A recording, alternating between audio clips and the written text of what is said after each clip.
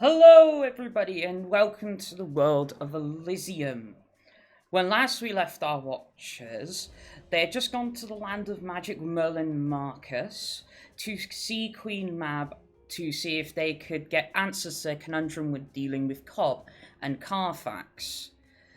In their discovery that they found some unique items, mostly scrolls and books, dealing with souls, as it appears that Cobb's magic deals around souls itself.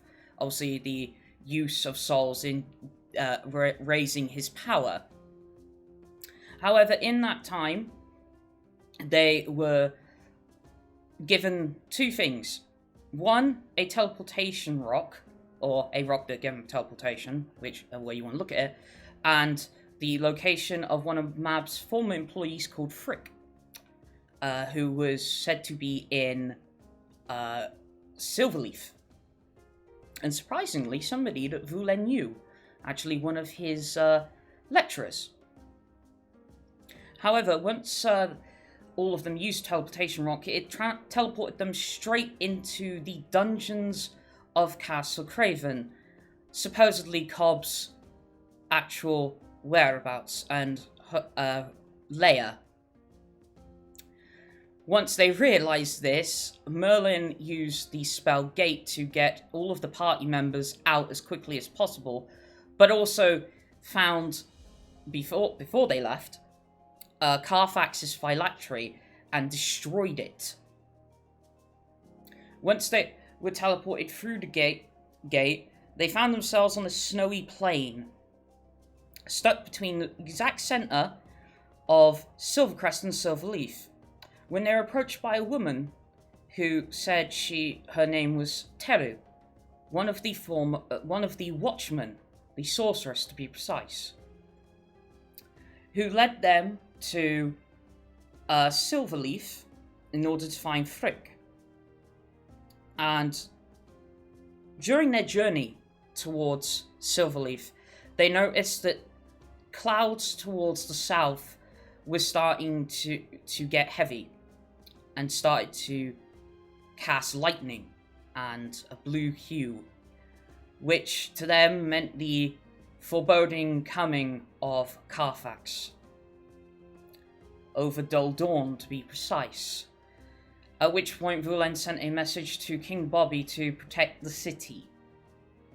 However, the message was cut short on Bobby's end. Nevertheless, they travelled forth to Silverleaf to try and get this mess over and done with as quickly as possible before possibly more casualties came about. Heading straight for Silverleaf Academy, they found, through one of Vulen's lecturers, they found Frick, who they had, after meeting him, shed his disguise to reveal the actual form of Frick. Basically, a tall gnome in basically a black bodysuit with a cowl. Once they had mentioned what they needed him for and how he could possibly help, they said about the fact that Marcus and Merlin stayed behind to cover their back while they jump through the gate. At which point, Frick literally just pulls out a piece of paper, draws out a magic circle, and pulls Marcus and Merlin through the gate. Which, obviously, to all the party members was quite a shock that could even be doable. However, tonight, we're not with the party members. In fact, we're going a couple of days into the past and venturing all the way back to Dulldawn. As tonight, we're with some special party members, let's say. So, you guys, each of you know who you are. But for those at home, one by one, going down the list, I'd like you to introduce who you'll be playing tonight. So, Jez, you're up first. Are we down that list? Great. Well, I will be playing the character of Heather. Okay. Mouse? I will be playing Byron. Mage? I will be playing Lucy, the cutest maid in Dulldawn. Slappy? I'll be playing the ever graceful and dignified Sebastian. And Princess? And I will be playing Rias. Okay.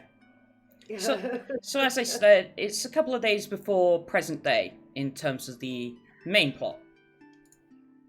The morning has just come, and currently the only people that are up and about in the party's Blue Manor is the servants. That would be Byron, Sebastian, and Lucy. Heather, you're still currently in bed snoring your ass off. Oh, well. Sounds about right. And Rias, you're just on the way back from one of your night shifts at the Ravenlock. Okay. In particular, because the Ravenlock is located in the Diadem, you're actually currently walking past the Blue Manor, which you were at before with Marcus. Okay. Which obviously catches your attention. It was a month or so ago, about when you were last there. But you remember the people that were there, very interesting. Okay. Right.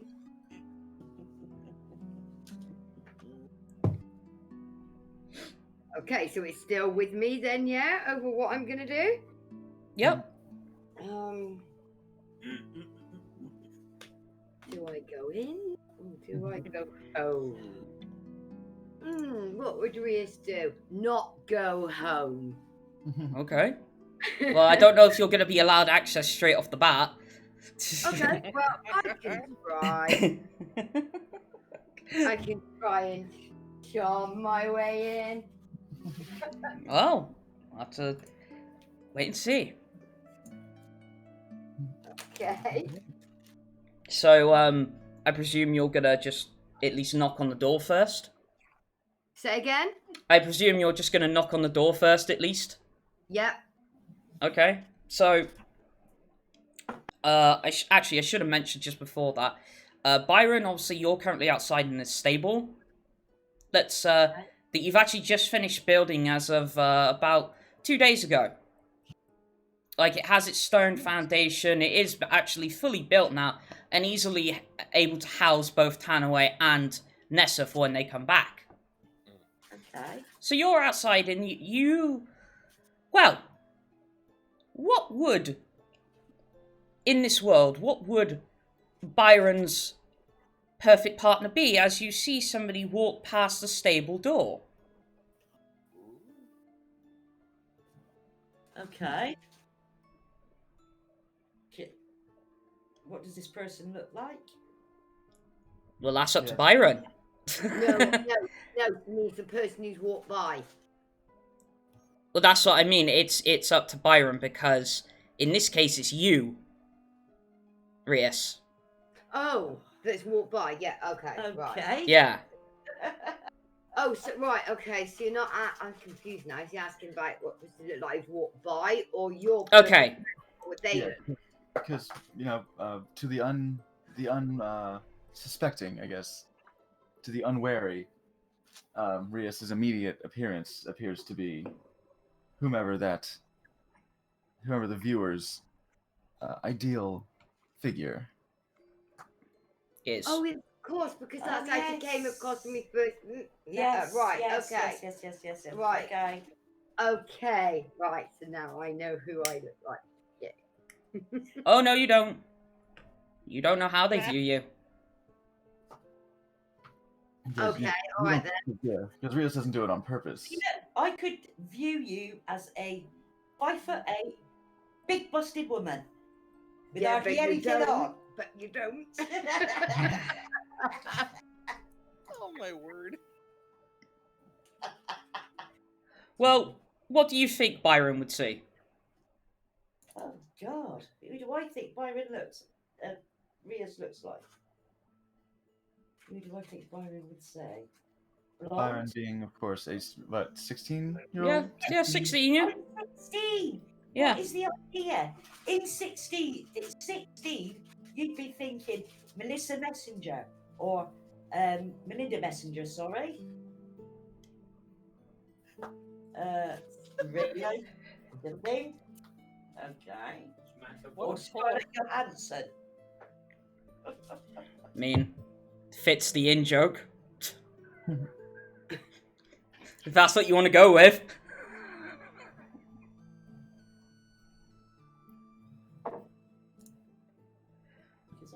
Oh no, Okay. hang on, no. Sorry. Get that. That's It's, okay. yeah, ignore that. Carry Ignore on. what I was pointing Carry out on. then. That's wrong. If you prefer Mouse, we could move on if this is a little bit too much. It's not that. She knows what she's got. Right. She knows who it's got to look like to Byron, Mm-hmm. but 100% sure what that person looks like to describe. Yeah. Ah, okay. And Alright. then I really got it wrong. Yeah. At this point, as long as Byron knows, is the good thing. Yeah. Yeah. Okay. So I'm keeping that stum then, please. No. Oh, I'm not giving away nothing.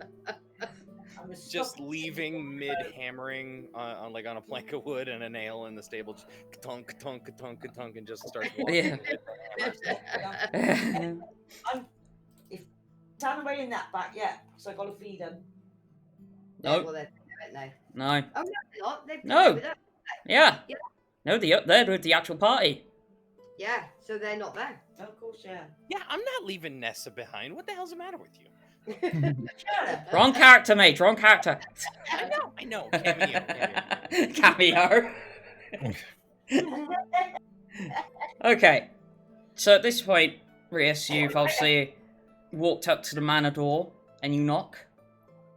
Okay. Who is inclined to answer the door? And me. Well, Avon calling. I imagine it would probably be Sebastian to be sharp and on duty at this early hour. Okay. Okay. So, Sebastian, obviously you hear a knock at the door. You open it. What does Sebastian see?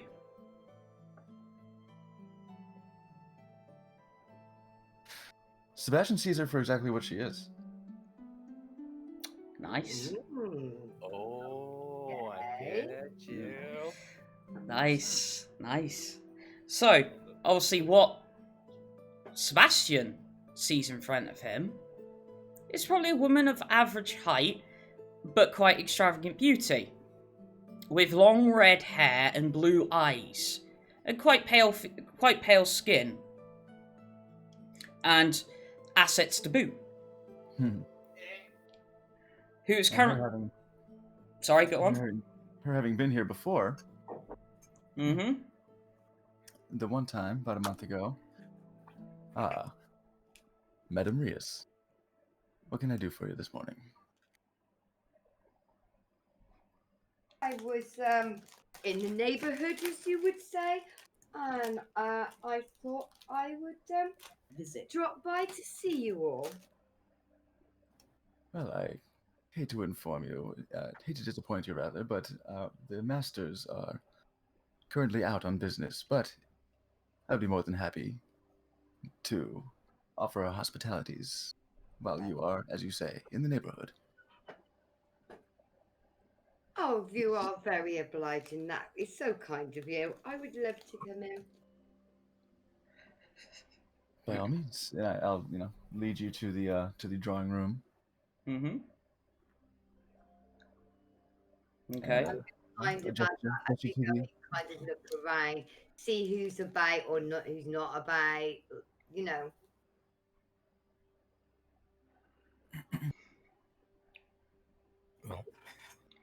Yeah, I guess if Heather's still asleep, then you probably just see, well, still just me leading you to the room and beckon for Lucy and say, I Lucy. imagine all you hear here." outside of Heather's room would be. Who's that supposed to be? Now, Lucy, for the please, pour up a sake pot for, for our for guest. the sake of just for the sake of me, would Lucy refer to Sebastian just as Sebastian or as Sir or what? Yeah, it would just be Sebastian. Okay, wasn't sure if there was a hierarchy in there, but yeah, There is kind of, but you don't like refer to each other as master or anything like that because you're all of kind of the same level still. But Yeah, Sebastian you're on is like the more hierarchy, yeah, as you say.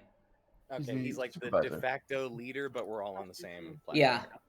Okay. Actually, quickly, while we're talking about this sort of stuff, Mm-hmm.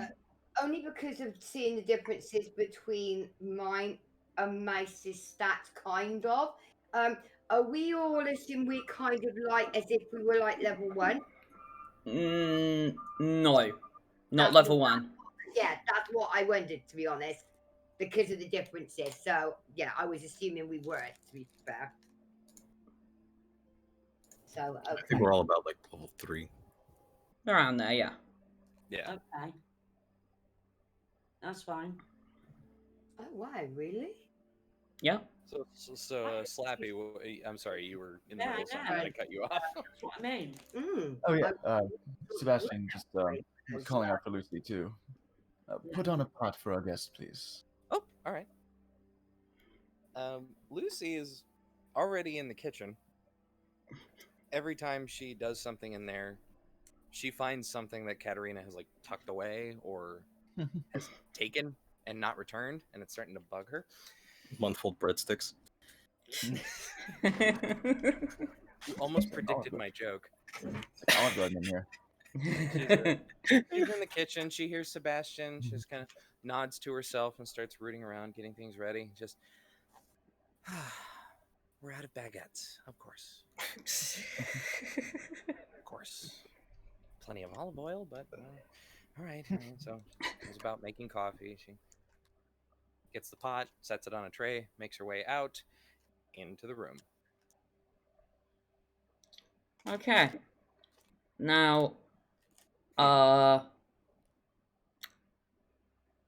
gonna say, with the exception of Sebastian, because I think Slappy knows how he's being fucking played. What does Lucy say? All y'all don't play dumb with me. She's She's gonna walk into the room and she's gonna damn near drop the pot of coffee as she looks in the drawing room and goes, "You're back. Where are the rest of them?" My dear, no, that's too much villain. Lucy, Lucy, you remember our guest from the other month, Rias. Madam Rias. She's stopped in for a visit. She looks at the tall, wispy elf with the bird on his shoulder and goes, "Her name is does Lucy actually remember her?" Lucy does, Okay. but in the time of Rias being there, Lucy was kind of around, but wasn't really paying much attention to Rias. Right. She That's wasn't why pulling the for them. effect still stands with Lucy. Gotcha. Hasn't quite had that moment of like realization, like let the initial effect wash over you. Mm. She's just gonna she's going to hand the tray to Sebastian and say, "I'm going to go fetch Heather," and she just turns on her heel and walks. Speaking, I'm grin really mischievously now. I think I'm really kind of enjoying this. Sebastian's giving her sort of a knowing look. Like, Yes, there's that's too much there. speaking of Heather, in your very slumber state, You're having a dream, but I have a dream. no, not like that.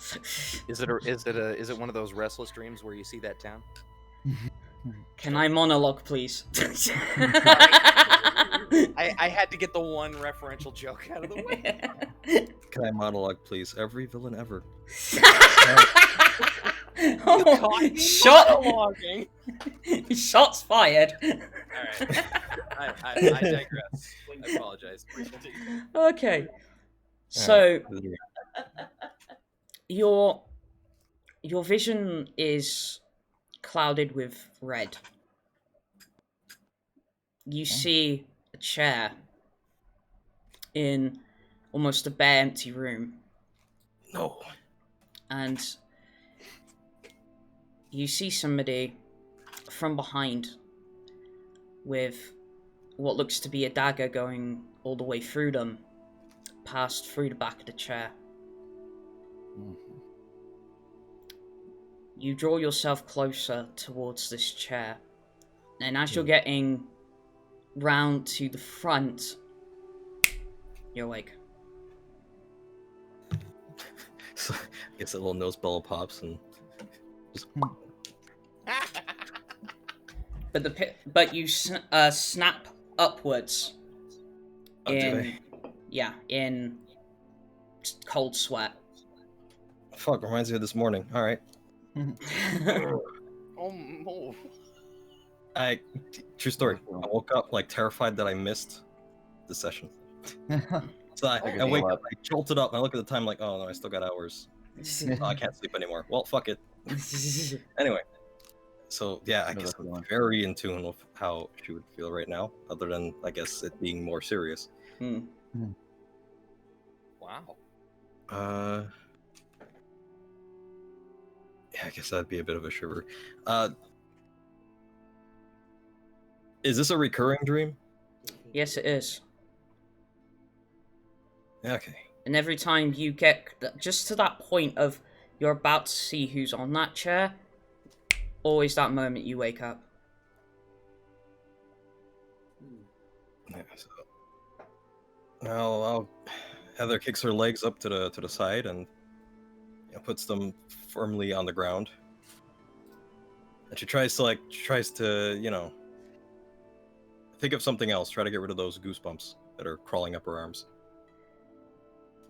Which point? Heather. God, I need to. Left in again. What time is it? Yes. Time to eat. All right then. She'll slowly get up and guess fix up her clothes a little bit. I guess she'll take a moment to smell what's been cooking. What has been cooking, Lucy? It smells like no bread. That's probably one of the stupidest sentences I've ever said out loud. You woke me up for this? Pretty standard. I want to say standard breakfast fare, but we have people from all over the world in this group. We're just gonna pander to me. We're gonna do a standard English breakfast, but fuck your beans.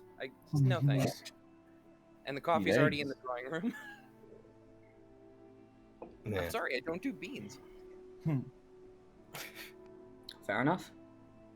Unless they're on a puppy's paw. Oh. That's a strange delicacy.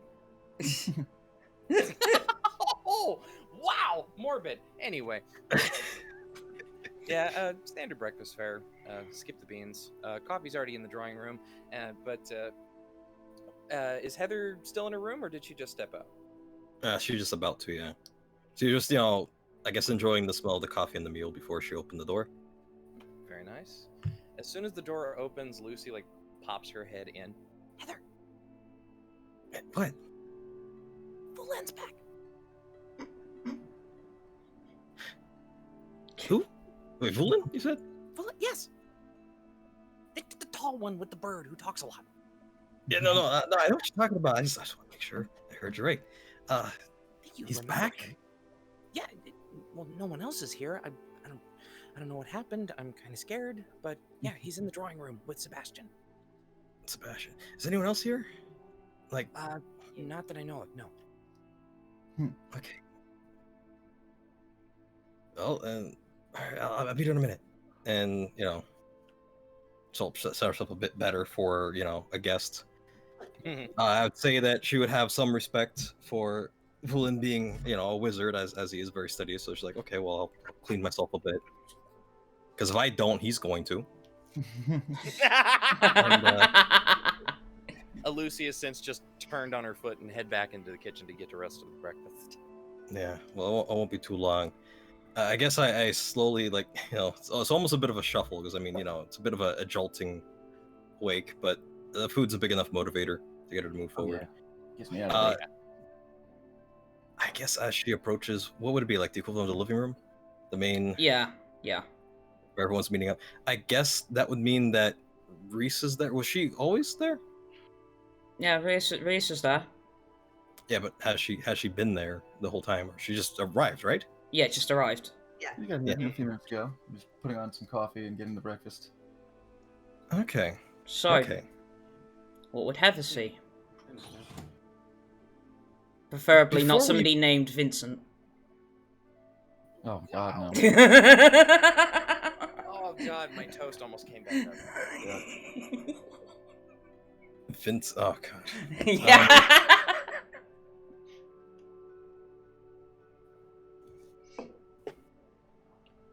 Well, first she'd go in and she'd be like, Hulin, are you in this room? And she's kind of like, she opens her eyes like more properly here.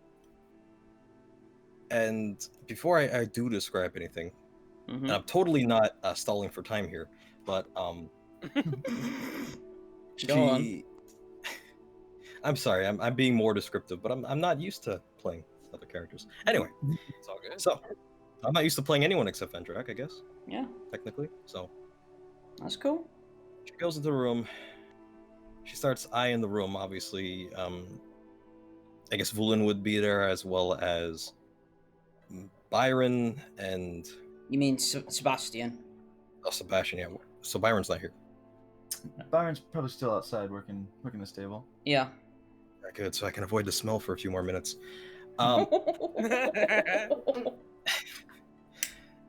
And she sees, obviously, Rias, but obviously doesn't recognize her as Rias. Instead, she pauses for a moment. You see her face quickly twist. Almost as like a big grin pops on her face, and then she immediately steps back past the wall. Like the awkward backwards walk away? Yeah, she's only like 1 or 2 steps out, so she takes 1 or 2 steps backward. And slowly doing the Homer Simpson thing, but there's no shrubbery. kind of. Well, I'd imagine it's a little bit of a heel turn as well. But a heel turn, like almost like, walking backwards. And you hear some giggling. just that the kind of one you would use to like hide your embarrassment, but only makes you more embarrassed.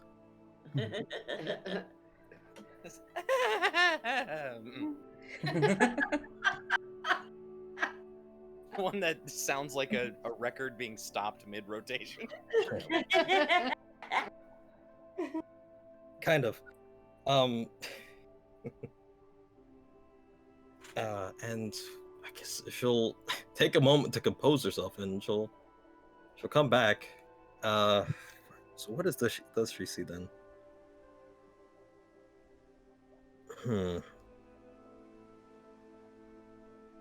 That's actually tough. Because the first thing I want to do is say something equivalent to the Crimson Chin, but I don't think that's correct. Crimson Chin? Yes. Fucking Jay Leno? Fucking, yeah, there we go.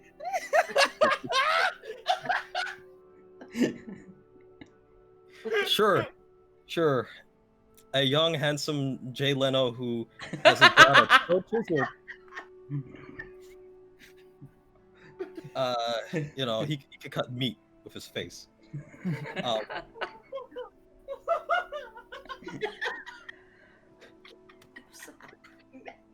sorry. I'm actually on the floor. Oh, for Jesus. Please continue. Please continue. How are you supposed to continue from that? Anyway.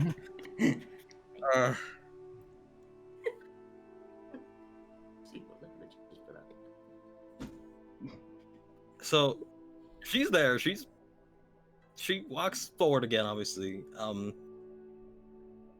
You know, face the color of wine.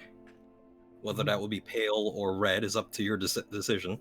But she calls out, you know, Lucy, you didn't tell us you'd have other guests. From the kitchen. Hi. What are you talking about?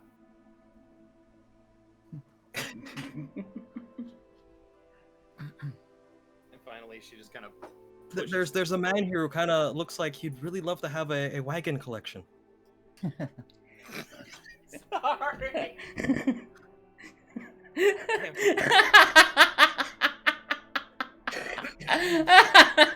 It's like, oh, that vindictive little bitch who really stole from the redhead? What? Oh my god. I'm sorry, Jess. That's amazing. Okay.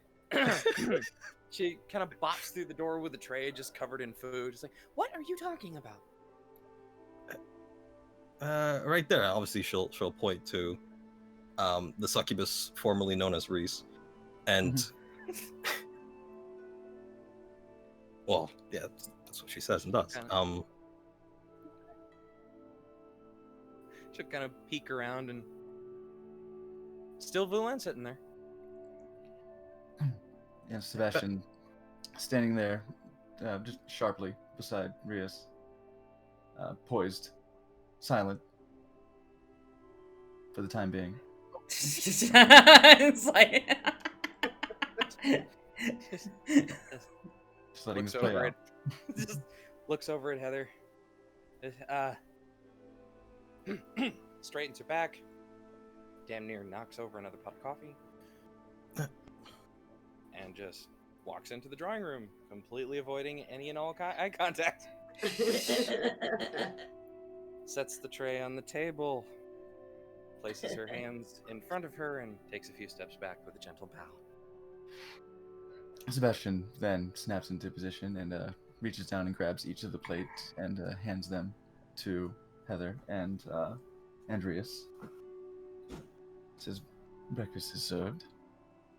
Now, Master Heather, Lucy, I trust you remember our dear guest, Lady Rias, gesturing towards apparently Vulan and young Leno. That's gonna be a button for me all week now. I'm like from ear to ear that I'm finding this like highly amusing. Just as much with the girls as like, you know, it would be normally with the guys. She's a succubus, isn't she? But yeah, this is great. Loving it. This is where a couple things kind of slowly click into place for oh no. Oh no. Oh no. You know what? I could see it, but You know, it's appropriate that's a younger Jay Leno. I mean, yeah, he is pretty prehistoric. Anyway. Shit, if that's what Heather's looking for, like, just Google Brian Bloom. Man's a beefcake. Anyway, Lucy sees the elf grin extremely widely, and I think that's when something clicks into place because she's never seen this man smile that widely. It's kind of disconcerting. I just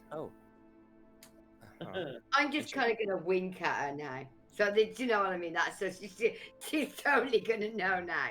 Everything above the collar is just cherry red. It's like, oh, that's not like him. He's not so forward. He's usually a lot more dense about it. These sound like pot shots, but It's just Lynn smiling. Impossible. well, not so much the smile as the fact that it may as well be revealing fangs. Mm. A predatory smile. Yes, I almost said vitriolic sneer, but that's not a spell I know. Anyway, yes, she just maintains position. Straight 90-degree angle.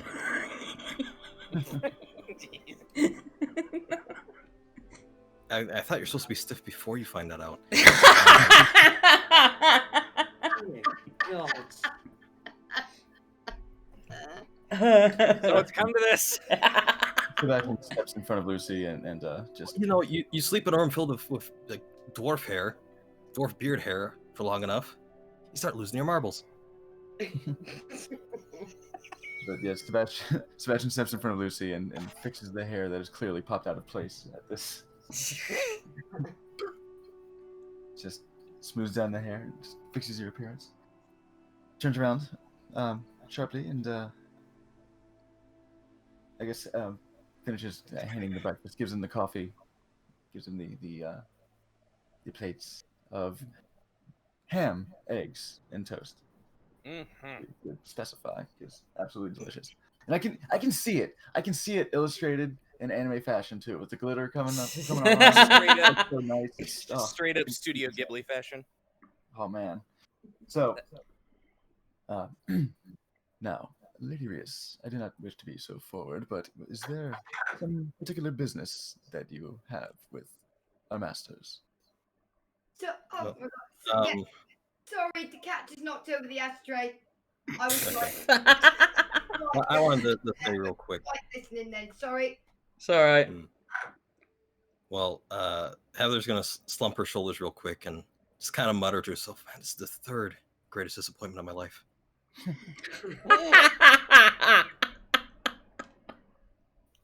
Wow.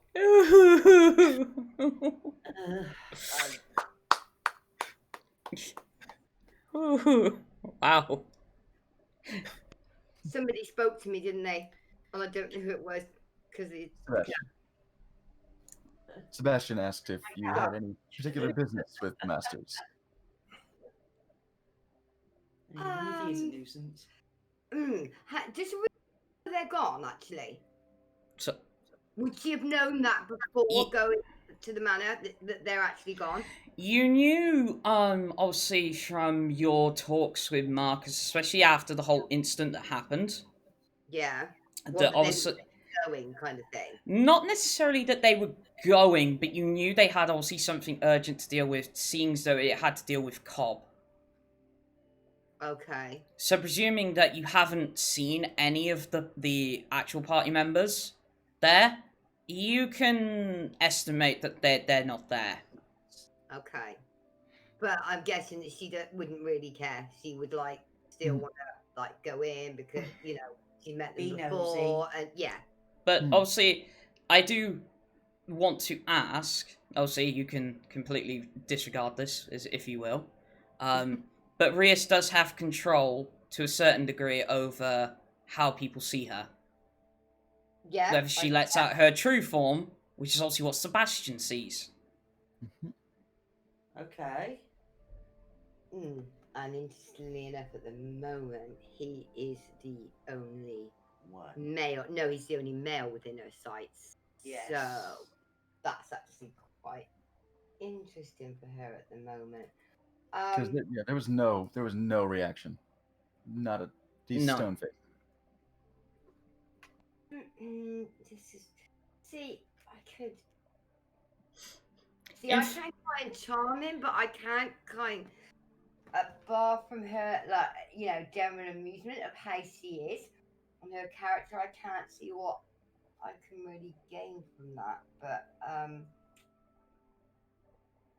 well, at the moment anyway.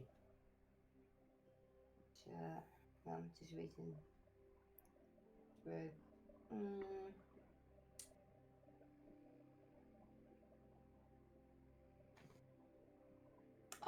I don't know because, like I said, she's coming to for like she, you know, like you say, like she found everyone quite interesting. She knows the others probably weren't there, so I probably knew that it was going to be either the staff or maybe, like I said, maybe Heather as well. So okay, so I can try and charm Sebastian. You can try. You can certainly try. Ain't gonna work. Okay, well, we'll see, because it's Sebastian would have to make a saving throw, wouldn't he? It would be, yeah. If it's magic. It's Just stop it. charm, yeah. Okay, so I'm going to try that. All right. Here we go. It begins.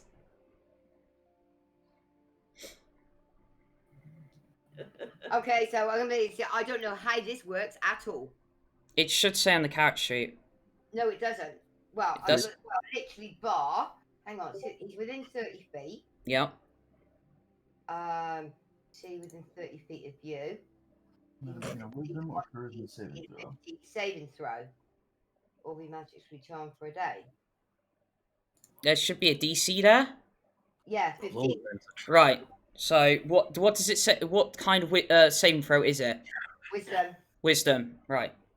So, Rias, you're attempting to charm Sebastian. So Sebastian, make me a wisdom saving throw, please. Jesus. Break in some of these new. Use the black and red, because, well, Sebastian. Yep. Oh, no. Oh. That's a 2, which Oh, makes it worried. He sounded worried. 7. Oh god. Oh. It's a solid modifier, at least. Ah. Yes. Yeah. It's got good wisdom. So, Now, That's the whole 24 hours. now knowing, there's no advantage to that, knowing what she is, eh? Yeah. not necessarily an advantage, but you obviously are a bit more coy with her. Mm-hmm. Well, She hit because he has to obey my telepathic commands now. yes. What did you cast? Charm. Charm. Yeah. Why? Okay. I don't know. I think she thought, you know, it's Rias, so. Like I said, I think just So for a general Sebastian's gonna amusement. obey everything you tell him. Yeah, any verbal and telepathic commands. Oh wow. Well, that doesn't hurt him, yeah. Mm. So, you know. So I'm guessing that could be anything. I could make him, I don't know, dance like a chicken, or if I thought it'd be Strip off. funny. Within certain reason, because obviously I'm gonna put in a ad lib here. I don't like the sound of this. Well, no, because obviously this is the reason why I should have re-looked over these character sheets, because I'm an idiot.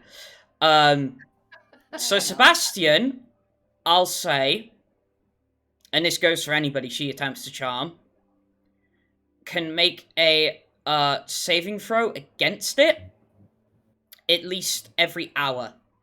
Oh, okay. Oh, that's so not fair. Deal with it, bitch. Yeah, and I just want to clarify. Like, what spell is this? This is charm person. No, Charm. this is a charm for a succubus. I see. Right. All right. Oh, monster-centric ability. Right. Yeah. I haven't got. But obviously, sort of the same properties of charm. You cannot basically tell the person to harm themselves, though. Right. Right. And just a little Sorry, man, then. I guess another question regarding that. Yep. Can a devil charm another devil? No, it says humanoid. Well, boy. Indeed. What said humanoid? I'm gonna say. Humanoid within 30 feet Oh, that I can okay. charm. I'm gonna say that at least for this first hour, you see Rias all of a sudden have cat ears. Ah, that works. There you go.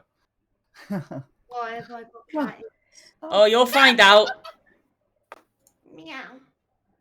Okay. Oh my god! And a tail seems to grow from behind. Oh wow, I'm turning into a cat, like literally. No, not quite. Okay, that's got me worried. Cat ears and a tail. Yes, the House of DeviantArt. She'll be in the state. This is more for Sebastian. Mm-hmm. Oh my god. So that'll do it. All right. Okay. Because I think even otherwise, even charmed, his demeanor wouldn't really change much. Oh Because he's still god. always so This is polite the worst. himself. But I'd imagine his source is a nice opener. Well, unless it comes to his floor. right. So as he's asking, is there any particular business you have with the masters? And then suddenly, I guess you just look up at him and go, yeah. In response, and he's just like, yeah. Excuse me. Oh, Fucking weeaboos, man. Kawaii desu. Hajime maste. Can I ask something real quick? You said about I can't tell anybody to harm themselves. Yeah. Okay. So What- basically, the person you've charmed, you cannot tell them to harm themselves.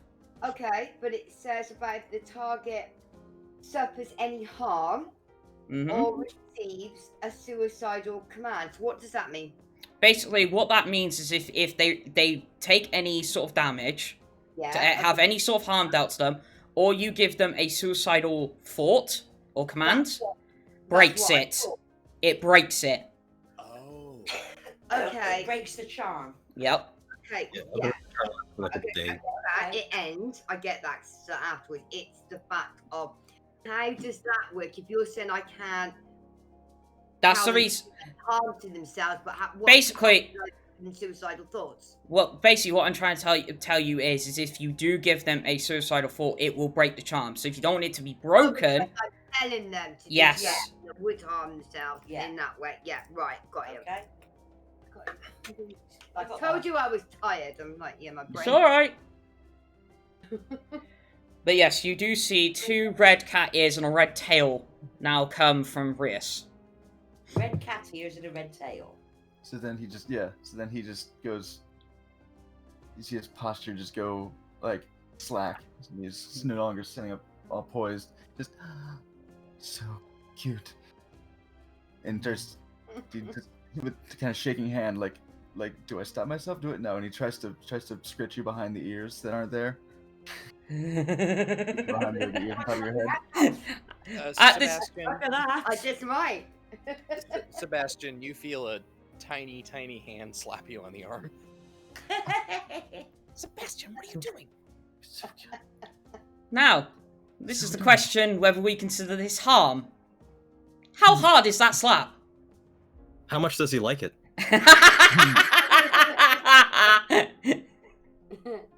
This is what you came for, folks. She's not trying to hurt him. She's just trying to get his attention. Just kind of a, hey. Okay, so no harm. Gotta pet the cute kitty. What kitty? Because to her eyes, she's still seeing Sebastian pet Bullen. Yeah. Yes. And yes, Heifer is seeing Sebastian pet his... Yes. I fucking love this game. That in my head. Well, this is kind of weird, but I guess I can get behind it.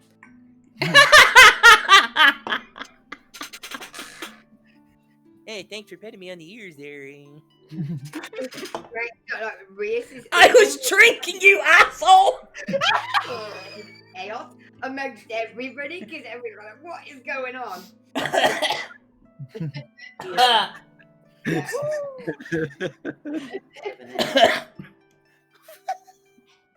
And telepathically, the more I can get Sebastian to act like the opposite to what he normally would, Yeah, I'm gonna find that really funny. And he's still scratching Vulan's head, right? Yep.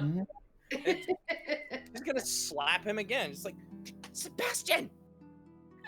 Would this Snap be out of considered harmful? The main adventures This leave. one has a little more stank on it. Alright, gone. There's a red mark on my face. Broken. What are you doing? Lady Rias. Back to immediately. No, just immediately back to poise. Lady Rias, if you could please refrain from disturbing. In fact, he's gonna deflect. Disturbing Master Heather with these illusions. That would be. Oh, that's good. That's good. God, Sebastian is projecting so hard. If he headbutted a wall, a PowerPoint wouldn't show. How can I do that? We're the servants. The one in charge here is Heather. You're gonna give me crap? Oh my God, no. I'm not the one who pet him. Does this make Sebastian immune from me charming him again for 24 hours? Yeah, it does. But that's so not fair. Because you Blame Lucy. 24-hour thing in the beginning and changed. You it to still, an hour. you still have 4 other targets. Per hour. One way and not the other. Can I not use it again in an hour? No. That's so unfair. No, it isn't. You still have 4 other targets, don't I was forget. gonna say Sebastian is immune for 24 hours, but the rest of us are fair game. Don't you fucking dare. Sorry, 3 other targets. I The miscounted. question is, why? Oh yeah. This is funny. But anyway, Sick. yes. So Sebastian, what will be asking if you would? Yes, exactly what he said. Yeah. I believe it is already seeing how they're looking at Rias as well. Mm. Is kind of the mind that she's pulling the old illusory appearance shenanigans. Mm-hmm. Sebastian? And yes, so it makes that inquiry of her. If you could please refrain. Yes, Lucy. She kind of leans in. What is going on here? Our guest, a most gracious guest, Lady Rias, has peculiarities to her appearance, to the eyes of the unsuspecting. I'm highly unlikely to agree to what Sebastian just asked, though. Correct? It's up to you. So yeah, it's up to you. I don't think so. I will break the 4th wall here a bit. You aren't evil. Don't forget. Yeah. Yeah, not evil, but Not good. mischievous. She's not evil. She's just drawn that way. Funny. Yeah. Not evil, but she's not good. I'm messing with people a little bit. That's not evil. Depends on where you draw the line between mischievous, between mischief and torment. Yeah. Yeah, totally. Now the Rubik's Cube is slowly going to be, singular colors on all sides, and Lucy's just thinking, okay, that's not him. Got it. Okay. So she is embarrassed and a little pissed right now. But toys. I'm likely to mess with the girls as I am the guys. It's up to you. Well, I'm a succubus though, so is my character not kind of a little bit tied into the the rules of what a succubus would do? Well, I mean, it's whatever Okay. bus you want to suck, Okay. oh, and if you let me continue before Jess cut in with that. The thing is, because I don't want to reveal too much. Rias isn't a full succubus, don't forget. Okay. Oh. Okay, that I didn't know. It's on the character sheet. She hasn't paid attention to her character sheet. Alright, do me a favour. past 7 tonight. Maybe look at it once in a while. Do me a favor and look at the second page and read through that. And Cliff's not full notes, fucking Cobb in the ancient times shredded her wings off. Yeah. Death. Oh. So is she like a pseudo bus? No, I still That's no. what gives her the ability to take you for Still a not ride. finding it. More like a Okay. magical bus. Okay, so I swore I noted it down, but the thing. No, not that she's not full succubus, but I'm getting why she's lost a lot of her former power. Yeah, Yeah, but that's- also Not part that she's of that. full succubus. But obviously, Verbi- sorry, go on, Slappy. the verbiage here is not quite as important. It doesn't matter in that full succubus. The very fact that she does not have her former power is Mhm. what Gothy's talking about. The other thing I'm talking about is that one of the other things that happens, and Sebastian might know this, is when it doesn't matter if you're celestial or infernal, when your wings are clipped, you gain a conscience. The bond's broken basically. Oh yeah, I got that. Yeah. The bonds of adherence to the law of the realm, essentially, of the celestial or infernal realm, I guess. So, You can think. yeah. You can make it next. So basically, because you have a conscience, you have emotions for your actions. Whether that be guilt, malice, goodwill. You actually have emotion for your actions now, whereas Rias formerly wouldn't when she was a full succubus, essentially. Okay. Because it's basically saying on the character sheet that my conscience would only take me as far as it would get in the way of her taking a soul. Yeah. Which is a lot further down the line than It is. something that she might do before, say, like you said, killing someone and taking a soul. Okay, there would be there would be a problem with that now, but something maybe a bit, well, there's a lot less than that, isn't there? That's the ultimate thing. So, Honestly, a lot of leeway. my apologies, I didn't write it out as well as I thought I did. Yeah, as that pertains to here, it's simply that not wanton abuse of other people. Yeah. Okay. So it's just a prank, bro. It'll get you some mileage. Yeah. Alright. Good pull. Okay, so moving on from my idioticness of doing these character sheets way too fucking late. You good? Well, I guess Heather's gonna pipe up. So, what brings you here anyway? I'd imagine it's more than just, trying to mess with us. Actually, no, not really. What? Heather, you feel eyes on you for a second. Lucy is looking at you with the expression that just says, "Not a fucking word."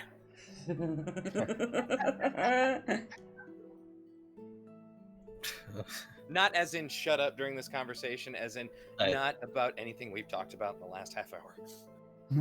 Yeah. Okay, so Rias actually, so I'm going to pivot and I'm going to say, with that having just been said, and so, like I said, I pretty much knew that the others wouldn't be here. So, And Sebastian did tell you that immediately when you showed up at the door. Yeah. yes, you did. But as I went to the door, assuming that I knew they weren't going to be there. So I'm going to address everybody and okay, so that having been asked, how about that, I think it would be great, that I get you guys to come and we go and do something fun, knowing that, that the others are away and you're not going to have, you're going to have some spare time on your hands. Let's go out. Let's go do something. Heather's going to slowly glance back towards Sebastian and glance back and be like, what exactly is your idea of fun? Meow.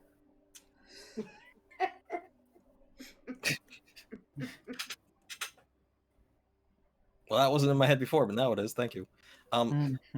Specifically Colin Mockery going meow. Yeah.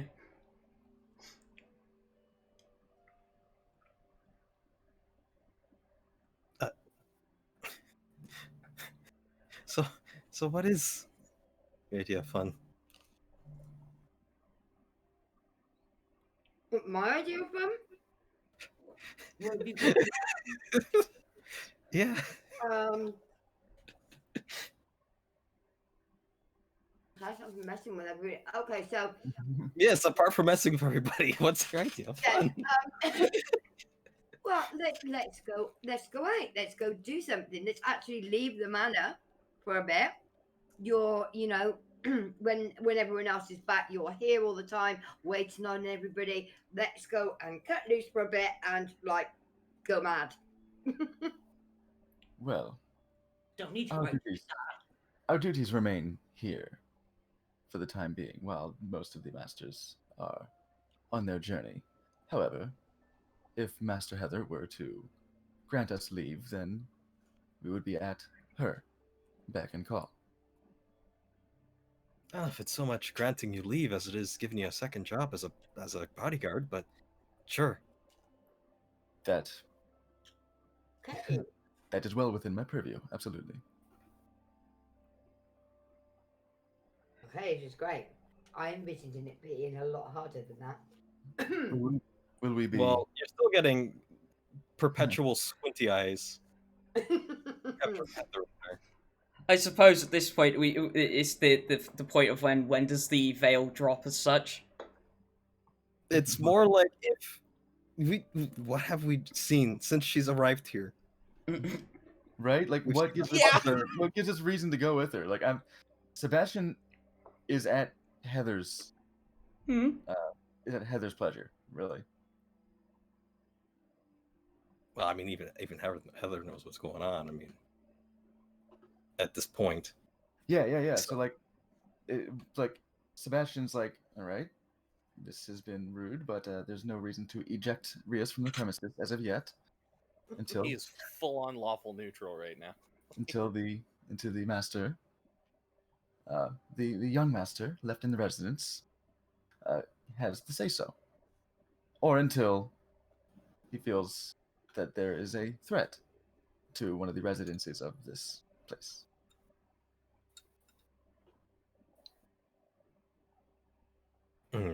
I think Heather's just tired of being in this stuffy house all the time. Right.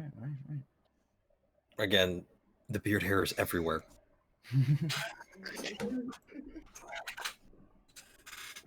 Katarina's offended. Yeah, because I'm kind of weighing it right now, and like obviously, like watching Heather and like weighing up how much influence do I need to try and have over. At this point, I don't think I'm actually going to need any, to be honest.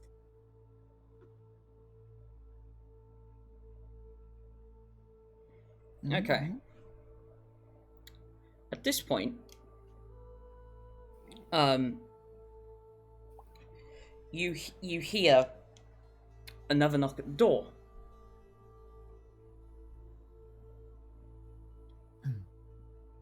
Hey, Sebastian, can you get that for us, please? Oh, I was gonna hell yeah. Honestly, typically you wouldn't have to ask, but like I'm gonna send Lucy to do that because I kind of don't want to leave you alone with Rias. Okay. Lucy, Yes. if you would. Oh, the door. Yeah. Hey, Hey, Sebastian, get the door. Of course. Hey, Lucy, get the door. Of course. Byron, get the door. And then suddenly it's Heather, get the door. Lucy is trying to. Byron's still outside, isn't he? Yeah, I know. Byron can come in at any point he wants. I've left that to conjecture at this point. Okay. I really think you should at this point. Like, without the animals there, he doesn't really have a whole hell of a lot to do. No. Yes, because also, yeah, Pay because for one. all this has been going on, we haven't had Byron yet come in and see who he would say. Which I would got you. actually be really interesting. Definitely think Byron should come in. I got you. Lucy is going to just wrench her gaze away from Rias, just kind of like, what the fuck, god damn it. Trying to push away that anime vein in the forehead. Yeah. Just, like, press it down. The one that looks like an X marks the spot. I hope they don't And pop up she- in 2 more places. Damn it. And so she makes it to the door, flattens out the skirt. Oh, what a morning. And opens up the door. Ah, Lucy! And you see that it's Mr. Beetle. Oh! Who was Mr. Beetle? She bows. Mr. Beetle, a pleasure. Ah, yes. Is Sebastian and Byron here by any chance? Sebastian is inside. I'm about to get Byron. Please, step in. Yeah, And she thank kind of you. holds the door open and allows him in. Thank you very much. And as soon as he's in, Lucy's going to poke her head out the door. God. Put the f away. Dear God.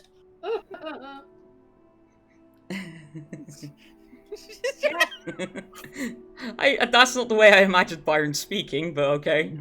Put the f Yeah, away. Byron's kind of a naive sounding Yeah. farm boy. Yeah. Just I love how that's the voice I choose to get Byron's attention. You're like, I didn't imagine Byron sounding like that. 6-year-old grandma, what do you expect? It's beautiful. Now Yeah, you so know. Lucy is Fair trying to enough. beckon Byron into the house because fucking hell. So yeah, you hear a scream from Lucy, calling your name. Yeah, Get inside! I come running. What the fuck you want? Again. Not. Maybe lessen the swearing with Byron. He is 16 after all. Jeez. Heckin'. He's 16, what Well, do you expect? 16-year-old. Your fucking language.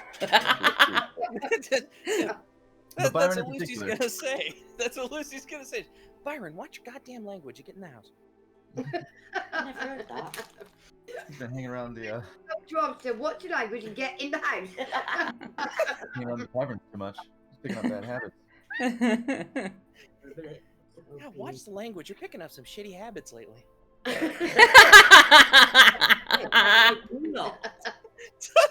He's gonna need to add his mouth to the list of things he's gotta wash out with soap.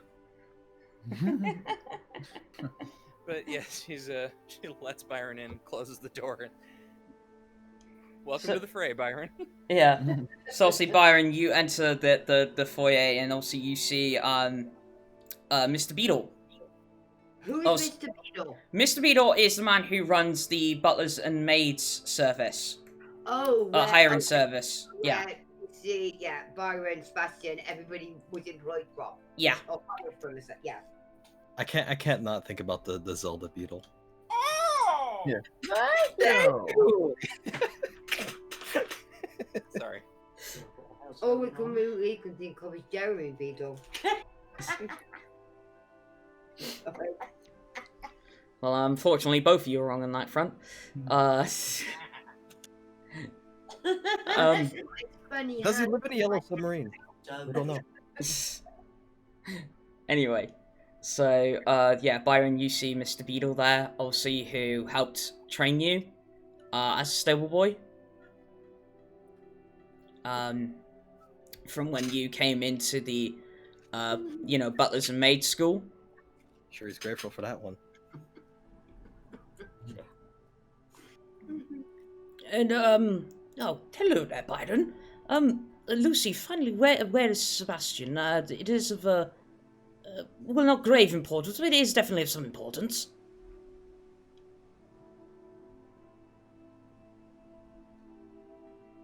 Dude, I there's Lucy. apologize. I checked out for just a second. That. Yeah, please back up a few frames. So Mr. Beetle basically asks, it's like, like where Sebastian, it is of some importance that I speak to all three of you. Yeah, it's in the drawing room. Okay, fair enough. Just sitting down to breakfast if you like to partake. Well, gladly. I wonder if Lucy would warn Mr. Beetle. Nah. Yeah. Oh, she's not of sound mind at the moment, so Easy. Yeah.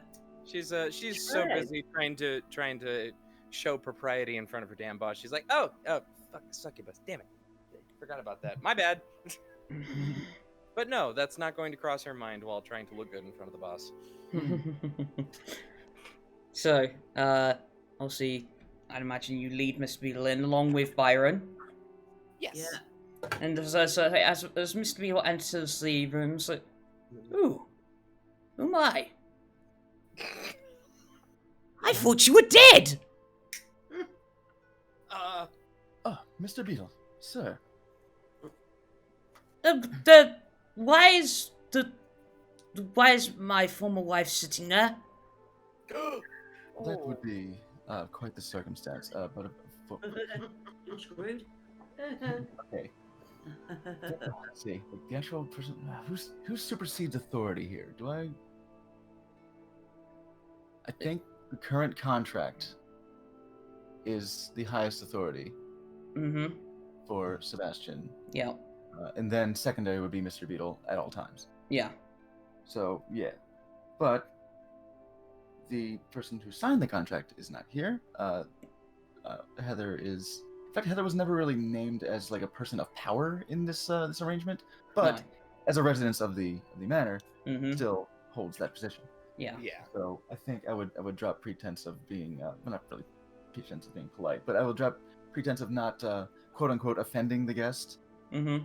for the sake of our patrons, and say, oh, this is in fact the courtesies have kind of been tested by our guest already. So Oh, this house is a thrill a minute, Mr. Beetle. Glad you could join us.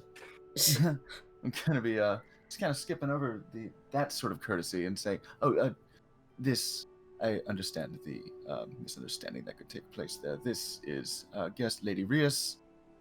I don't know that she's a former succubus, but I know that she has illusions towards her appearance that tailor herself to the unwary eye. So this is not alas, I'm afraid your deceased wife is not joining us. Oh. Okay. Very well. Anyway, it's like sort of shakes his head. It's like, Sebastian, I require you, Lucy, and Byron's help with something.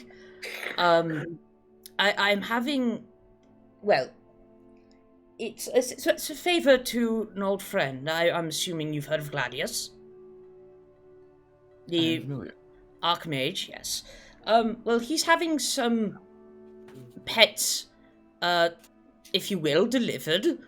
But currently he is occupied with something out of the city. So, I was wondering if you'd be able to take care of them for a day or two. If that is at all possible. Will we be accommodating them here? If you would be obliged. That, of course, would be most up to the young master. Heather, here? Oh yeah, that's me, I guess, huh? I mean, sure, why not? I mean, couldn't be as bad as when they're around. Well, and Miss Beetle at this point walks up to you, Heather, and is like, oh, thank you very much. You have no idea how much I'm in your debt. But I promise you it would be only for 1 or 2 days. Who's going to be here for 2 days?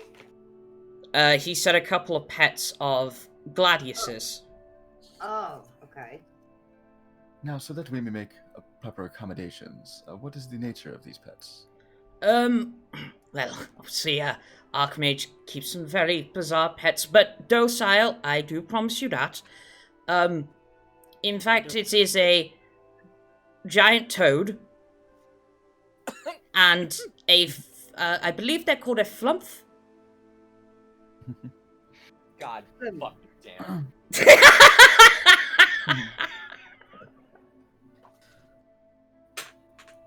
Well, giant toad is quite self-explanatory, but Sebastian know about a flump? Not necessarily. But Yeah. but obviously he will go on and possibly see the confusion in your face and say, "Oh, flump is." Okay, so from everybody else, so a flump is like a floating jellyfish. Again, Floating jellyfish. yes, completely docile. It's kind of like a jelly bird, isn't it? Without the wings. Oh, well, it's You jellyfish without the...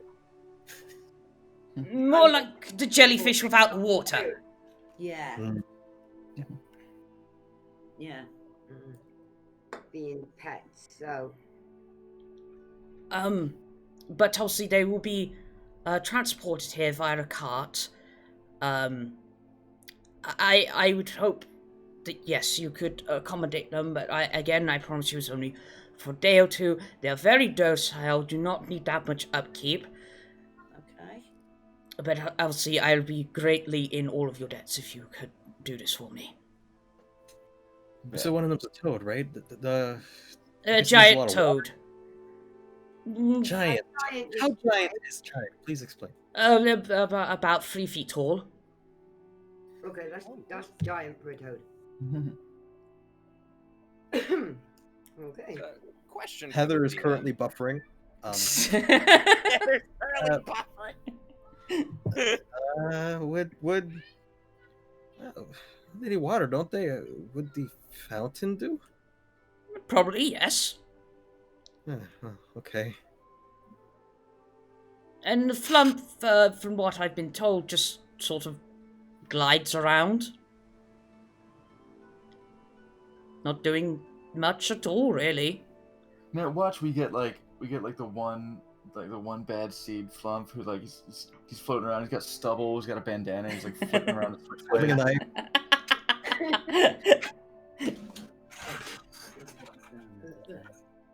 He's got a tattoo that says "Live fast, die floating." Die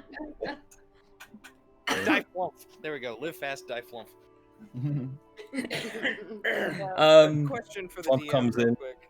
Yep. And they Lucy is a bit of a bookworm, as has been established. Would the idea of these two creatures catch her off guard, or is this something she's at least read about? No, this is something she has at least read about, and these Okay. are... You would know that these actually are quite docile creatures. Okay. Like, just make sure that, you don't get in the way of a giant toad's tongue. That's pretty self-explanatory. But apart from that, yeah, these are very docile creatures. Basically, it's kind of the thing of, like, if you don't attack them, they won't attack you. That's good. But, yeah, they're just, like, it's a giant toad. It acts like a normal toad, it's just giant. Okay. Don't get mistaken for a fly now. I trust young Byron will have all the expertise required to keep these animals comfortable and happy. Would these animals say anybody attacked us? Would they, protect us. yeah, could they in turn do? an Don't attack? know. Don't know. Okay. Know this. Well, we might want to keep the flump away from the giant toad. You might mistake it for a bug. But Byron, yeah, you caring about this and like your love of animals, like you're almost jumping at the chance to get to, to essentially, care for these animals. Okay, do they need specific handling or specific food? Possibly? So, with the giant toad, you would know that it does require insects. But dried insects are actually something you can acquire at the market. Okay.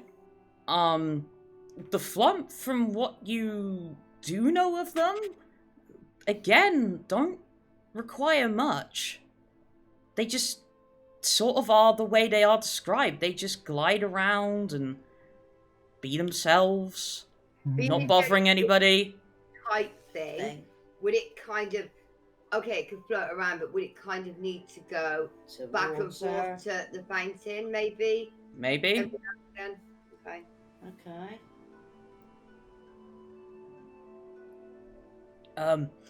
But obviously I will not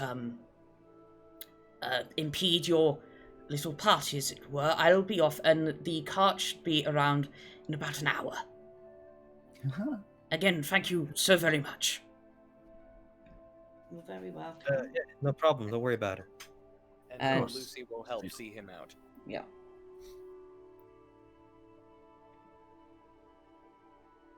Huh? And you hear the door shut, the rest of you, as Mr. Beetle leaves. I'm gonna. How are we gonna feed him? I'm gonna pick on Princess here for a second because she was speaking up. I'm gonna say that was in character. Oh Lady god. Rias, you seem to have taken quite an interest in this errand of ours. Is this the sort of thing you might have had in mind to slake your boredom? No, not really. No, not. But, Please tell me it doesn't work on frogs. I highly doubt it. No, because a giant toad would not be considered a humanoid. The frogs have tits up the Obviously ear never cannon. worked customer service. And nor would a Flump. But, we can see where the day takes us. I can't believe I accepted a giant toad. He's gonna make us have a house and a home. We're gonna have to resort to cannibalism. Heather slowly glances towards Byron. Going out, we don't have to go far, do we? We can still be within Dulldawn. So if the toad's in the fountain and the Flump is floating about for a bit, we can still head out. As you say, you will So- see. Yeah, what's the damage a 3-foot toad can do to a house when it's unattended? Mhm. Yeah, see, that can be fun. Yeah, what will we come back and find? In case of emergency, throw the farm boy at him.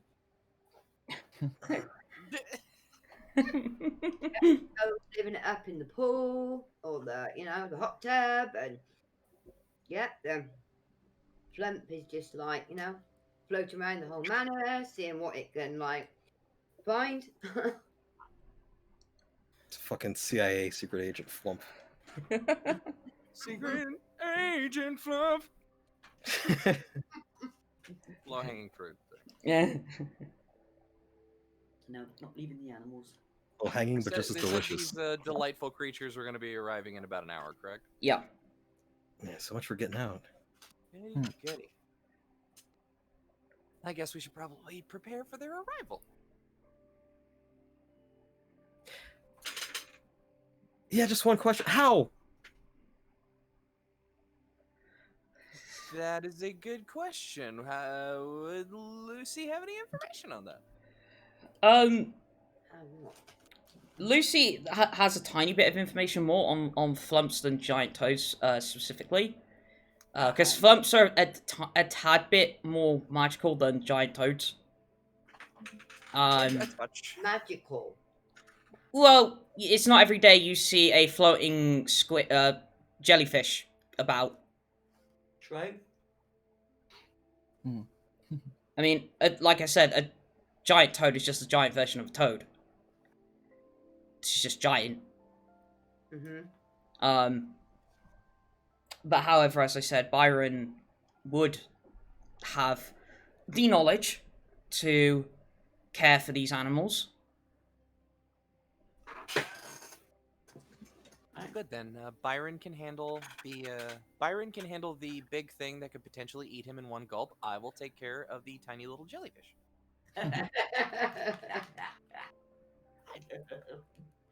They kind of keep to themselves. You can just kind of float around the manor. I think. Well, you say tiny. I think Fumps are probably about beach ball sized. Okay, they're not that They tiny. make a very good umbrella. A sentient umbrella. Well, beach ball is Well, bigger than a 3-foot tall Maybe toad. sentient. So, It may achieve sentience. unless anything in particular is going to happen with the characters, deciding what they're doing, we could pass time. Yeah, 'cause what are we supposed to do? Put like a welcome frog sign? How do we prepare for a giant frog? Do we get giant bugs? How big are giant bugs? Are they like a foot long? Yikes. We probably It's have to gonna get be bugged by the awkward. bucket. Byron just put a sign out by the stable that says, "Do not park here, or you will be towed." Oh fuck! Yeah. Nice. Byron's got to go get some food for the giant toad. I'm waiting for the plot twist that's actually a halfling that got toad cast on him. Oh, Actually, within that hour, yeah, you could have gone to the market Yeah. and got dried insects. Yeah. Buckets. Just big old buckets. Okay. bring back some baguettes. So you have your orders, Byron? Insects and baguettes? Lucy, are you sure you want As well. Byron to be carrying both of those? Together. Might as well just buy buggets at that point and skip the middleman. He's got wow. Spider gets. He's got 2 hands, Sebastian. I figured he can probably figure that out.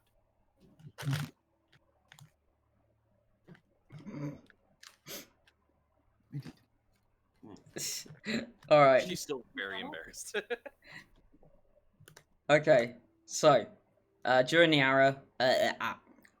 hour, sorry, Byron, you will hop off to the market, retrieving dried insects and baguettes. Go to like a bait and tackle and just buy out the whole. Yeah, it's like that. Yeah, there's like it's kind of a delicacy still. To eat dried insects. Oh, okay. So it's not even like hunting and fishing supplies. It's No. This Well, is these a are- monocle top hat wearing Wait, frog. These are high end Yeah. dried insects. Yeah. So they're seasoned. They're baked. Yeah. Oh. This is oh god, I forgot that was a thing. Ugh. Okay. Yeah. But the baguettes obviously you can get from pretty much any general food stand.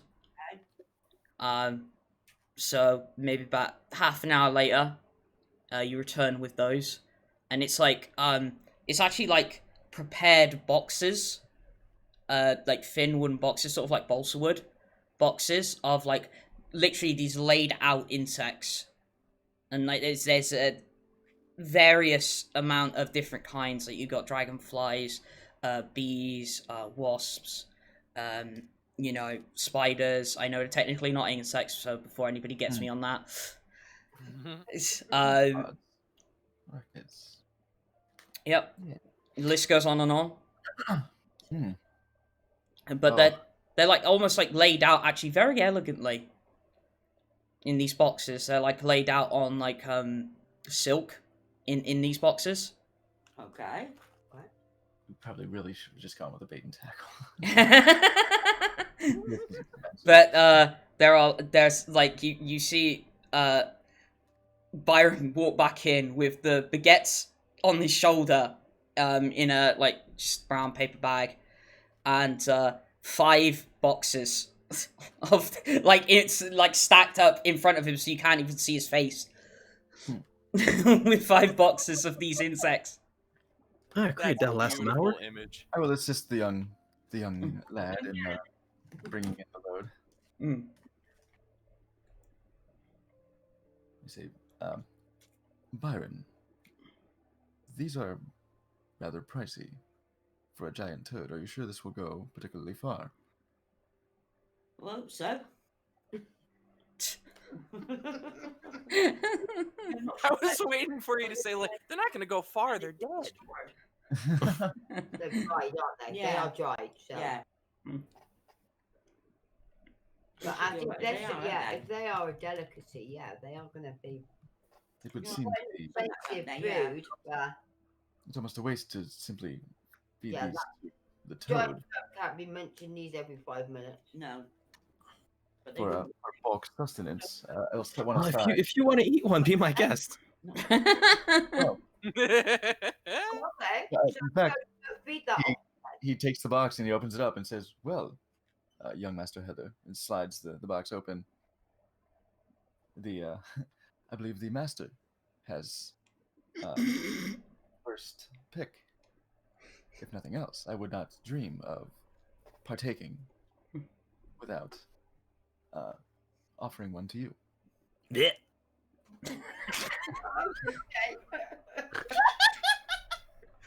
Take one if you want. And I'll pluck a dragonfly that smells particularly seasoned with, I don't know, maybe sort of a light spice to it. Mm-hmm. Just munch. Yeah. And it's like it seems to be spiced with cumin. Yeah. It is. Which there is a bit of crunch to it. There's a bit of crunch to it. You know, it doesn't feel like you're eating something that's raw. It's definitely been cooked all the way through. But it is hard to go down.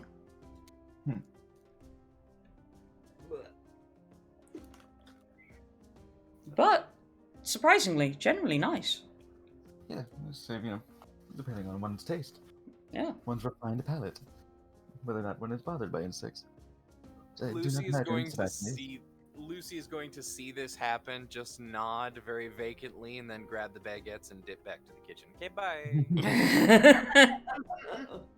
Sebastian will take one of these boxes and just simply lay it out on basically the coffee table. Mhm. Just as one of the like having a bowl of pretzels or a bowl of peanuts or something out. Just have the box just sitting there, lid closed, of course, so they Mhm. The effervescence of the spice does not leave the box. Oh, so the lid is on. Yeah. So, Yeah, okay. just the one. Nobody else can see what's in there. Okay. Oh, but of course, if Rias is still just being kind of a layabout in our living room, then he will slide the box, the lid of the box open, and say, "Please, I offer you nothing but hospitality." He's I'm just a gonna who? look at you. Me? I'm gonna push the box back in your direction. The lid closes, and I See that again one more time. I'm gonna croak.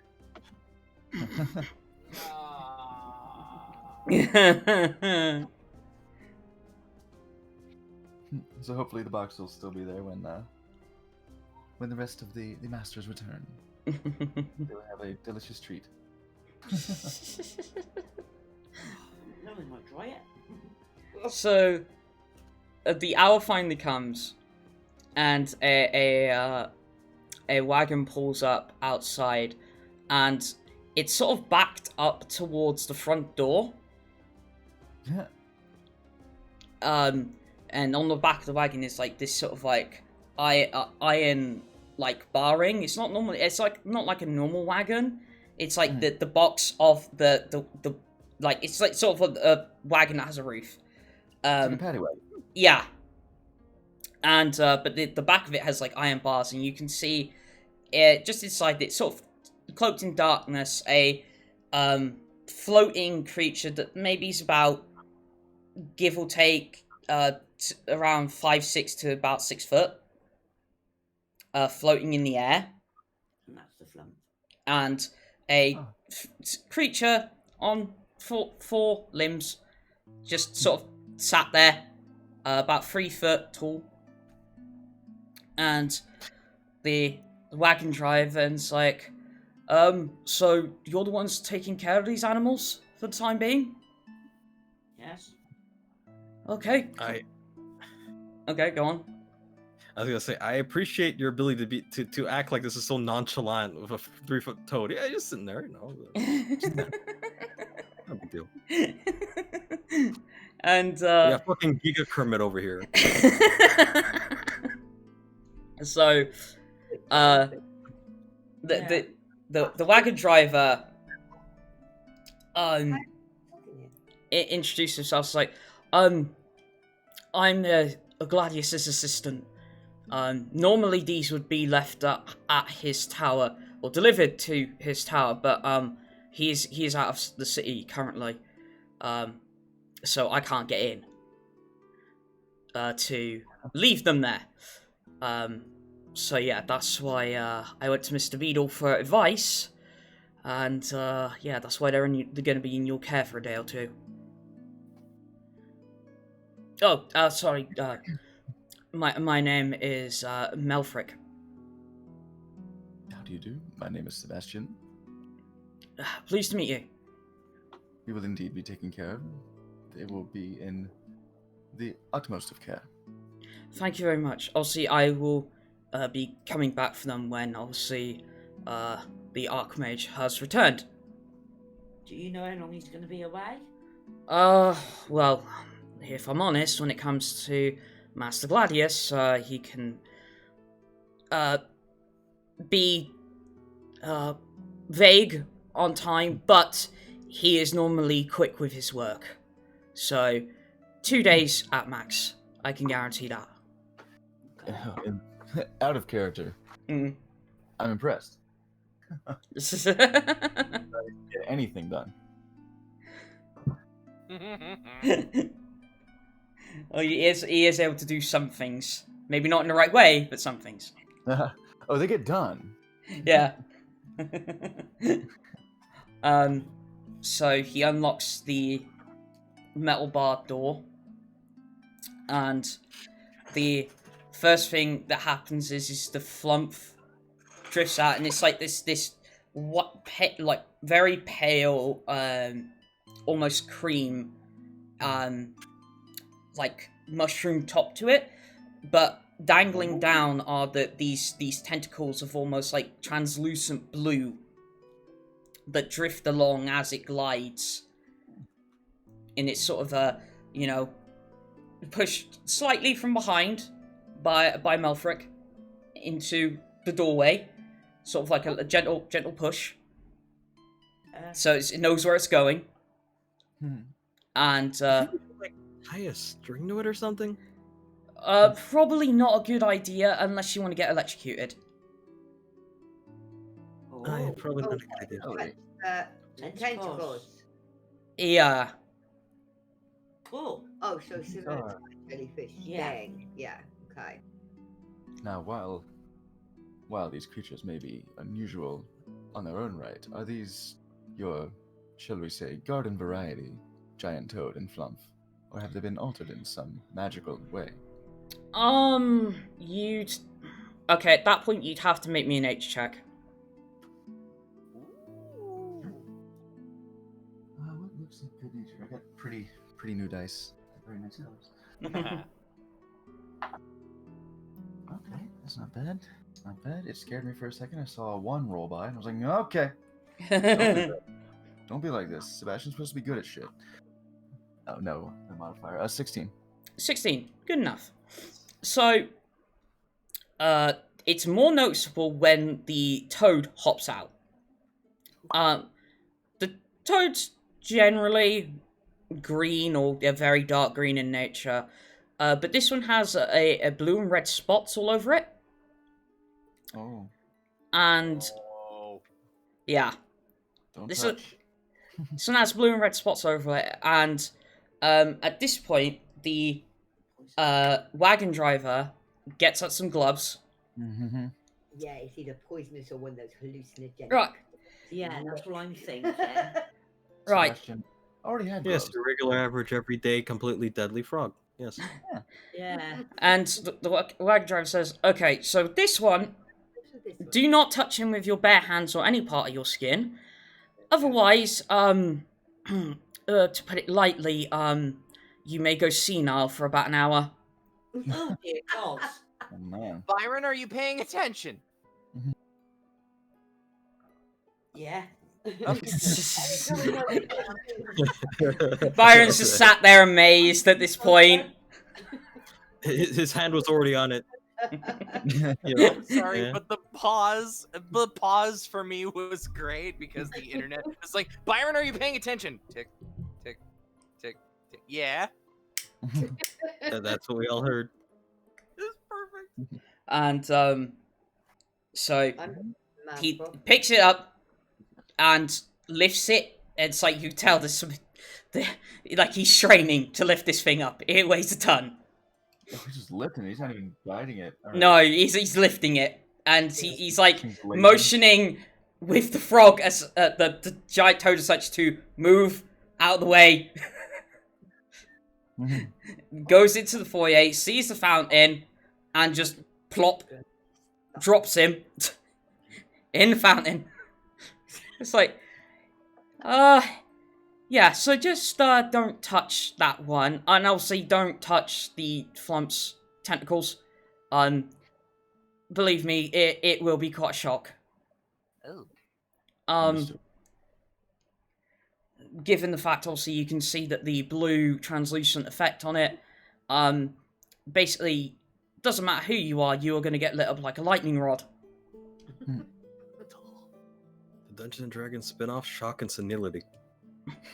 Yeah. Who wants to go first? Thing is, some people literally go Yeah. floating about. Is it docile enough that it'll kind of like stay by the fountain, just kind of not drift No, off I anywhere? can't see Or it. Well- is it going to just go wherever it wants to? Or have we got an area that we can kind of Lock keep it it in. in Well- a bit, like a fenced area? Or It is extremely docile, just as long as you don't touch either of them. okay, so Just stay, you know. that toad barely moves. I mean, to be honest, his legs can barely carry it as it is. Hence why I had to carry it. So Yeah. he won't move out the fountain, and as long as you keep out of the way of the flump, it'll be all fine. Okay. Just don't touch either of them, and you'll be perfectly safe. I guarantee you. If the flump's tentacles hit the water in the fountain, what happens to the frog?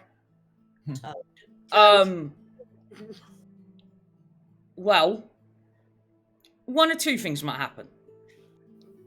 Either the flump will make contact with the toad, and it will make the flump somehow completely senile, Okay. or you're gonna have fried toad for dinner. But obviously, in the Like that. situation of that, obviously I realise it's not your fault, and well, put it this way, the Archmage can afford another giant toad. Well, we certainly will not Stop them. shirk responsibilities. We have Now you elected do to be the caretakers of these animals, and they will come to no harm. Yeah. build a partition. Oh, and if you do require their names, yes, they have been named.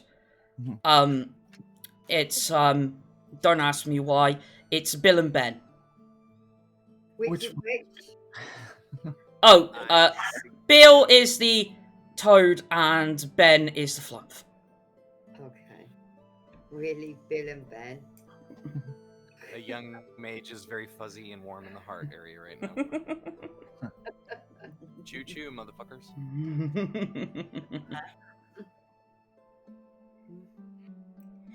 But I didn't want to go with the obvious one, which was Bill and Ted, so... Yeah. Yeah. Or the toad, but it's Bill and Toad. What was that? I missed that. I'm not that inventive, unfortunately. Hindsight is always coming at your butt. So, But yes, Bill and Ben. giant frog, now floating jellyfish. Not allowed to touch either, but we're supposed to take care of them. Oh. We can't touch each other. And Well- they can't touch each other. Well, the flump just purely runs on air. Don't ask me how. Sometimes it will require water, but when it does get to that point, it will see the fountain and glide over. But as long as it's a safe distance from the toad, that's why I've put him at one end of the fountain instead of in the middle of it. It should be fine. His electricity can't carry that far. And obviously, don't forget that the fountain in the foyer is about 20 foot in length. Yeah, it's a big old fountain. Yeah. So the toad has been placed at one end, so that if the flump needs to get to water, it can go to the other end. Okay. But yeah, if it does need to require water, it hopefully will just drift to the one end, avoiding the toad. And Hopefully. So, hopefully, yes. holy shit! Then flumps are nature's generators. I guess so. They take in nothing and bring in. Well, I guess they take in water. Take in water and bring out electricity. Turns air into electricity. Yeah. Yeah. And when it comes to toad, obviously, if you have food for it, it just sort of lay it about, I'd say 7 foot away from it, and it will do the rest. When was the last time it ate? I fed it about an hour ago, so it should be good for around 6 hours. Fine. So every 7 hours. Every 7 hours he needs feeding. Okay. So, yeah, just Hours. Plenty of party time. That's cool. excuse me? He is still stood there, by the way. I wonder what the driver sees. The driver actually sees Rias. Ah, he's into it. Or he's the devil. No. Okay. How does he see Rias? That's what I mean. He sees her. Yeah, as that's the- right. Okay, so because this is different now, Lucy and Byron, make me an Arcana check. Arcana? Yep. On the way. Oh, fucking hell. That's a natural 1. Okay. I'm too busy trying to find proper places to put the 18. maggots. Nice. Modifier. Okay, so given that you can tell that there's something off with Rias, and you see a golden haze in the wagon driver's eyes, and you've only heard of it a few times, but in your teachings when you were a lot younger, you have heard of something called true sight. Our trader's assistant. Makes sense. Okay. And true sight basically means that it sees through, it can see pretty much through all illusions of magic. Ah, I see.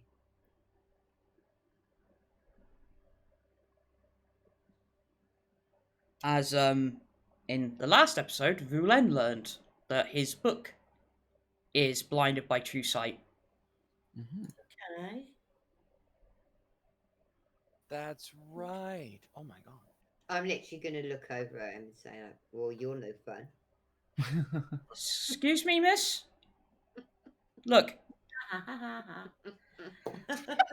that's rather rude, and to be honest, not much coming from a succubus. And actually, why do you have one of these here? What? She is, Excuse me? presently, she is our guest. She is acquainted with the masters of the residence. She's here to give us plenty of disappointment. And Lucy's just like, a sucky what? Succubus? When you're older. Because I rolled a natural 1. Excuse me. Yeah, wait. Oh, I see. So, currently you're all probably seeing something different, right, in this woman right here? Yep. got ya. Yeah, this is a succubus. This is what they naturally do. But Sebastian knows that already, doesn't he? Yeah. Lucy's entire body just turns into a clunk plank of wood. Just fuck. But just and back to the kitchen. Back to the kitchen. Howdy. Okay. Okay. Well, I guess it can be a normal reaction. But yeah. So. I'm scowling at him. I don't like him. You don't like anybody. Negotiating to me already. No, you don't. Not I'm even not- not even in real life. Never mind the bloody game. And it's like he's like so yeah, I'd watch out for this one, but that's quite an anomaly. And he actually looks behind you, more precisely looking at your back. My back. Yeah. Spotted the tail. No, that was only an allusion towards. No wings. Yeah, he sees what appears to be like sort of black nubs between your shoulder blades. Where your wings should have been. Oh. Well, okay, she's harmless then. At least. I don't know about harmless. Well, at least put it this way, she can't. I wouldn't like to be too crude about how succubus gain souls. But yeah, she can't take your soul away. Put it that way. Oh, really? Is that how I take souls? And I can't do that? Oh, really? You can't It's if you ain't no got your fun wings, at can all. ya? Well, you should know. You've been clipped. Dear God, woman. Anyway, while you're taking care of them, I will head off now. I have duties elsewhere. But I shall be back in 2 days. Or before that, if the master has returned. Okay, that's fine. Thank you. No problem. Enjoy the rest of your day. Farewell. What time of day is it now? It's about like 11 in the morning. Oh, okay. Yeah, it's only been like an hour. Yeah.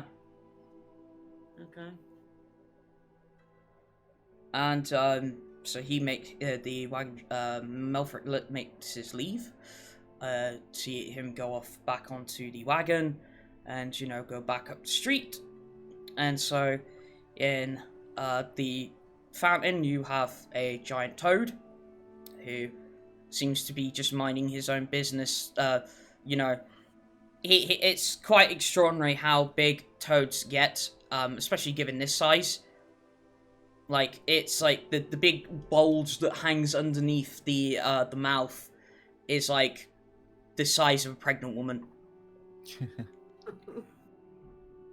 And the flump, at this point in time, you think it might be a little off in the head, as it is currently floating and bumping into a wall. Oh dear, poor thing. It might have touched the toad. Yeah. They were both in the back of the wagon together. Mm.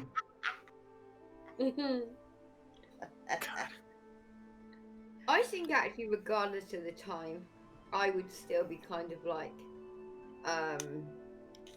pushing everybody to get everybody to leave the manor. Like, there would be mischief to be made somewhere. Yeah, well, you're just a troublemaker. So, Byron can't leave, so he's got to keep an eye on the animals. yeah.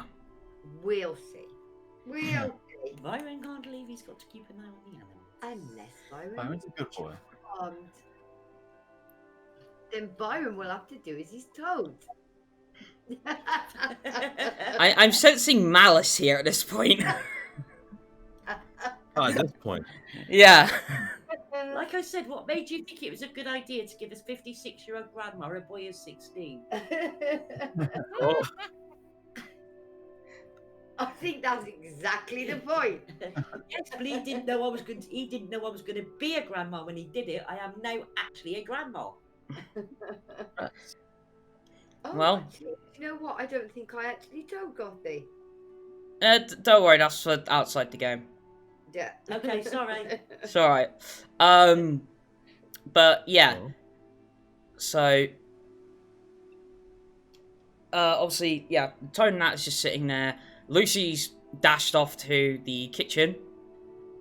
I'm guessing the toad's doing that like one eye at a time blinking thing. Have we all finished breakfast? Everything's I think- Surely.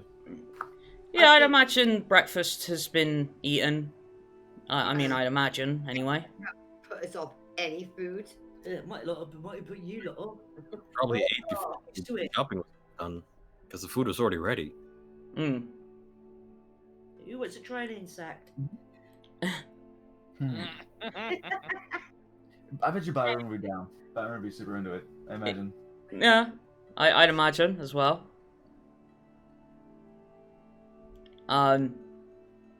Although, no, I'll leave that. Never mind. But you do know that there is, especially Sebastian would know that there is a sort of a ledger, as it were, to attend to. Sort of like you, it's like the daily tasks that need taken care of. Of course, the accounting for the budget of those very Yeah. expensive toad food. Yeah, they're about 5 gold pieces a box. God damn. Yeah. Knocking off a lot of that the old safety deposit box.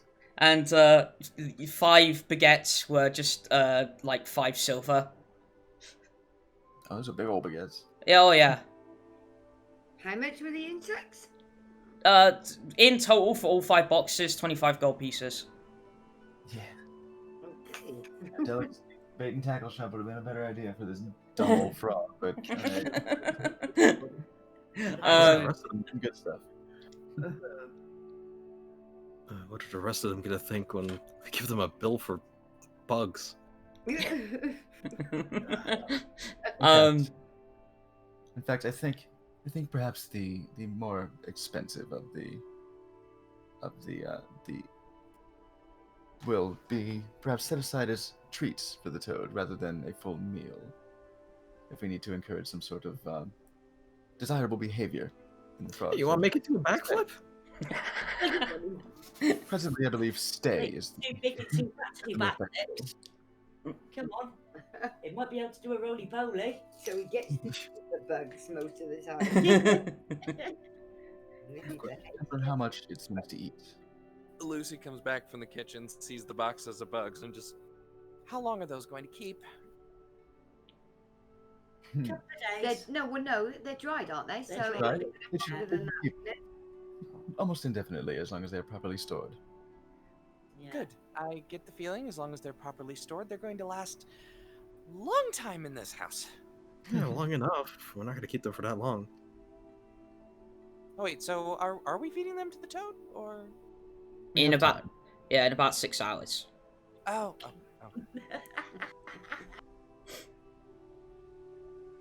Yeah, because Lucy had the realization about the succubus and just dipped. Yep. Like, nope.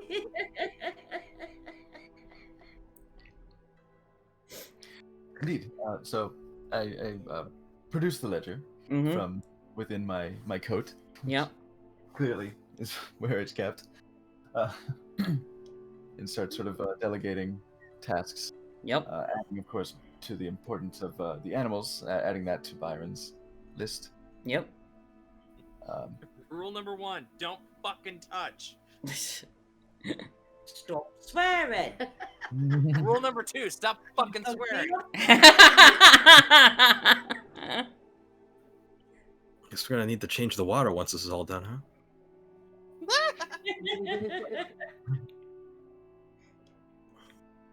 And I'll set upon the tasks of tending the garden, Mhm. dealing with the bedrooms. I'm just imagining Ventra coming back. He's like, "Oh, I'm thirsty," and he goes straight to the fountain, drinks it, and passes out. I'm still thirsty.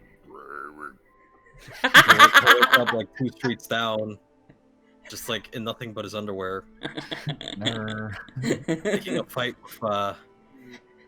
with a nearby window and losing. It was too high. So I guess that's setting Lucy upon cleaning up the living room, dealing with doing meal prep. Because gotta just stay sharp on your meals. Mm-hmm. Yes. Not like making soup and freezing it and putting it in the freezer. No, I mean cutting up portions for the upcoming meals for the the rest of next couple of days, I guess. Will do. Sorry. Princess just posted a picture. Of course, Byron doesn't really have all that much to do. Yeah, Just watch the clock. but that is Byron. But that is what Byron is good for. Yeah, yes. Can handle. Quite happy to the animals. You look what you want. Okay, we'll see. Oh, stop doing that. I haven't seen it. And we're walking.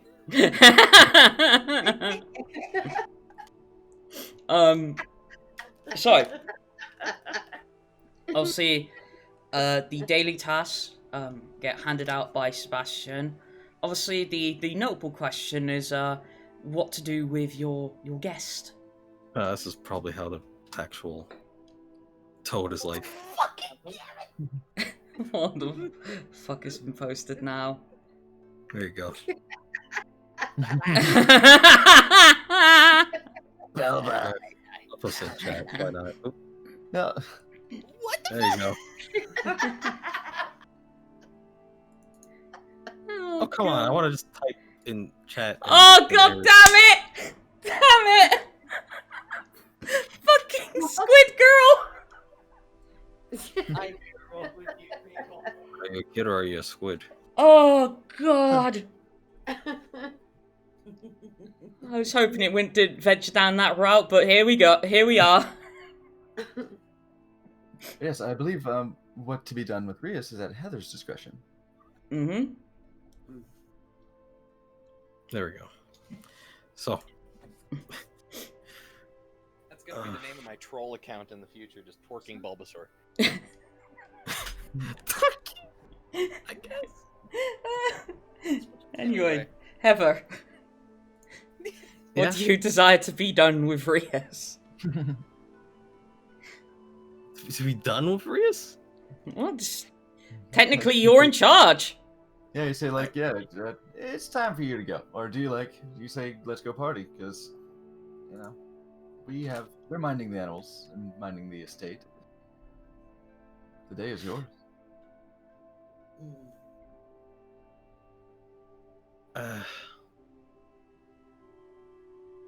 That's true. We only have to feel like once every quarter day, so it's like.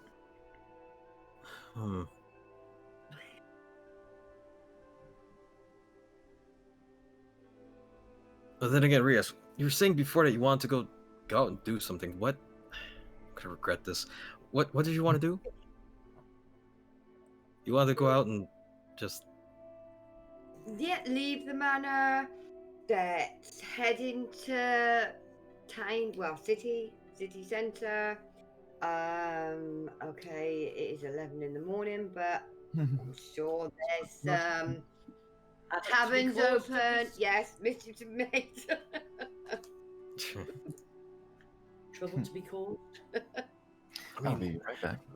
I don't drink, so I don't know if that's best place for someone like me. Oh yes, how old is Heather? 17. Close enough. Close enough. He's only Ooh, okay.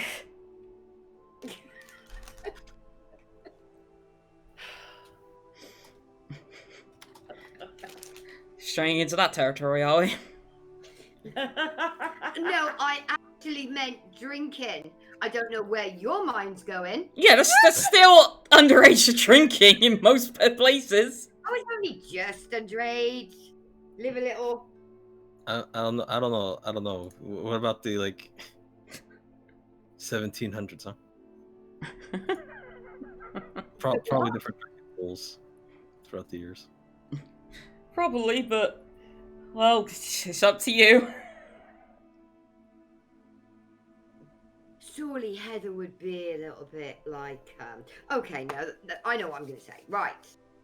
So I'm going to approach Heather, say like, everybody's away, like you don't get this opportunity very often, you know, kind of go out, be yourself, you know, do some stuff you wouldn't when everybody else is around. Doesn't that sound appealing? I mean, I could join you, but I don't expect much. Figure I gotta kill some time anyway. Exactly. I mean, it's been a lot quieter here as of late. You know, despite it all. But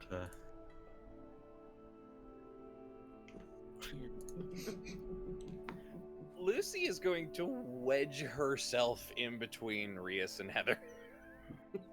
It's kind of like, just what exactly are you planning? Staring at Rias.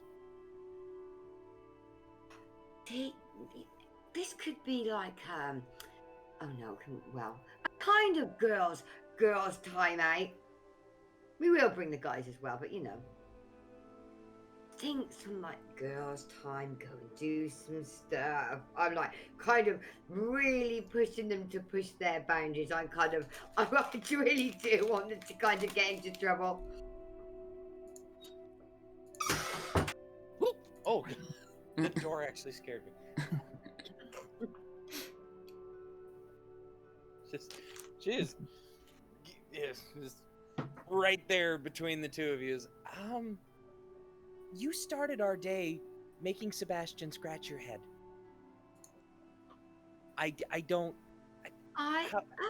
How do you expect us to trust you as far as we can throw you? Sebastian actually did that himself, but think like, you know, general day when everybody else is back. Now they've gone for a while. You kind of, you know, cut loose. Yeah, you don't have to think about, you know, maybe slack off on not like the chores a bit, you know, the daily stuff you have to do. Who's gonna know? Nobody's here. She silently throws a thumb over her shoulder to Heather. throws a thumb? As in, like, pointing at her. Yeah. Yeah, they would take a fucking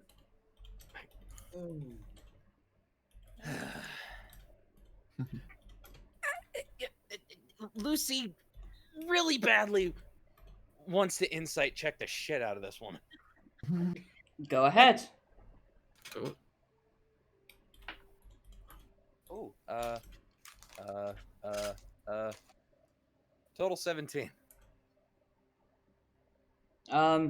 Okay, so what I'm gonna need from Rias is a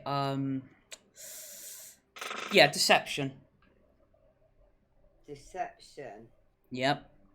Okay. Ooh.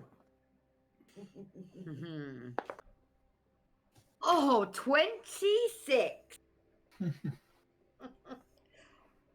Yeah, you're Lucy. You're guessing you're not able to penetrate whether this is like a lie or truth purely because you feel that this is somebody who knows how to bullshit, but knows how to bullshit well. Lucy's expression just kind of deflates, and she steps out from between the two and turns to Heather. Link kind of laces her fingers behind her back and back to poise. nods her head to Heather and says, "Whatever your orders are." With a tone that's just like, "Yeah, we'll listen to you, but for God's sake, think twice."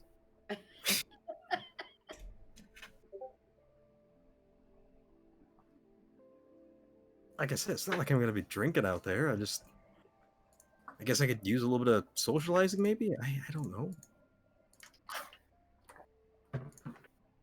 She turns around. Sebastian? We serve at the pleasure of the young master. However, that does not mean that we sit idly by while she presents herself into a dangerous situation. Serving at your pleasure is also serving at your best interest. I mean, I wouldn't be against you guys coming along if you want. What's the worst that can happen? Don't answer that. But, you could probably leave the frog for an hour or two. Flump? Well, I mean, what is he doing? He's still banging on the wall? He's moved. The flump has moved away from the wall, and is now encroaching on the door, and banging into it. Bonk. Aw. He's literally the space core from Portal 2, just floating around. But yeah, just completely docile in his own world. No harm to anybody, and the frog has not moved their friggin' inch. Yes, domicile. That's just what they want you to think. We want it. But I have an idea for this flump. What I'm going to do is I'm going to go and run and grab a clothesline Okay. and string it hey, up. grab a clothesline. Yeah, a line. I was thinking performing a clothesline. Good. Yeah. Lariat. I know a guy named Layfield who could probably help you. No, go ahead and I grab a clothesline and several sheets, and I string it in the inner foyer, the inner courtyard area. I string it across the basically bisect the fountain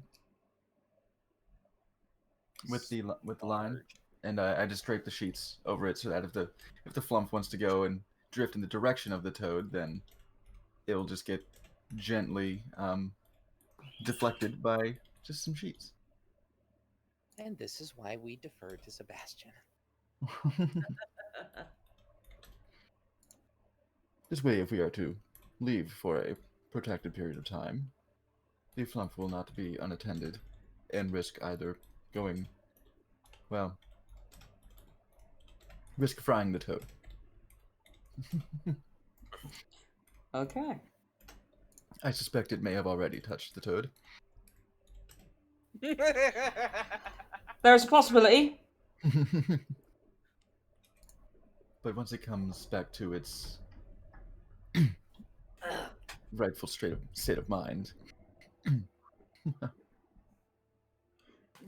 Okay. this will prevent it from drifting over further. Okay.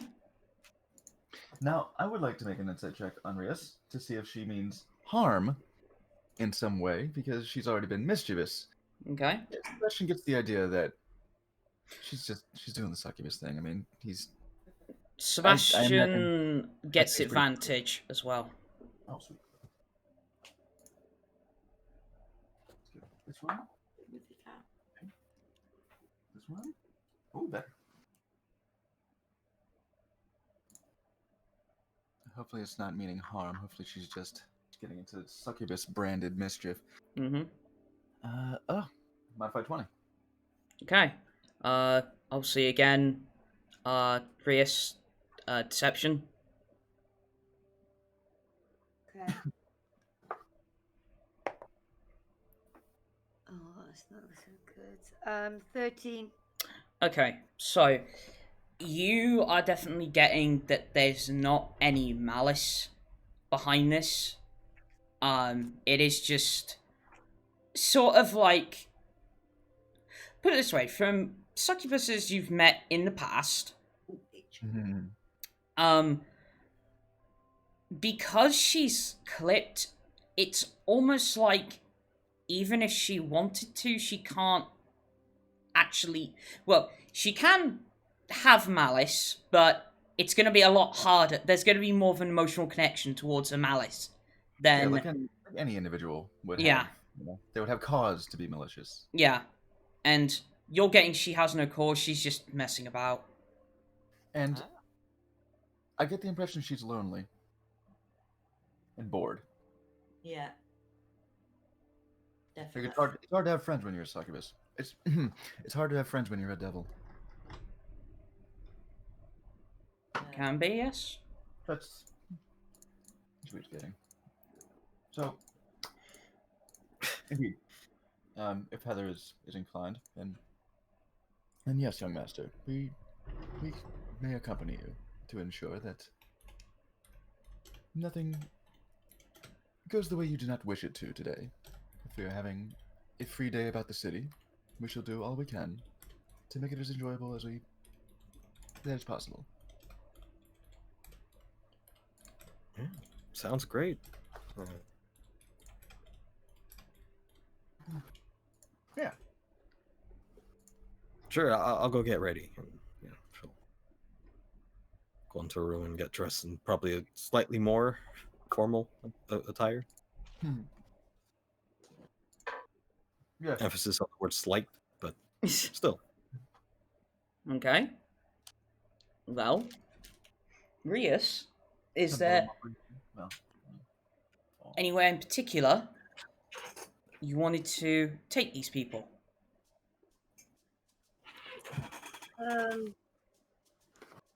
Not I really.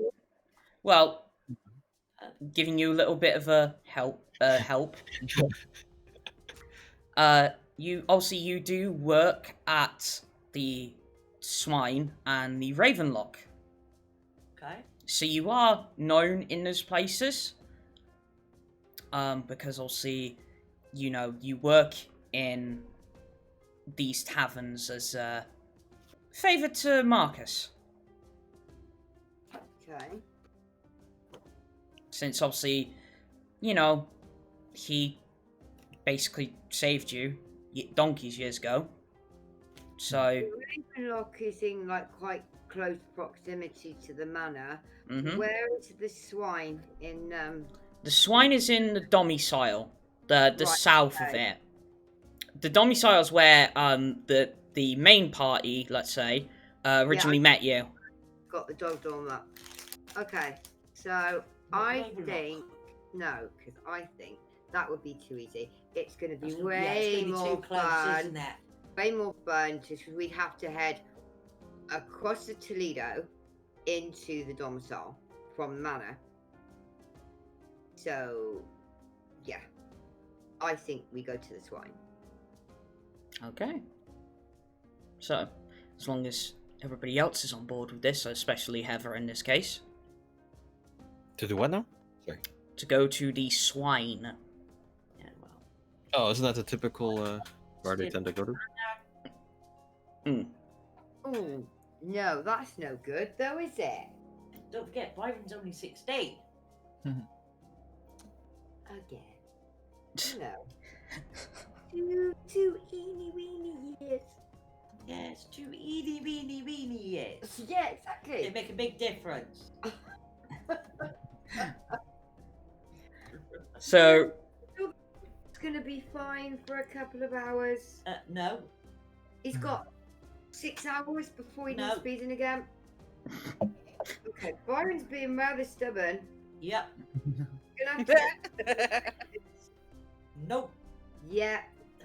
Absolutely gonna charm Byron. I was gonna say it's like 3 steps away from being it's not a phase, Mom. What was that? I had never heard that. That's I right. was like it's like 3 steps away from being it's not a phase, Mom. I can only Alright. see my name Alright. ever since then. okay, so, Byron, I need you to make me a wisdom saving throw. Yeah. Go on then. I don't know. What's something saving throw? I'm just having a look at my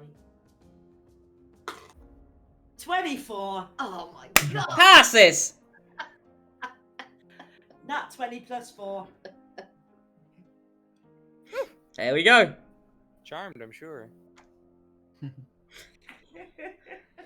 Your approach does not work. At least you're gonna stay behind. I'd imagine as long as it's tending for the animals, Byron doesn't care. Nope. I don't. Can Heather not tell him he has to go? If she was to tell him he had to go, would he But have to go? would she, is the question. Right. I mean, yeah, it's, you know, not part of the Heather job. has to contemplate whether or not the smell is worth it. I could always yell out the door and say, "Get Byron to come back inside." So- Byron is very, thank you very much. Goodbye. Alright, so Byron's gonna stay at the manor tending to the animals. So I'm guessing the rest of you are going along with Rias and that? Or has that not really been decided at this point? Sure, why not? Alright, so in this... Heather, naturally. Okay, so Lucy, are you going with them? Yes. Okay, so apart I'm from... half tempted to just throw Byron over my shoulder. Okay. You know Well- what? She's gonna do that. Well, you never know, Oh, this might be a bad idea. you know. That grapple check. Bad ideas make better stories. Alright, Mhm. so this is gonna be a contested strength check. Okay. Say that again. Not a grapple. Lucy Wait, that going- is what a grapple is, isn't it? Contested strength check. Yeah. Strength or dex for the person being grabbed, though, because they can use dex to evade it. if they want. I'd advise Byron to use strength, put it Yeah. that way. Envoy? Yeah. Your strength modifiers. I'm going to do a Well, I don't know. I figured he was a strong but greasy lad. Well, you'll see. I guess I will. What am I doing? Lucy is going to attempt to just approach Byron and say, Whoop. "We're going to suffer together," and yoink I mean- over her shoulder. He's already done the That makes equivalent of sense. non-thought, Okay, I so mean, first off, Lucy, what did you roll? About to roll a die. Hang on. Okay. 6 minus 1, that's a 5. And what did Byron roll? What did have you wrote? No. Alright, 16. so that boy ain't moving. Byron's a goddamn Chad. Anyone Well, else? that fucking 20 on not being charmed. Mhm. It can be picked up. This is the fun. Okay, without revealing too much, this is the weakest character trying to pick up the strongest character. Yeah, I literally have a -1 in strength. Yeah. Told you, shitty ideas make better stories. Yeah, I know. Just So, yeah. 25, wouldn't you? It's like you've got Byron that's like just sort of like sat by the fountain, obviously not too close to the toad, and like Lucy from behind is just like trying to heave him up, but he's like a rock just crouched there, and she cannot heave him up. She's trying to go for a German suplex, but she. If you went for a German suplex and you failed it, wouldn't you flip yourself forward? It would have been the case if Lucy had rolled a 1. Yeah. Byron, come on! This Now deadlift mentally- German suplex is not working. See, I'm imagining him just sitting there, trying to be lifted up, and then he just gets up on his own accord, walks to like the pantry while he has this like, Tracking Lucy a lot. yeah, exactly. Byron, come on! I'm quite happy staying here looking after the animals while you lot go in and make fools of yourselves. All the fun. And just muffled into Byron's shirt, just don't touch the flump, and she lets go. Don't become frog food either. It's got a big mouth. I don't know. We'll see what happens. Okay. It's probably gonna be the grapple check where fucking Chad Byron grabs the frog by the fucking tongue, swings it around. That sounds like a real name. Okay. Well, first Chad off, Byron? Yeah. first off, so the rest of you exit the manor, and you head, down south into Toledo, going through that into the domicile. I'm sorry. So- Chad Byron. Byron is his last name. He's so Chad he killed his first name. Anyway, and you get towards the south of the domicile to the swine, and obviously outside is the typical tavern fashion, which is a man lying drunk with a pig. And obviously, Rias, you know very well, you work here. The times you don't work at the Ravenlock. Mm-hmm. Obviously, because you basically what Marcus asked you to do was just basically gather information around the city, so that when he does come in, you basically give him the gossip of what's been going on. Because obviously, Marcus travels a lot, like a lot. He barely stays in any sort of city or town for like even 2 days. Right. So, when he meets up with you, that's generally all you talk about, any goings-on that's happening within the city, or something of that nature anyway. Okay, yeah. So just kind of keeping it, knowing what's going on. Yeah. So you always keep half an ear open to, like, anybody that's coming through. Like, obviously the swine has more of the common folk go to that one. Whereas the Ravenlock, obviously, you get, upper class, if you will, goings on. Like, so the nobles and all stuff like that. But obviously, the common person's daily problems you hear at Swine. Yeah. And obviously, as soon as you walk in through the front door, several people in there, like, recognize you as several different people. Okay. And it's like you're sort of like immediately like sort of approached by a couple of men, even 1 or 2 women. And like they're very forthcoming in their approach, obviously seeking only one thing, as you could smell the alcohol thick on their breath. Okay. So I'm gonna actually kind of like take that as like unwanted attention. Especially considering it's like 1 in the afternoon by now. Yeah. Hey, some people start early. Day drinking. Liquid breakfast. Mm-hmm. Well, you know that saying. It's not even noon, and you just wait for the clock just to tick over. Tick, tick, tick, tick, ting. So obviously it was like working there as well, so like, even these people, so I'd kind of make a beeline for the bar, so we'd head like, over in that direction. Obviously, Or in the actually, approaching people. at this point, I'd like the rest of you, also with the exception of Byron, because he's not there, to make insight checks, please. Insight? Yep. But not me. No. Okay. Modified 20. Okay. 3. 3. And Heather? Time for me to roll. Yeah, I was just checking my bonus, Okay.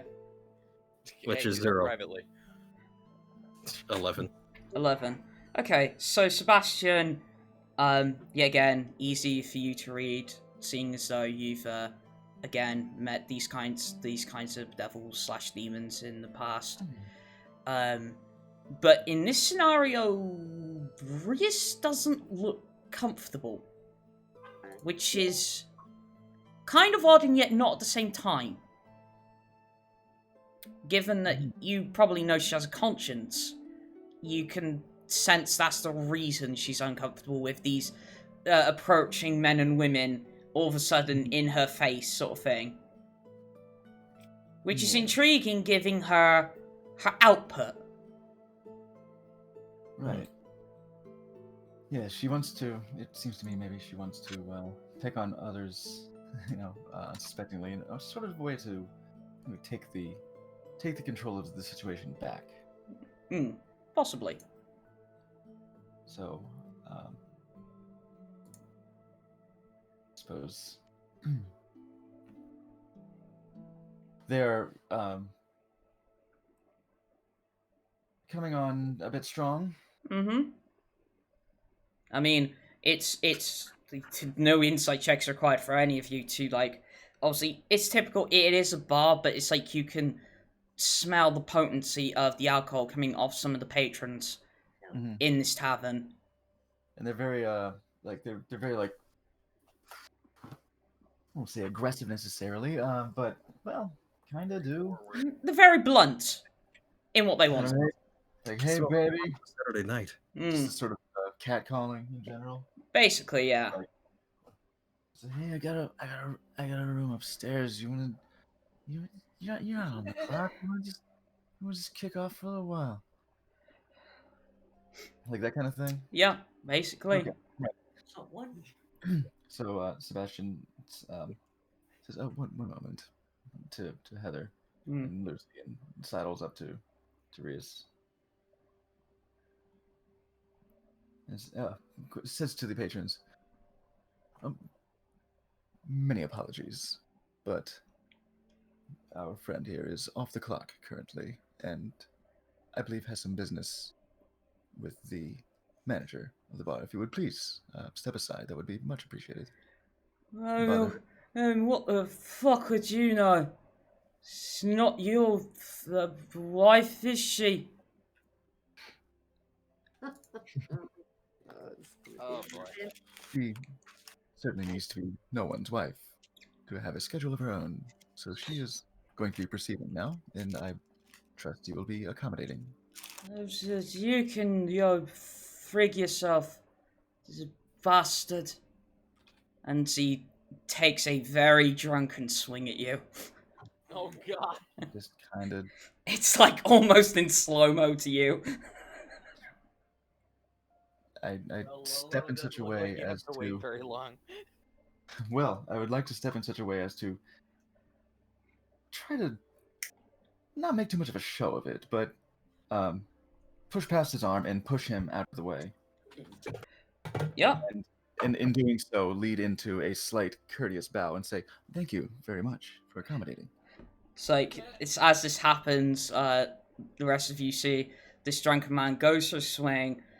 Almost in a blink of an eye, Sebastian stepped to the side, and this guy basically does a damn cartwheel, losing his feet, as Sebastian elegantly bows and says that. And it's like he's like almost upside down in the way he's landed. And then another waiter, if you will, is there. It's like, "Okay, guy, you need to go," and just drags him by the legs out of the door. I think would I actually start to get quite annoyed with this, with like this the drunken. Oh yeah, and it's more it's less annoyance and more just uncomfortable. It's not welcome. Put it that way. Yeah. I think she as much as like Rias messes around, kind of has some fun with people. I think she kind of in a way maybe kind of like latched on to the, even though knowing the rest of the group aren't at the manor, that everyone is kind of left behind, and so just it's kind of there, like she's feeling she's kind of there with them, and she doesn't want this other this other attention, and maybe like, you know, to be able to talk to them normally and kind of make friends. Just like this is kind of her way of going about it, because she doesn't really know any other way. Okay. So now your path, undeterred, the rest of you, if you wish, can make your way to the bar. And Lucy, make me a. Do you have I can't remember if I put you as acrobatics or not. I don't think you do. No, I do not. Okay, so just make me a dex check, please. Okay. That's a natural 20! Nice. So, just at the corner of your eye, you see another patron going in for a pinch. And I would like to wheel around and slap him in the fucking face. You can certainly do. So it's like turning on your heel, like graceful almost. Graceful, turning on your heel and smack. Such a it's like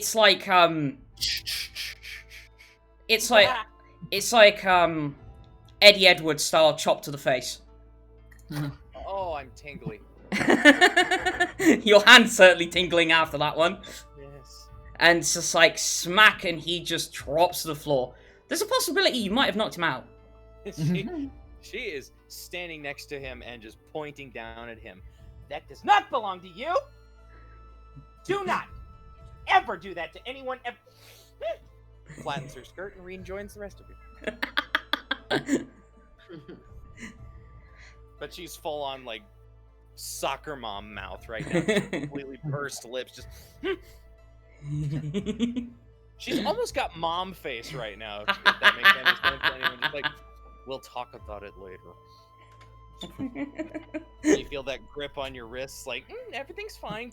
Crunch, crunch. So you're all at the bar at this point, and bartender's actually finally taking notice of you, and it's like, oh, Rias, off the clock, are we? Oh, and who are your friends? And I'll see, what can I get you? My name's Heather, but do you have anything that's not alcoholic? Excuse me? You're in a pub. Yeah. Alright, you know what, I'm accommodating. Will juice do? Yeah, sure. We normally only serve it to the kiddies, but, you know, if you're not the drinking type, what about everybody else? Lucy, still with the puckered face, just holds up a finger. I get a veil. Right, yeah, right. Yourself, sir? I'll be fine, thank you. Very well. Rias, what can I get you? In fact, Sebastian hasn't even taken a seat. He's still just... Okay. Oh, what do I fancy? I'll just have like some tavern ale. Okay, that's normally not your thing. You're normally the cocktail type of girl, but whatever. I'm gonna be different tonight. Very well. And so a glass of juice and 2 flagons of ale hit the counter. Obviously, in total that'll be just 5 copper. All right. I do have money. Yeah, sure. Lucy's looking at Rias and waiting.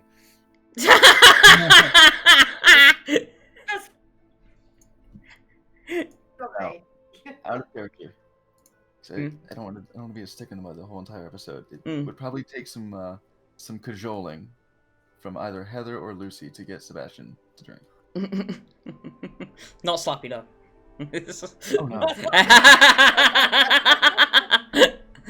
Well, that's up to the whims of the players of Lucy and Heather. Just wanted to throw that out there. Nudge, nudge, wink, wink. Lucy is... Slappy, you must have some kind of real estate in my head, because Lucy is about to turn push the flagon of ale directly into your hand and say, Sebastian, please loosen up. Ha, nice. Mhm. You I were guess one you step push it ahead in of my me there, Mr. yeah. Moneyfag. Oh no, I wouldn't. I would receive Okay. and looking at it. So, yeah, it's a bit stingy to the nose, but it is quality. Well, you hand me the ale, and I lock eyes with Lucy for a moment, Hmm. still with that stoic look. I say, I just simply hold up one finger.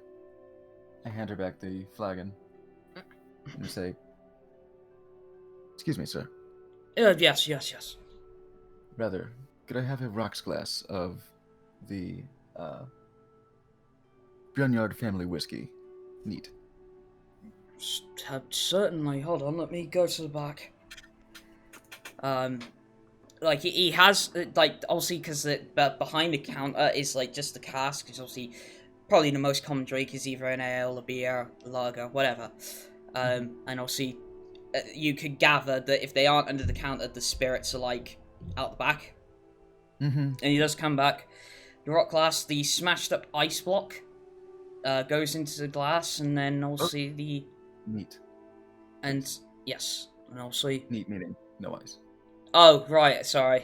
I thought you said because you said I thought you said rock ice. Sorry, rocks glass. So a tumbler. Yeah. A tumbler. Yeah. So the glass and straight in with the whiskey. There you go, sir. I reach in and I pull out from my own pay a gold. Oh. Down. A gold. It's only a silver, sir, but if it's a tip, thank you very much. It's not cheap whiskey. No, but it's only a glass. I mean, yeah, if it was the entire bottle, you know, that'd be a different story. That probably would be gold, but glass is, yeah. Well, if you insist, Well, I will take 5 silver back then. very certainly. I turn and look at Sebastian. I look suitably impressed. Well, our drinks combined before that was about what, 7? It 6? was 5 copper with the 2 ales and the juice. Oh yeah, I was thinking of like. So say 2 copper for each ale and a copper for the juice. Lucy Alright, is just looking at Sebastian and she says, oh, even your drink orders are as neat as your uniform.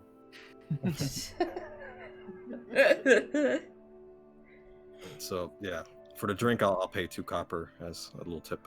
Figure why not. So I raise my glass to Lucy's ale and say, "Cheers, then." And slug. Not with a fist, but a drink. Yeah. Yeah. Okay. I needed to preface that. A slow sip. This is a sipping whiskey for sure. Okay, at this point, we're gonna venture back over to Byron. Da-na-na-na-na-na-na. Just take those old records off the shelf. Difficult. So, back at the manor. Byron, you're having a little bit of difficulty at the moment. The toad isn't giving you much trouble. However, the flump is currently turning upside down on the clothesline. Oh, I got all wrapped up in it. Fuck's happened to Basically, what has happened is the upper portion of him got caught in the clothesline, and basically he's going around the clothesline. He turned himself into spaghetti.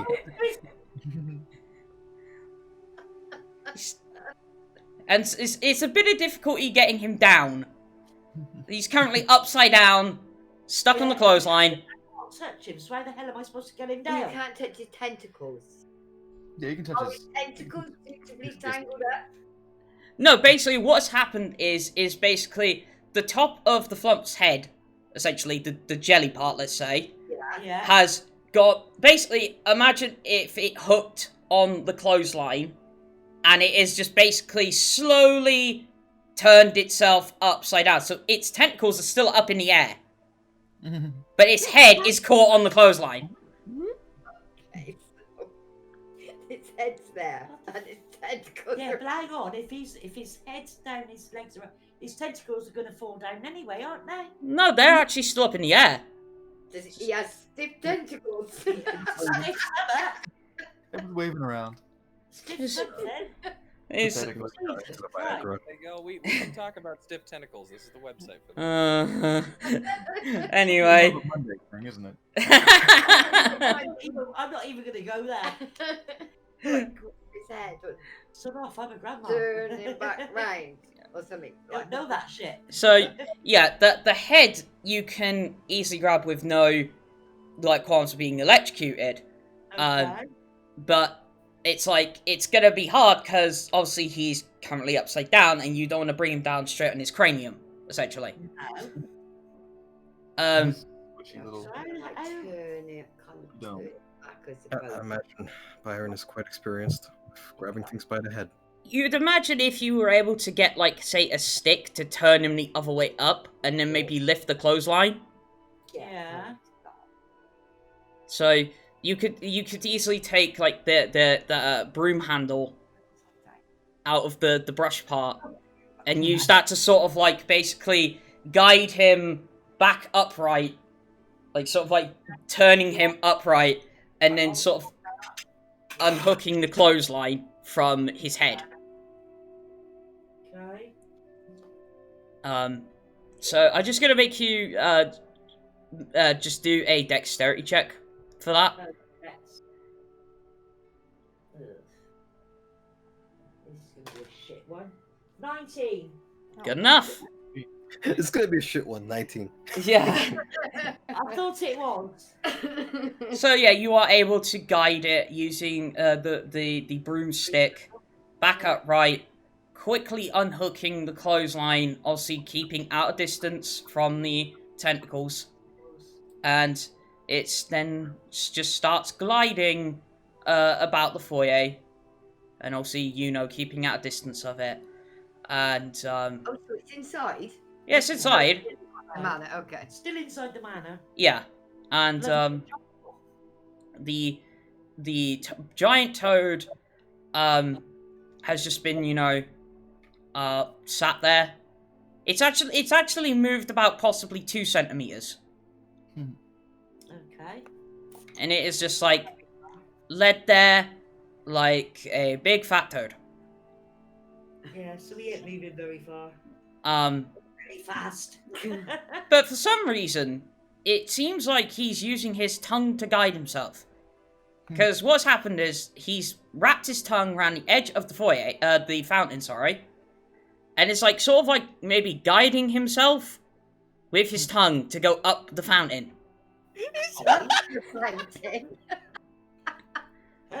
Yeah, all Yeah, right. you're gonna have to pull him back down. So I've got Oh no, so the fountain goes down into like a pool. It does. So it's like the actual fountain at one end, and then the pool at the other. Yeah. So basically, he's just gliding himself up towards the actual fountain part. Oh, okay. Oh, I see. Yeah. Right, so, almost That's like all. guide himself along the edge. Yeah, pulling him along. that I can cope with. It's fine. Yeah, he's only moved 2 centimeters. He's doing the booty scooty. He's only moved 2 centimeters. Even his tongue could not get him out of the situation. Story of my life.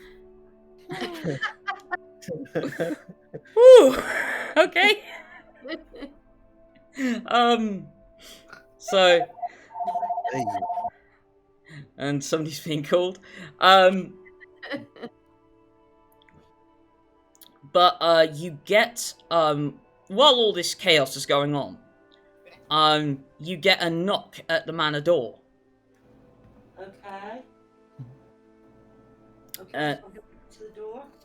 You open the door and you see before you 4 dwarfs. And 3 There we go. Yep, four dwarves. They appear to be, by the look of their graying sort of skin, they appear to be grag dwarves.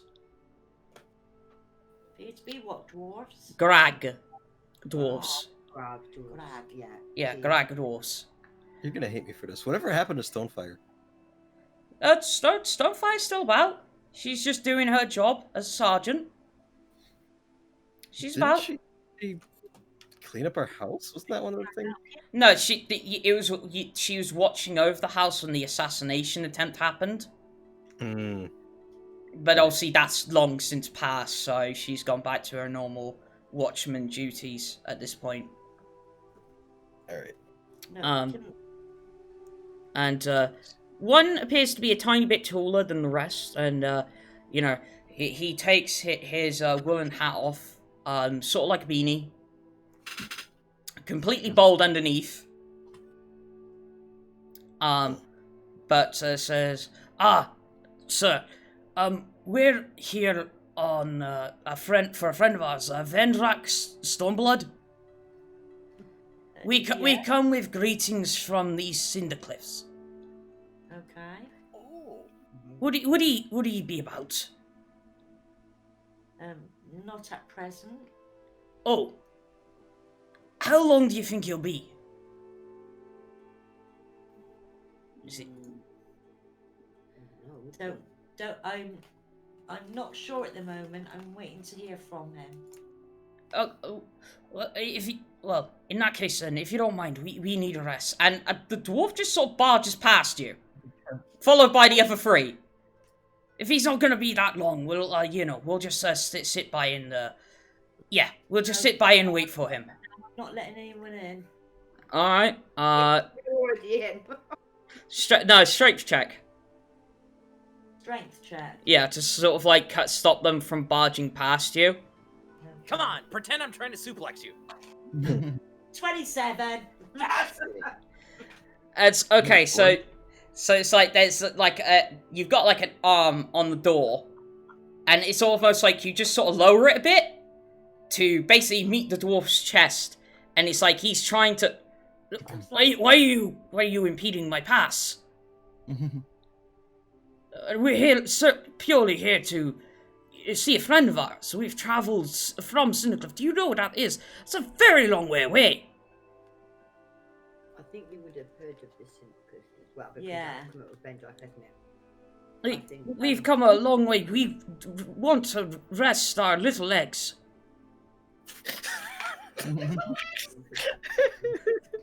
We probably would accommodate them. So, Think? yeah, and Okay. obviously because obviously like Sebastian is really important to Byron, isn't he? And this Yes, is but the also- trouble is so- Sebastian isn't there. no, Sebastian isn't there. But I've I got think to be you- the one that's Yeah, I think you would think, what would Sebastian do? really. WWSD. Yeah. And then I think See, you I do. don't know anything about the grass, so it's a bit hit and miss. I think you would be worried about doing the wrong thing because you normally deal with the animals and not Yeah, this that's kind of it. thing. But so I think you would also think like, okay, what would Sebastian do if he was here? And then you would do the same thing. So basically, I'm letting 4 strangers into our home. Well, what do you think? I don't know. You tell me. What do you think Sebastian would do? Sebastian wouldn't let them in, but I'm a 16-year-old boy. And I'm wary. Very wary. Okay. Question. Might suggest an alternative for a place of rest. In the barn. Yeah, the stable. You go in the stable. Stable? We are yeah. not horses. I'm sorry, but that is the only place we have available. Byron's proud of his stable, damn it. Yeah, you built the stable. Only place available, and he sort of looks up, like looking in, and like he said, "This place is huge."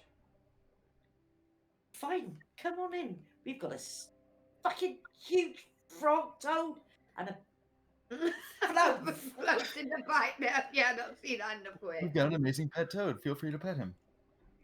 Oh, good. So it's a Toad? Flumph?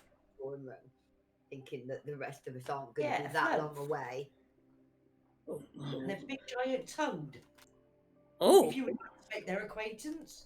well, that's certainly interesting. Come along, lads. Come along, lads. And they sort of usher themselves in. It's like they see the flump, and it's like, and one of the shorter ones goes, "Oh, ooh, what is this? Is it's very unusual." It's like, and then it's like he goes to. No, Sorry? no, He's Sorry. gone up to the pump, hasn't he? Yeah. Yeah. So. Oh shit, he's going to get electrocuted. So, I've only seen these in books. What do they do? Touch it and you'll find out. Okay. And outstretches his hand. And, basically, what happens is you notice that, first of all, that all four of these dwarves are bald. This guy gets shocked so hard he grows hair.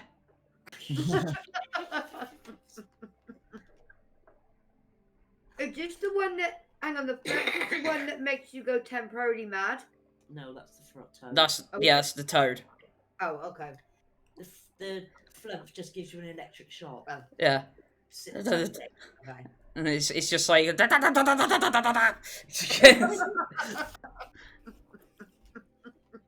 and it's like, yeah, he gets electrocuted so hard that he actually grows hair to spike up.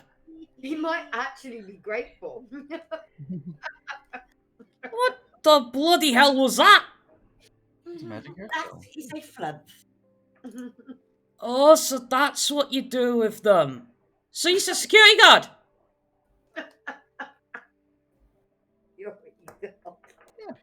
Sure. Now, would you also like to pet the toad? Does he electrocute? He said, does he electrocute? No. Oh, that's good. It's like, he's a big lad, ain't he? He is. It's like the dwarf sort of standing over him, and then he just gets a ginormous lick to the face. Bleh. Well, yeah, and it's like wiping away like the sludge that's been carried off the tongue. Nice to meet you too. And then he pets him. Ah, But problem is, he's got a gloved hand.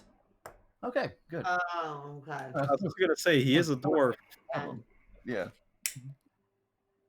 He's a Yeah, little it's resistant. curious. Like, none of them noticed that this young farm boy-looking kid is, probably wearing work gloves. Yeah. That's the point. Does it have no effect that the toad licked his face? No, doesn't appear to. No. Okay, so it's just Oh, right. it's in the skin. Okay. All it left behind was like the sludge of the tongue, Okay. as it were. Sticky Frog's good. So Oh, he likes him. tongue doesn't have any effect. No. Okay. Okay. Physically, Well, we didn't know that before. no, just physically, your skin touched his skin. I His suppose, skin, yeah. So, well, I should say, do you have a living room, like place to rest? Around here, like, Not going to be Drawing room. Okay, I'll take you into the drawing room. You may rest there. oh, thank you. Do you have ale? No, sorry. Oh, that's a shame. Any form of alcohol whatsoever? So I know. I don't think. No, you know not about as that, far would as I'm you? aware. No, Yeah, Byron has I don't think you would No, I necessarily wouldn't. know. I don't think. no, I don't think so. Being the 16-year-old. Oh, Maybe we definitely do, but yeah. I I deal opposed with the to like animals any food apart or from drink. the And, household. Okay, so you don't have alcohol. That seems a bit uncommon, but whatever. Yep. Do you have cheese? I don't know. I think you could probably think that you could. Oh yeah, we got cheese. We go definitely got cheese. to Yeah, and then maybe yeah. find something. Worse I than made something. Yeah, something. I can offer you a glass of water in a sandwich. Yeah, that'll do. Okay. Do you have dwarf bread? Don't know till I learn. Bread made from dwarves. No. No, small pieces of bread.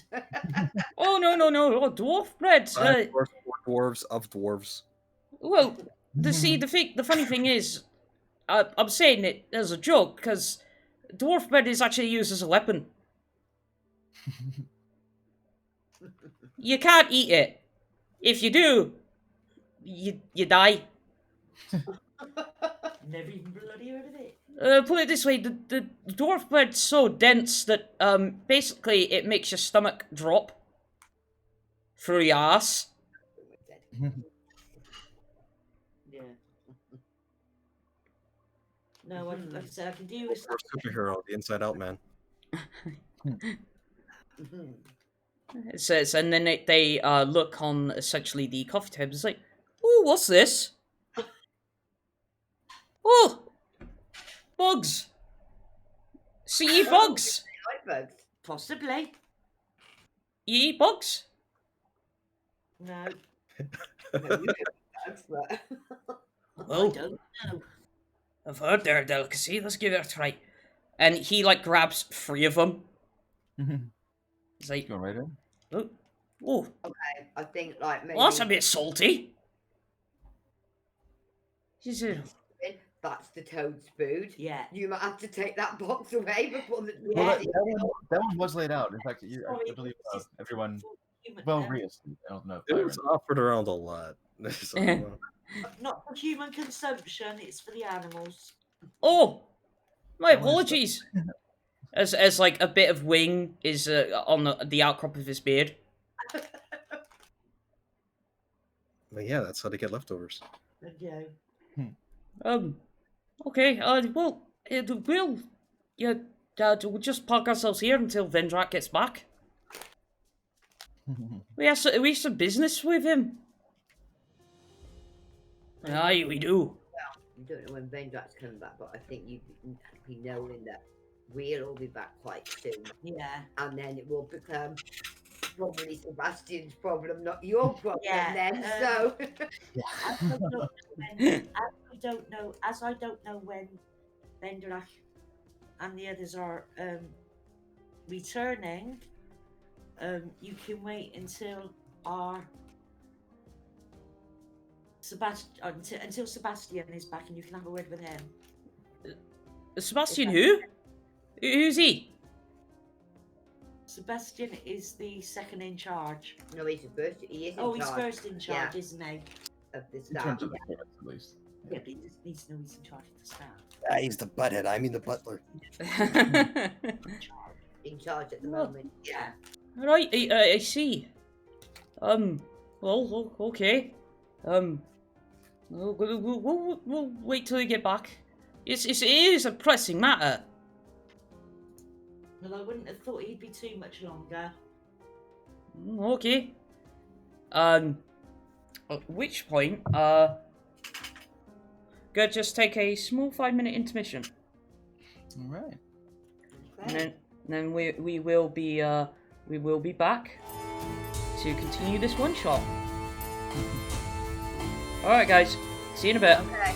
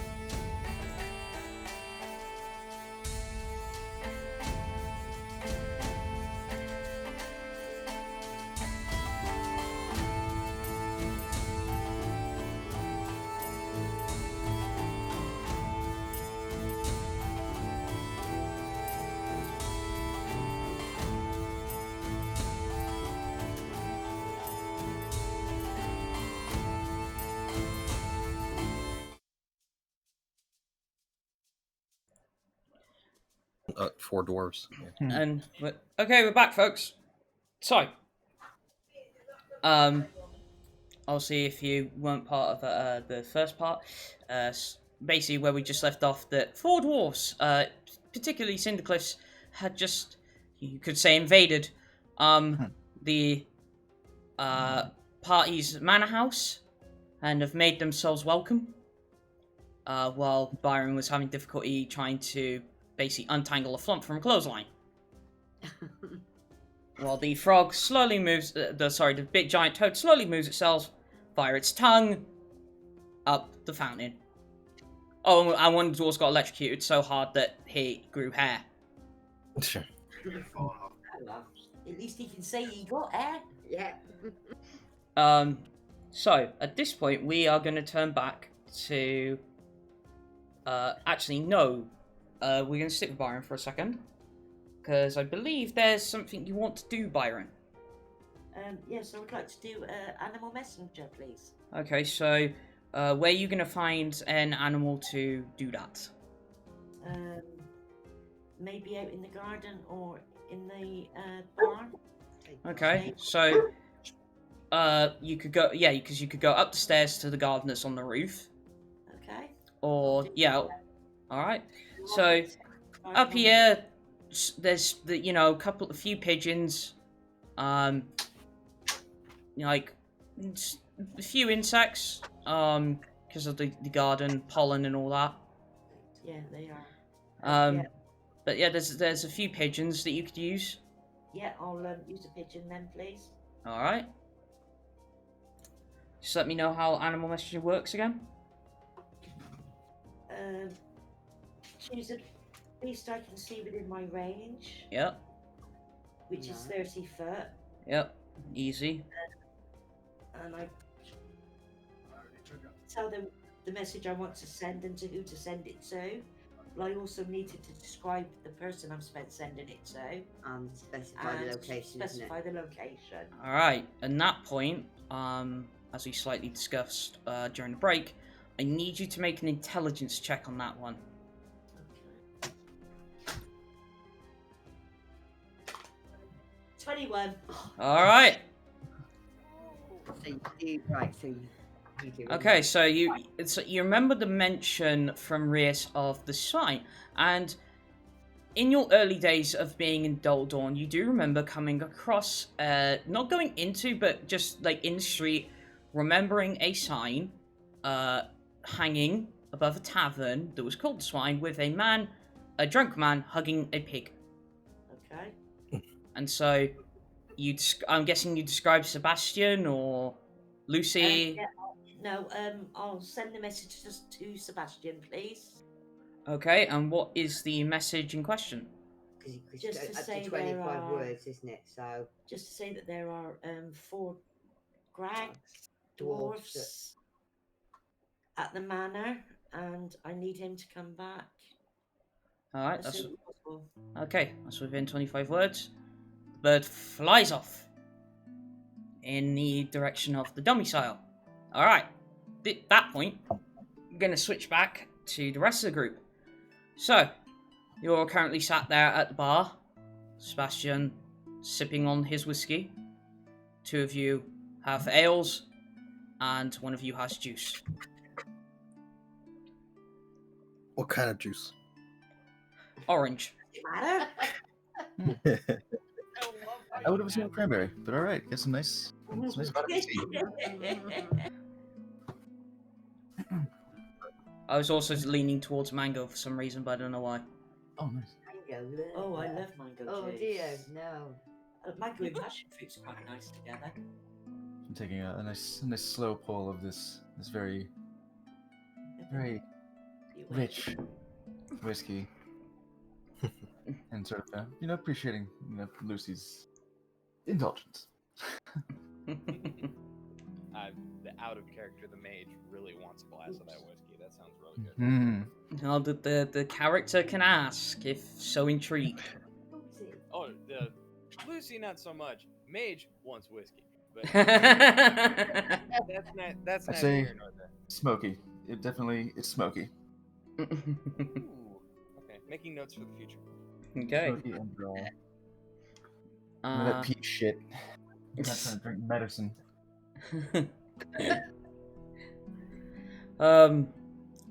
So as the four of you are enjoying your drinks, there's a slam at the door of the swine.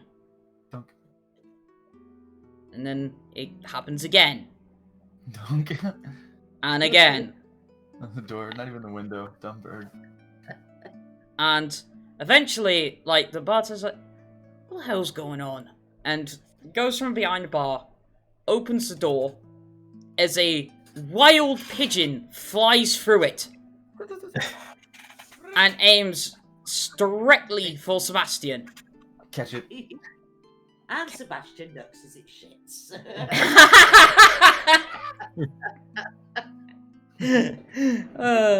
We might deflect missiles to catch this thing. Yeah. Glass of whiskey in one hand. Yep.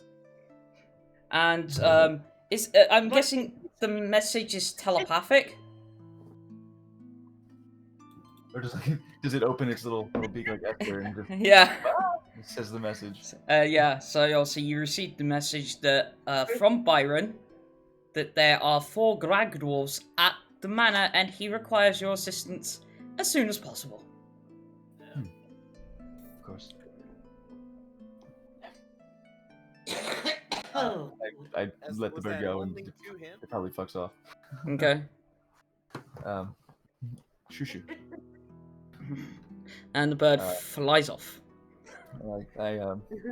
If I had even sat down, I'm probably still standing and sipping. Yeah. So sadly, I have to quickly finish this rest of this whiskey. It's a slow sip and drink. Mm-hmm. Actually, I put down another silver and I take the glass with me. Okay. And I say, my friends, Heather, Rias, Master Heather, rather, Master Heather, Lady Rias, and Lucy, we have company back at the manor that demands our immediate attention. Company? Evidently, 4 Grag dwarves have shown up abruptly and made themselves at home. So I believe it may be prudent to go relieve Byron of hosting duties. Right. All right. Lucy is going to just drain the mug. Nice. So, Mage, you are probably far from the mic because you're very quiet. Yeah. Very quiet. When we went to break, I adjusted my volume. Okay. You're All actually fixed. already quiet before the break. Oh, well. No, it's fixed now, so... Yeah. So We're Lucy downs the rest of her ale. Sebastian, Upon hearing that, I say, "Oh, can I be of any assistance?" it is uncertain, but you are not welcome if Master Heather will have you. Okay.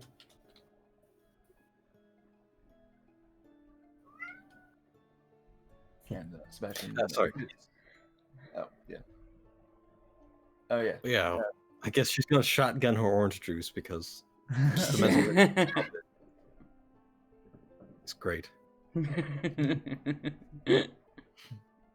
Just pulls a fox on it. Ziggy zaggy. Oi, oi, oi. No, she already paid for it. She's gonna finish it off and she's gonna walk off while muttering to herself like, if I see one more beard here. Yeah, this is gonna suck. So Sebastian, of course, is exiting with purpose. Yep. Basically one hand behind the back in very poised posture, one hand holding the rocks glass. Mm-hmm. Taking occasional sips on the way through the Toledo and domicile. Yep. The rest following behind. To give the whiskey the respect it deserves. Okay. So, with haste, you make it, back up the domicile, through Toledo, back into the Diadem, and straight for the manor. Upon opening the door, you see, slightly panicked, Byron, inside the foyer.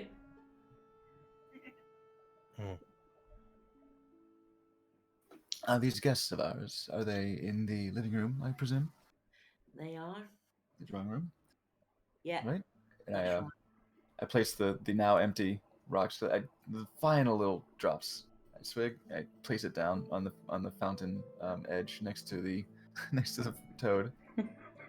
Did you buy a whole bottle? Glass. Just the glass. You took the glass from the. Yeah. Yep. I left another silver for it. Which is far, far more than it's worth, but just a courtesy, and I was not going to have the disrespect to this very high-priced whiskey to just down it in a shot. That's crass. But yes, I finally did the last little sip. I set it down, set the little glass down on the fountain edge, and make a note to come back to that later. I just didn't want to approach our guests holding an empty glass. And I enter the room. I say, "Welcome, honored guests. I am Sebastian. What can I do for you?" Oh, God, he's a tall lad. Oh, so you're Sebastian, right? So, You apologize for the inconvenience in keeping you waiting. Oh, no, that's fine, that's fine. It's been easy, good, resting. Here. Anyway, so we're here for Vendrak Stormblood. Master Vendrak, yes. I'm afraid you have come at an inopportune time in that regard, as he and the rest of the residents of the manor, barring young Master Heather, of course, have gone on a journey of some great import, and will likely not be returning for at least some number of weeks. Oh, I see. Well, okay. Seems we have reached an impasse. There may be a way of getting word to Master Vendrak. Is this the first time that Byron's ever used Animal Messenger? Byron's used it possibly a couple of times in the past, but he doesn't tend to use his Judaic magic that often. Okay. He's a bit more hands-on than actually using magic. Yeah, So, what are the limitations of Animal Messenger? How far can it go? Using the animal messenger? Yeah. Is it a certain distance, or is it as far as an animal could fly or go? Or... About 50 miles for every 24 hours. 15 miles? 50. Oh, 50 miles for every 24 hours? Or, for a flying messenger, and 25 miles for any other animals. Okay. The only problem you have is you do not know Vendrak's location. There they are. We had a general direction. We knew something about the forest outside Glen and Vale. We knew that was part of the mission, but that was pretty much all we had. Glen and Vale and the Hearn. Yeah. So we don't know anything past that. No. Yeah. If it could be inferred that Vulen had checked in periodically. But no, because there was a month of travel time. Mm-hmm. I mean, over the course of that time, he probably would have checked in. Vulen, being kind of as controlling as he is, would probably have checked in with the household every now and then. Oh, But I think there wouldn't be a so. and of course, Byron wouldn't have been there. However, if there's some sort of regularity to the schedule of whenever he checks in on traveling, I could channel we could probably wait, and he will message again. Yeah. Could very well do so. But I'd say, given the haste of everything that happened in the last session, they certainly wouldn't know that he's in Silverleaf at the moment. Yeah, no, certainly not. Oh. How far is that from where we are? And I think It's not. I what don't would think make most sense for Sebastian if Vulen checked in on the regular is that we would wait till the next check-in. Yeah. The last check-in probably would have been Forest of Pan. Yeah. Oof. Yeah, because the way everything went about from meeting Merlin, going to the land of magic, that did happen in a short amount of time. Mhm. And then when you got basically yoinked into in between Silvercrest and Silverleaf, even though it was like a day or two travel, I'd imagine at least that the panic set in by Carthax, the impending doom, trying to get to Mhm. Silverleaf. At least I'd imagine Vulan wouldn't have clocked in at that point. Yeah. So hey, probably overdue, in fact, Hmm. at this point. So that there might be some concern if there it was a regular check-in. Because the last check-in, if we call it that, was to Bobby. Right. Yeah. The last message sent was Yeah, as shit was popping off. and obviously that technically hasn't happened yet. Right. Because we're 2 days before. Yep. Several days. True. So So we I could even ask Bobby then of their whereabouts. Essentially, yeah. So the best answer that Sebastian would be able to have for these dwarves is, we could perhaps offer you temporary room and board here, unless you'd feel more comfortable staying at one of the fine inns in the city. But of course, we can accommodate if you are friends of Vendrak, friends of Master Vend. Actually, well, you know what? Insight. Go ahead. Yeah, good call. Because there's that. Operating on the assumption that they're acquainted, then he would make all concession, but you don't know that. Oh yeah, 17. 17. Okay, so they don't appear to be lying, but there is this sort of air about them that there's something they're not letting on. Like, but obviously they've barely spoken 2 words at the moment. Yeah, currently, yeah. So it's, they said they have business with Vendrak, but the nature of which Remains I don't unspoken. know. Yeah, that business might not be necessarily. Could be debt. Yeah. Or, yeah. Pepper wouldn't recall any time that Seems right. Vendrak would have brought that up. Good. Oh, and sorry, we haven't introduced ourselves. We are from the Cindercliff clan. And, This came up Sebastian before. nods in acknowledgement. Before. Remember. Does Sebastian know anything about the Cindercliffs? Cindercliff is obviously, like the dwarves before you, is mostly comprised of Grag dwarves, which are the grey dwarves that mostly live underground, like deep underground. And they do have a city on a cliff called Cindercliff, which is slowly, the cliff is slowly eroding away. Okay. So at some point, the city will drop into the sea. What's the city called? It is Cindercliff. It's actually called Cindercliff. Yeah. Yeah. And so, for Slappy's knowledge, these are Duragar. Yeah, in yes, 5e yeah, terms. Okay, yes. Right. No. Okay. But yeah, they mostly live. They're Beauregard dwarves, are they? Yes, they are. Right. Okay. And yeah, so they like their name literally translates into deep downer or deep downers. So they dig a lot deeper than most dwarves. But yeah, the city, the most well-known city, which is called Cindercliff, is literally on a cliff edge that is eventually, most people reckon, is going to just drop into the sea. Indeed. Okay. So yes, the best thing that Sebastian can offer is the hope that we will be hearing from our traveling masters shortly, within the next few days, perhaps. They're actually slightly late, and I do hope they have not encountered too much trouble.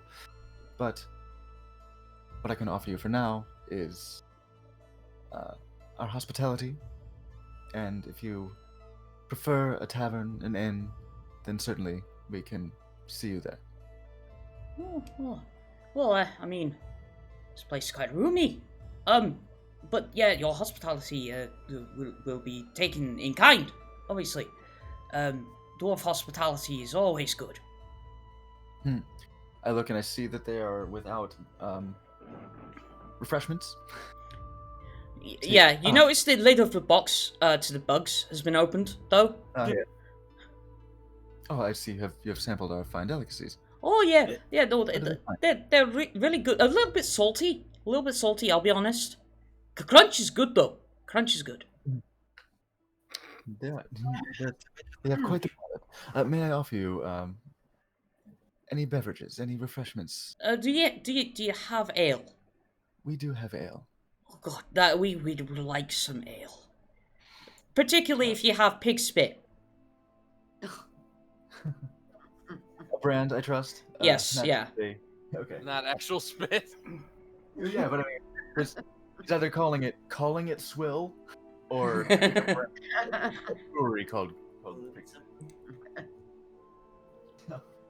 Could I kind of like, I will kind of regard the dwarves, and I'm going to notice that obviously they've come quite a long way.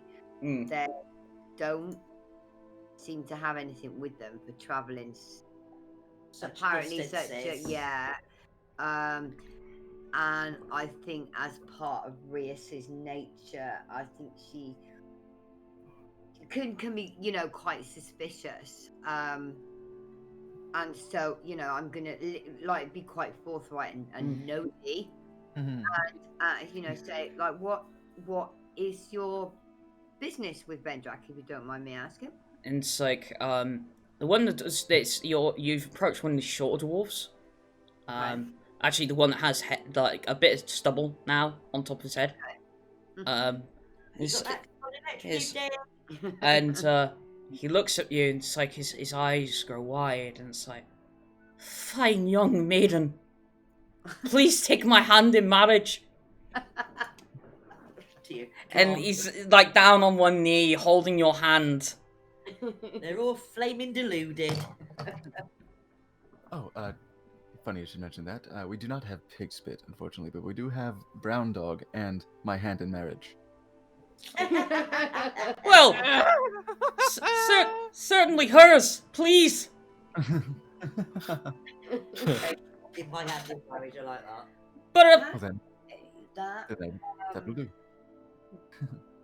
Hey, right, with charm, obviously, if I did charm someone, and obviously there's the verbal or telepathic command. Yeah. But does that Would it also act like a truth serum? Yeah, I could could I get them to actually truthfully tell me? Yeah. Yeah. Would that work? You could try. Okay. Right. Okay. So as long as they think of people that they're infatuated with, as long as they're honest with those people, then yes, they would. Okay. But that's if. Right. Although. Okay, I'm going to try that. Let's see if we can find out if there's some other reason why they're really here. Because it does sound like your charm. The one that's just out for hand in marriage. Yeah. Okay. It does sound like the succubus charm is much more of an enthrallment than it is just winning someone over. Like the eyes of charming, the glasses that Nyx have. Yeah. That's charm person. Charm person makes you act like you are a very, very favored friend, or maybe love interest or something like that. Yeah. But this sounds much more dominating. Someone has been playing White Wolf. Yeah. Yeah. Sorry. The charm target obeys you with verbal and telepathic commands. Alright, so I'm gonna. Was to literally say, Tell me why. truth. Yeah. Okay. Why you're here. He would Alright. have to say that. Okay, first I gotta make the save. Of course, Princess, do keep in mind that you can always just try and ply it from him. But yeah, if you're gonna go Wild. Yeah, to be honest, that has crossed my mind already. Now, like, when or your hand in marriage, and would he just tell me anyway? Yeah. right? Yeah. I mean, you might as well, when you're given the dish that is known as sustenance, you might as well eat from the whole plate, right? Yeah. Right. Just the whole buffet. So Yeah. am I having him make a saving throw, or are you doing more like a persuasion check? Persuasion. Yeah, yeah, I think so. Do a Yeah. persuasion Alright. check. Alright. You can always start one way. Yeah. Right. So Gotta do one or the other. Persuasion. Oh, okay. Right. Providing I don't, roll a 1 or something. Okay. What is that? I just knocked it over. Sorry. Reroll. Right, that is 18. 18. So what is it you try and get, like, information-wise? What are you trying to persuade him to do? I want the truth of like everything, the full reason that they're there and their intentions. Okay, so how do you convey this? Yeah, so set the scene again. Like he's like come off the love seat and like Well, I mean, he's like, asking. down on one knee and holding your hand. I mean, I would assume you'd be asking with heavy amounts of flirting. Just just massaging the beard a little. Trouble is, doesn't succubus know how to flirt? Well, yeah, that's exactly what. Yeah. Oh god, yeah, they do. I mean, jeez. I would hope so, because that's how they survive. It's not I was all gonna say, that's their magical existence. enslavement. Yeah. Yes, yeah. Use that flirtation and that like those feminine words in kind of like, if he is to tell me that, to lead him to believe that like at the end of everything he might get what he wants, but he won't. But I need him to believe that. Take notes from Glorious. Or you could be the world's first socially awkward succubus. Like, that's a nice boots you have. You know what they say about boots? Gotta have your feet. Just reminds me of a quote. It's like a quote of nice fuck one of shoes. Excellent. So, I've got legs. Do you like bread? Nice fuck one of shoes. You know what? See, That's that's how true love. Damn good evening. Nice fuck, and then you go get some shoes. Yeah. Okay, so yeah, how do you persuade him, Rias? I'm intrigued. How? Yeah. What words do you use? Would you like to act out how you're flirting? That's what the question is. To ask this information. Kind of. Okay, I'm going to convey it as if almost like, we're talking as if it's almost like a secret. Like, so, he's kind of like wanting my full attention. So, it's just like, it's just the two of us. And like, oh my God, like, tell me why you're really here. Yeah. What's your intention? Almost as if, Naughty little together. Yeah. So I am kind of being separate from the group and, making it all about him. To kind of pry that information. Okay. So, basically, you maybe whisper that into his ear and whatnot. Yeah. Like, oh, that tickles. So you wanna know why we're here? We're here to see Vendrak. But I feel it's more important I see a lot more of you. Oh, do you indeed? Oh, wow. I could that well. That may. Oh, actually, yeah. What is your name? I don't know your name. Oh, my name is Dipsy. Dipsy. Dipsy Cinderhill. Cinderhill. Okay. Okay then, Dipsy. Well, yeah, that could be a possibility, but if I'm distracted because I don't know what's actually going on. I mean, you don't know. I could be of some assistance to you if I was to know, the full story and Oh, okay, but keep this to yourself, all right? Okay. Wait here. We need our ring back. Vendrak has one of our rings. Oh. He has one. He has one of our old king's signet rings, and we want it back. By any means necessary. By any means necessary. Oh, Sebastian has come back and given 3 of the other 3 their 2 of them got the brown dog, 2 of and 1 of them got the hand in marriage, and I'm placing the other hand in marriage on the corner of the table by these 2. And for the rest of you, you're looking at the other 3 dwarves, who are at this point. Well, actually, 2 of them are staring at Rias. Like slow. You've never seen a dwarf drink a mug of ale so slowly. The 3rd, which is the tallest of the 4, is looking at you, Lucy.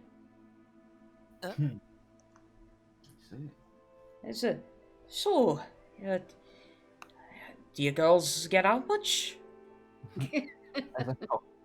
As I'm politely handing out refreshments, is there any way I can make a perception check on the conversation going on there? Go right ahead. I was gonna say, which conversation? My perception. That's nuts. So you need to ask Dipsy what he means by any means necessary. Oh, actually, that's pretty good. 16. 16. Okay. So you catch just like the offcuts, if you will, of the conversation. You hear obviously the business of Vendrak, but you hear the fact that obviously there's something about a signet ring and it being of a king, and that Vendrak has it. Okay. Good to know. I'm gonna ask Dipsy. I'm gonna, what does this ring do? But more importantly, what do you mean by any means necessary? You never know. I might be able to assist you. Well, if you're thinking we were gonna off him, we're gonna go that far. Maybe break his fingers or something just to get the ring back. It's not magical. It's just it's just one of our heirlooms. And the bloody Stormblood stole it. One of the past wars. Like way in the past. Oh, okay, yeah. So it was. Okay. Yeah. So that's. Sebastian has taken a position behind Lucy, standing with poise. Yeah. So, Thank you. This man smells bad. So yeah, you get out much? Do you have a drink every now and again? Once in a while, today included. Can I help you? Oh, well, that sounds fun.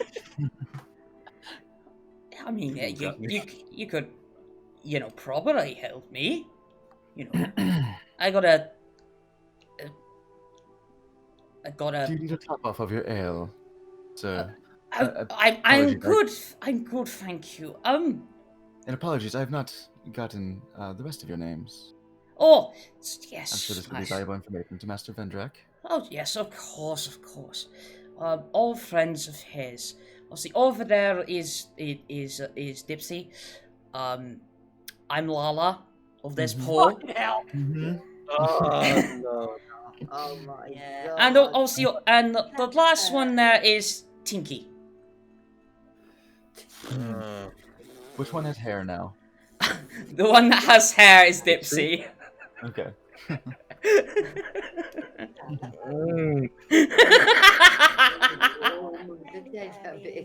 And you can put that weather rail. Holy shit. Yeah.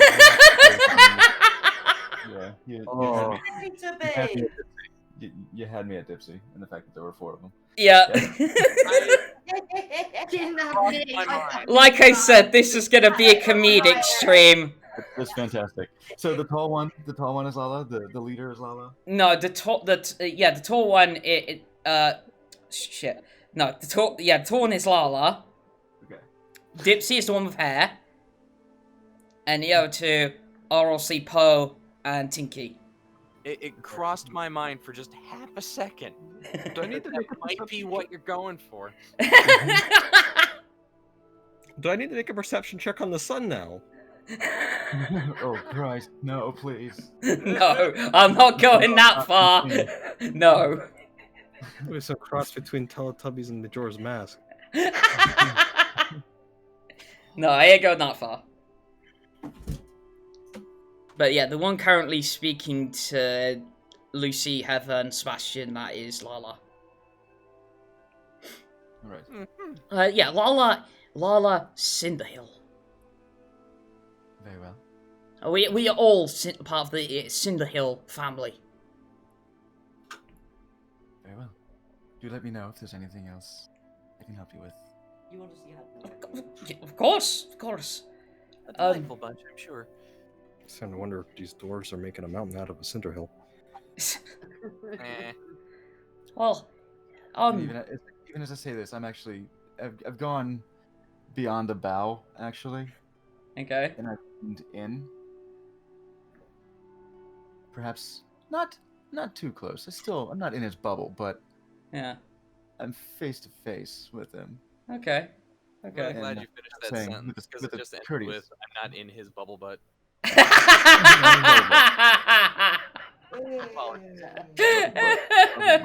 But Teletubby Greg dwarves have bubble butts. Great. but yes, I'm not quite in his bubble, but Yeah. yeah. Sorry. I'm not quite in his bubble. However, I'm leaning very much at eye level Okay. and leveling my gaze with his and saying, "Please, let me know if there's anything else I can help you with." What? And then I lean back Okay. and go back to stand next to Lucy. And with that, I'm gonna literally like just stand there and say to Dipsy, like still in this the same like tone and way that I have been talking to him, but like that, I need to take care of something for really really quickly. And as I get up and I like go to walk out of the room, but I make eye contact with Sebastian and enough to make him aware that I need to speak to him enough that he would follow me out of the room. Okay. Now, Well, if don't you'll be- excuse me, Master Cinderhill. Don't be too long, my fair maiden. I will be back. Must attend to Heather's constant face palming over the current situation is only interrupted by seeing the occasional floating beard hair. And then as you open the door, Sebastian or Rias, which of the two of you, you're quite alarmed because now the flump is in your face. Oh, hello. And the flump, as you step to the side, floats in. I sort of Close the door. Leave the flump in the drawing room with the rest of them.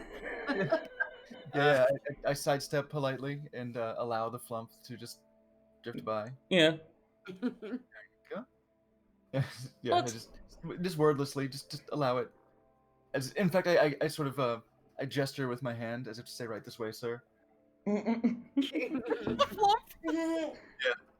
Oh, don't let that bloody thing in here! Lucy is going to very gently grab the flump by the top of the head and just hold it in front of her. Not Great completely girl. up and down, but It's like almost- pulling the head Great toward girl. her a little bit so like- the tentacles are pointing outward. It's like a fucking Gatling gun! Well, not like all the way back. Like, go ahead, take another step closer. You will grow a mullet. Whoa, which way are you aiming that thing? My friend over there's not got hair now. Isn't he delightful? Is it? He's shocking. Watch where you're aiming that thing. I could say the same.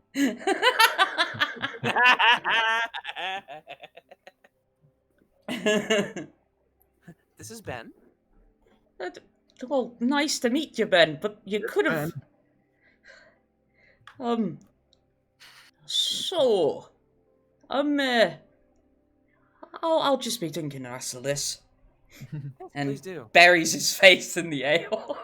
The shoe instead of it. Okay, so we get to the foyer with Sebastian and Rias. I say, yes, Lady Rias. I just thought I would bring it to your attention. You may have overheard part of the conversation regarding the ring, that they come to actually get a ring back from Vendrak that he has. I am mildly concerned, however, when they say by any means necessary. Dipsy has said they don't quite intend to kill him, but they would go as far as breaking his fingers. And that is, as you can imagine, is somewhat concerning. I thank you very much for your concern and your assistance. This has been very helpful. Thank you. We certainly can't have any threats to Master Vendrak No. making a nest in our home. No. I feel we may gently suggest to them after a time that they find their own room and board. Mm-hmm. Better stay in Dulldawn. Yeah. Yeah, yeah. Extend the courtesy of allowing them to finish their beverages, but then we must insist that they find their way out. Is that not going to be quite difficult now? After having said that they can stay, to then say no, they can't stay? Is that going to be quite difficult to actually get them to go?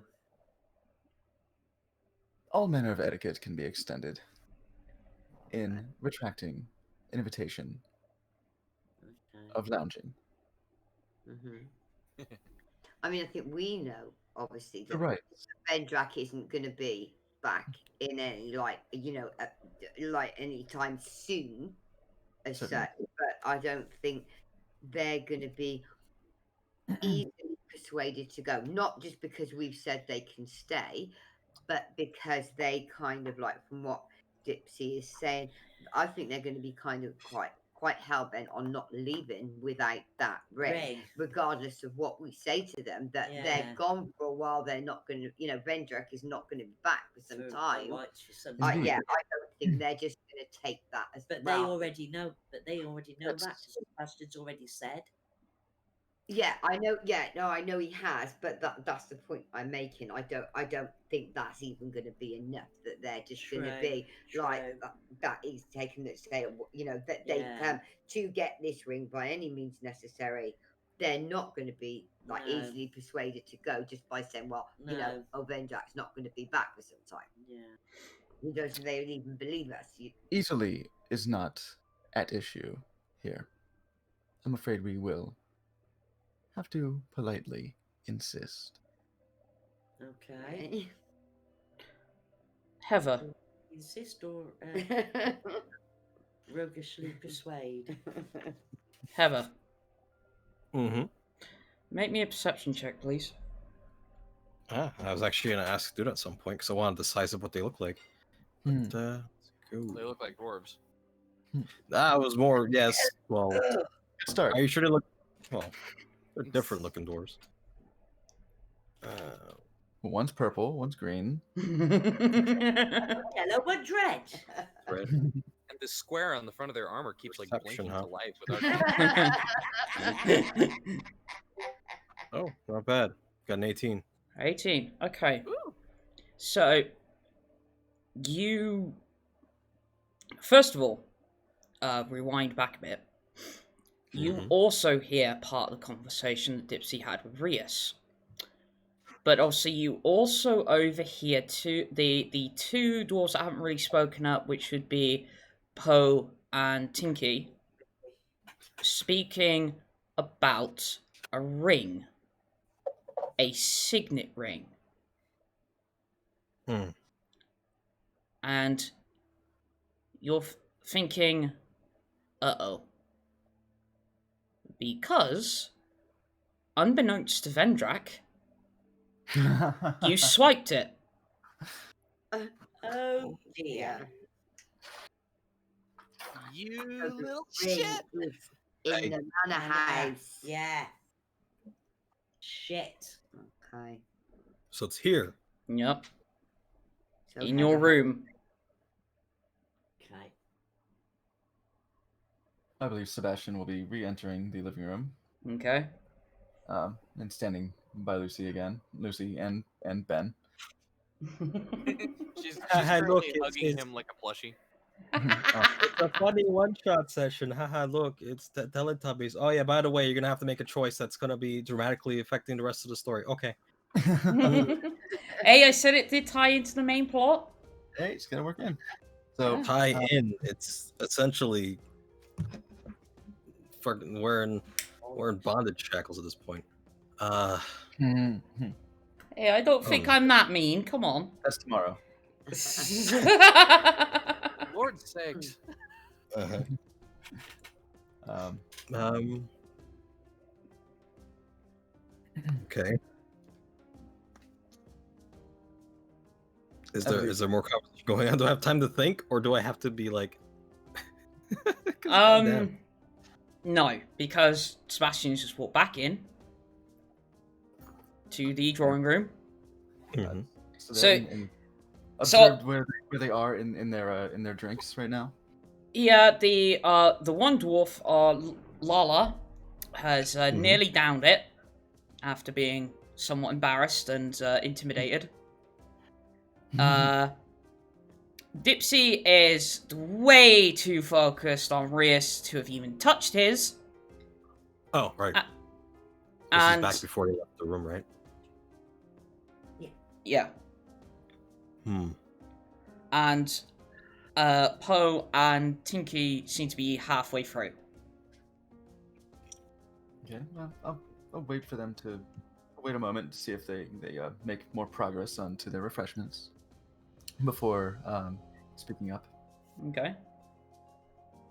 So, you know, that Lala has downed his in about 5 minutes. Shortly after is Poe and Tinky. And, well, being distracted, Dipsy is very slowly getting through his. Great. He's only basically using it to basically wet his mouth because he's had it hang open so much that it's drying. Nah. So, just one straggler. So, quite simply, I say, well, this has been a very pleasant conversation. We will be sure to let Vendrak know when we hear word of our traveling masters. Now, is there anywhere I could point you to? Is there any sort of accommodations? Now that we've shown you some hospitality in our home, I would love to show you to some more long-term room and board. Whoa. If there's any style of inn that is to your liking. Well, okay. I thought I thought you invited us here, but I mean, if that's the case, Some time. if For that's some time to chat and break bread, of course. yeah, well, no, if that's the case, we'll make our way, but we will be back, because it is pressing business that we have with Vendrak. We can certainly pass on a message. If you could, yes. They're saying As that. long as that message is not one of ill will. Oh, of course not. No. Nothing that involves any sort of violent reclamation of property you feel you own that he has in his person. Excuse Certainly. me, sir. What are you getting at? I'm afraid I cannot abide any threats to our masters here. So please, make it known that for as long as you are friendly and amiable with a personage in this household, you may be welcome to our full hospitality. Otherwise.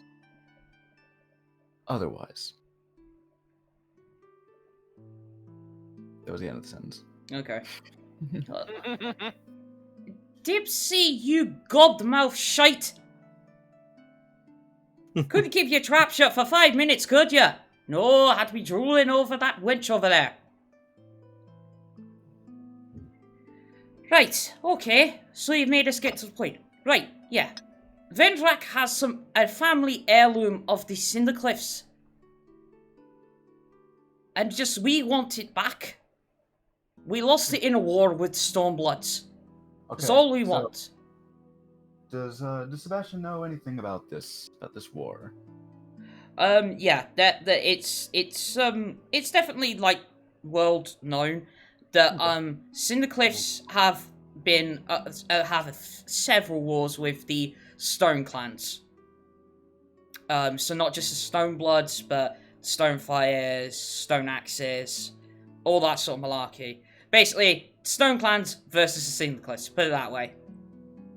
And obviously, what he's describing is they've lost a signet ring of one of their kings in one of the previous wars, and they're looking to get it back.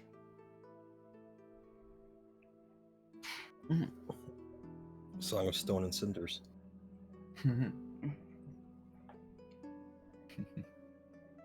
Look, whatever Dipsy over there has told you, it's probably greatly exaggerated. We just want the ring back, and we want to do it in a friendly manner.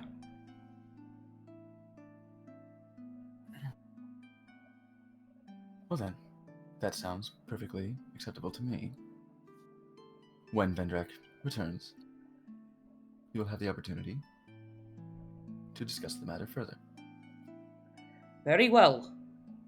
But keep in mind, we will be back. We will be. Terry's still not told anybody. We will make our leave then. Obviously, our welcome has been too long. Come on, boys. We're off. I recommend the Ravenlock. It might be the upper price range, but it is well worth every copper. Thank you, kind sir. Dipsy! No, I'm not leaving her behind! Dipsy, you gobshite, come on! And starts dragging him by the beard.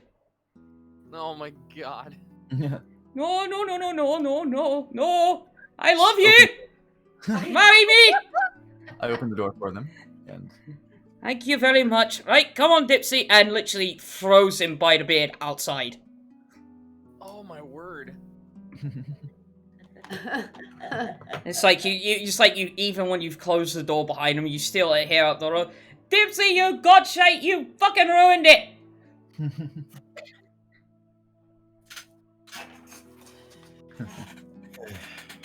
That was full of Actually, Sebastian, make me a perception check. Okay.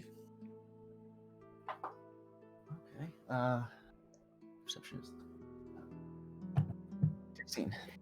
16. As you've opened the door, you just take a glance up, and you see there's some, looks like storm clouds brewing up above Dulldawn. Yeah. Nice. Lucy is still hugging the flump with one arm while... That sounds so rude. She is hugging the flump with one arm while fidgeting with her keys in the other hand. Okay. But yeah, seems as unusual storm clouds are brewing above Dulldawn. I guess I At the same time, Heather's. call down the street to them. Mind the weather. It does look like a storm approaches. Yeah. Yeah, bloody well came out of nowhere. Well, stay safe. No. Shut the door. Yeah. The cliffs of... Hang on, hang on, I'm just thinking, did we get rid of the Phylactery or did we kill him? We destroyed the Phylactery, didn't we? Yes, the party destroyed the Phylactery, but obviously in present day, Piers Carthax is back. Oh, yeah. Oh, of course. Sure. Yeah. Okay, so it's just getting, by the time the dwarves leave and everything, it's approaching evening time. It is. Okay, so I need to make sure the toad gets fed. Oh yeah. So you get one of the. Sounds a bit. Yeah. Sparkling in the background, please. I'm Okay, so I'm going to go and feed Cocoon. Alright, so you grab one of the boxes of insects, and as Melfric described, you lay it about 7 to 10 feet away from the giant toad, and in one fell swoop, the toad's tongue grabs the entire contents of the box of insects Fuck. Bleep. and rolls back into his mouth, and he seems satisfied. Oh, good. Penny is. I he's bet a And he then- is that one, dude. And then it's High like, in fiber. No. Big blab. just seems to be burping. Hmm. And then Well. uses his tongue back on the wall. He's getting there inch by inch towards the fountain. That's right. He's doing his best. Takes me a year. Oh, Probably buddy, will. coming sometime Yeah. tomorrow. It's like playing like combat music, but you see him moving like snail speed. Hey,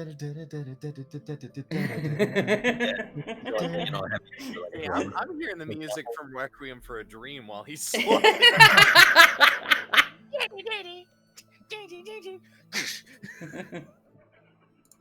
He's gonna be on loop for months. I was thinking one of the combat songs from like Majora's Mask. Well, it's more like the.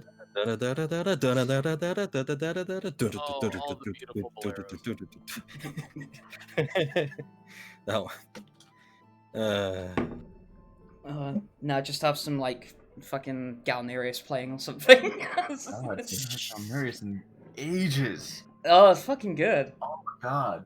So good. Daughters and Nemesis? Holy shit. Yeah. This frog travel scene provided by 2 Steps from Hell.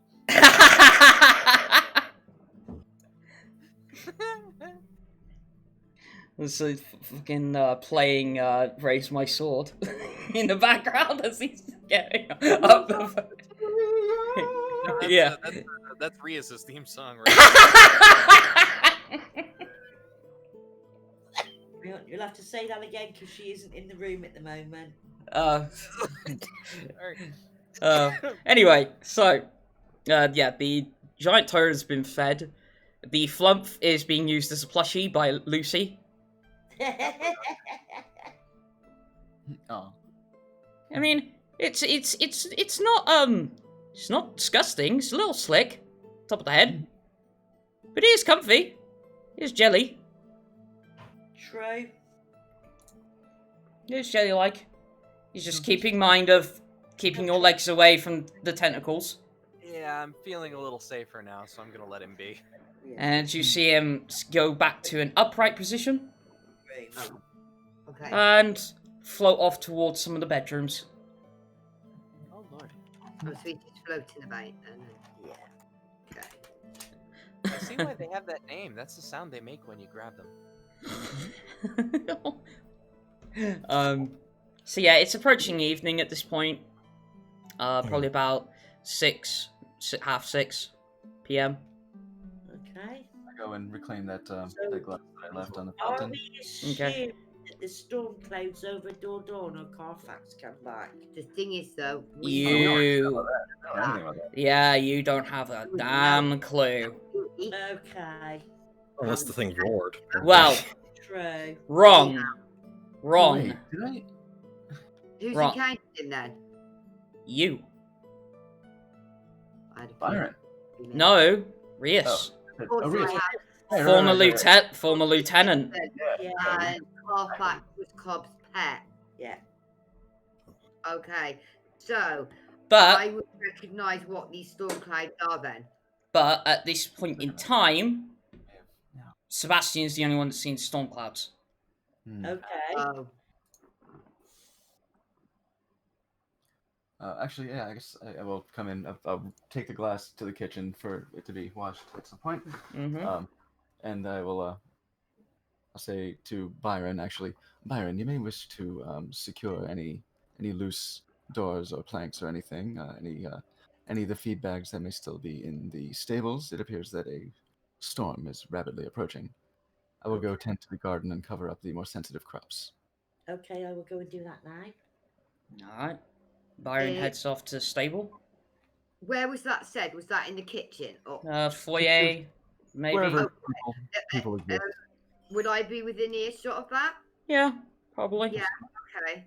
I'm gonna go and take a look. At just hearing that there is a storm coming. Mm-hmm. So curiosity, I'm gonna just open the front door so I can go and take a look. Just to see how bad it is, and so at that point I look. Perception check, please. A what? Perception check. Yeah. Okay. Oh God, I haven't got my glasses straight. Oh, that's shit. 11. 11. To you, just looks like a storm, possibly some very damp rain clouds. Great, and I'm the only one to count them. Well, that was a lot good, wasn't it? Yeah. So it occurred to me, I forgot exactly how the very tail end of the last session went. Because I remember sending message at least To Bobby. twice. So I only sent it to Bobby. I didn't Yeah. send it to the household. Oh, shit. No. Because that was my two concerns, I guess, where it would have been to the household to say stay safe, but I guess I prioritized Bobby because Bobby's got to fight this fucking thing. Yeah, because you sent the first message to Bobby because it was like, oh shit, there's a possibility that this undead Dracolich, and Bobby went crazy and stuff like that. Then you sent a second one because you saw the the gigantic silhouette of the new Carthax. You were like, Bobby, get the soldiers, get everybody, and then it cut off. Okay. With the first and only time you've heard Bobby be scared. Yeah. Oh, okay. It literally has frightful presence, so I get it. Yeah. Yeah, shit. Okay. Yeah, nice. Yeah, now that I think about it, there's every reason in the world for Vulen to be worried about the household. But we're not with Vulen right now. Nope. Plus, this is in the past, so... Yeah. So it's wondering, why would he not? Yeah, alright. Just, the heat of the moment. Yeah, gotta act. Yeah. But I guess I'd hopefully know the first thing I'm doing next session. Well, we'll see. Stay safe, fam. Because honestly, oh god, I kind of want to run that. Having the more capable NPCs go up against. That'd be some real shit. All right. Let me think. Shit's gonna get wild. All right. What are we doing? We're just cleaning up, tending to the garden. Yep. Making sure everything's battened down for an approaching storm. Yep. Got a fucking nor'easter coming up in here. Okay. So by the time all of the rest of the house chores and that are done, night has fallen.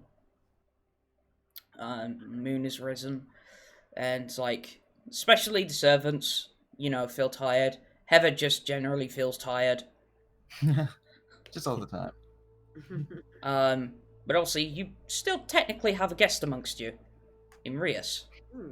Indeed. Oh, chef. Sebastian's very appreciative of Rias' assistance with the dwarf situation. Mm-hmm. Yeah. So,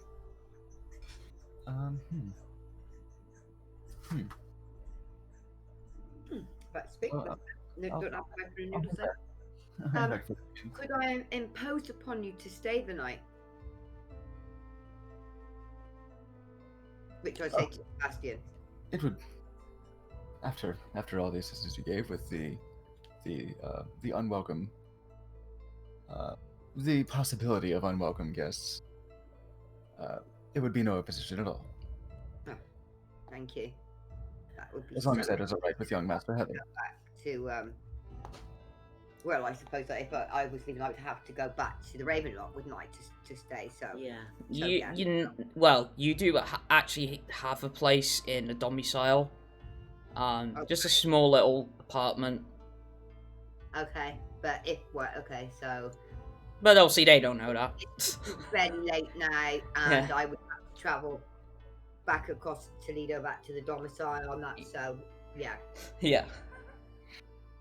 Yeah, and of course, yeah. I say, as long as that is to the liking of young Master Heather, and I look to her, kind of look for the green light. Heather. Sorry? You're being called upon.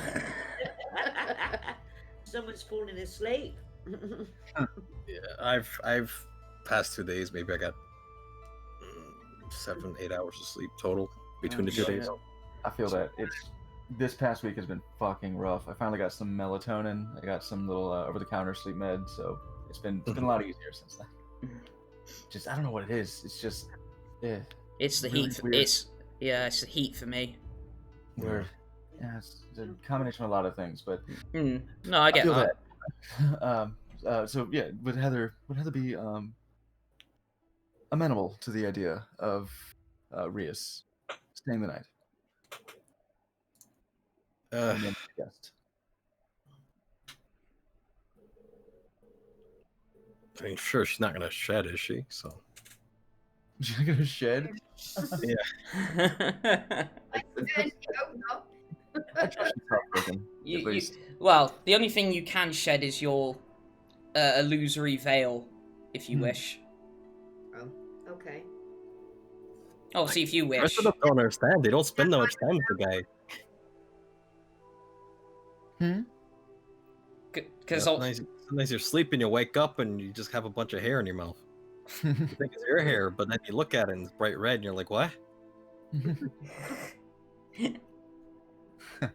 But yeah, you could drop your veil if you wish to. Okay. You're actually going to drop it then. Yeah, continue. Sorry, I've got mouthful of noodles. It's all right. It's all right. I think I heard a yes somewhere in there. Yeah, you did. Okay.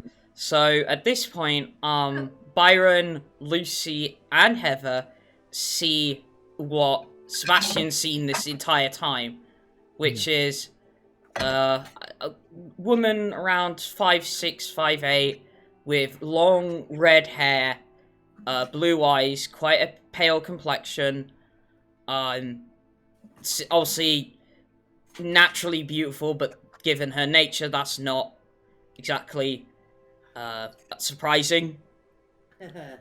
But obviously, the one problem is her get-up as such. There's obviously it's kind of revealing. Very bomb gear. Yeah.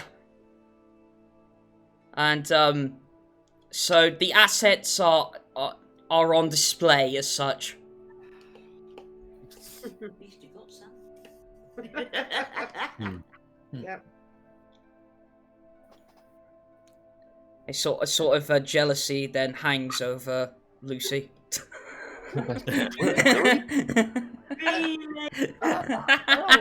Are you fucking kidding me? I'm just joking, Jesus. My back hurts just role playing her. They're neck and neck at least. Neckline and neckline. I was just joking, jeez. But yeah, I put on a V-neck and it turns into a W. What the fuck? But Sebastian simply gives a gentle smile and says, "Please make yourself comfortable." And Lucy mumbles, "I think she's comfortable enough."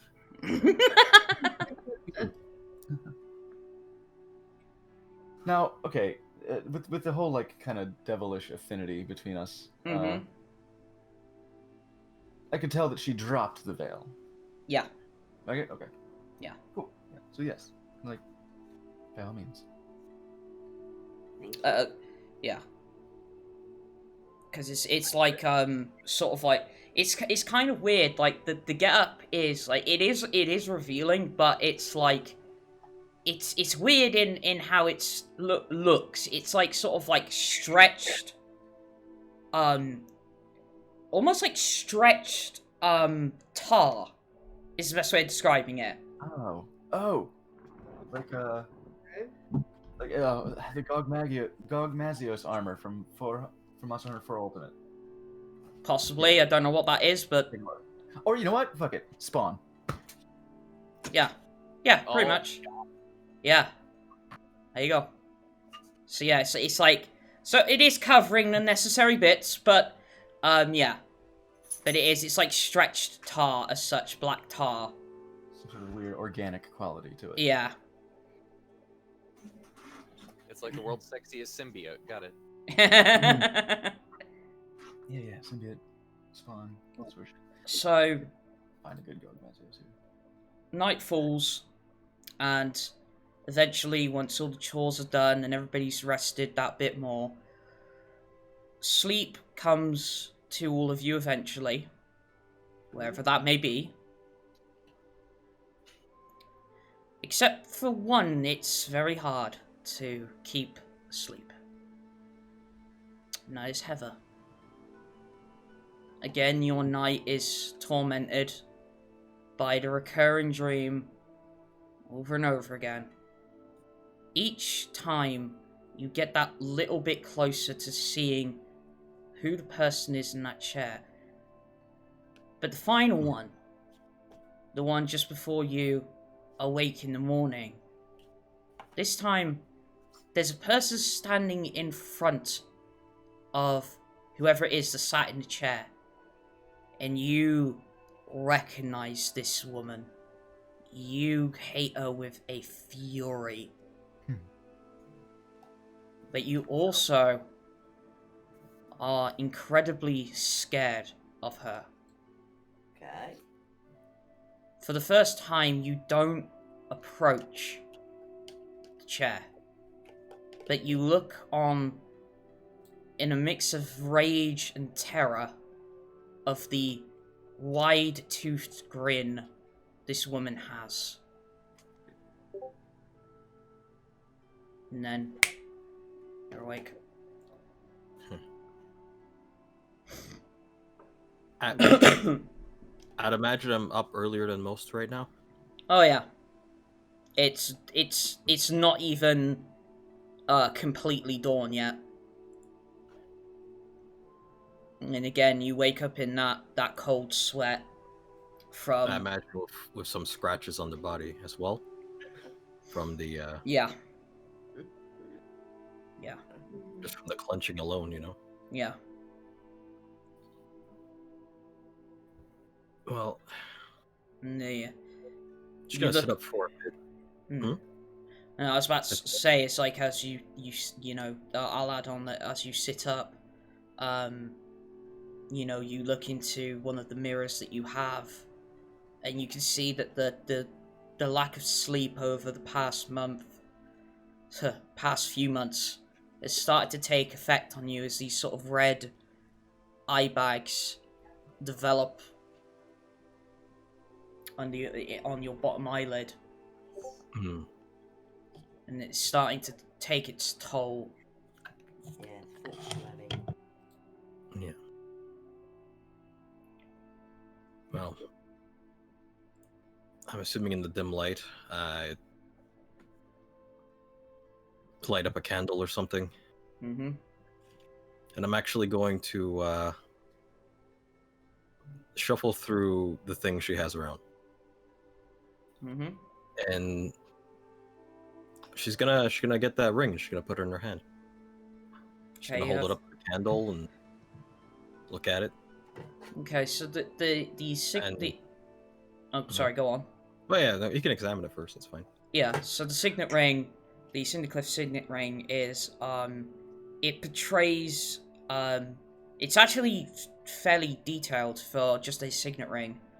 It depicts the city of Cindercliff on the cliff edge as chunks of the cliff that it is on is falling away into the ocean below.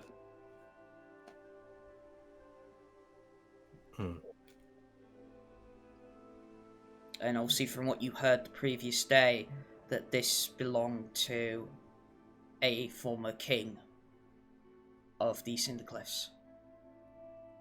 And it is a treasured family heirloom of theirs. Yeah. And it's just something you happen to, borrow from Vendrak. Hoping that he won't notice until next session.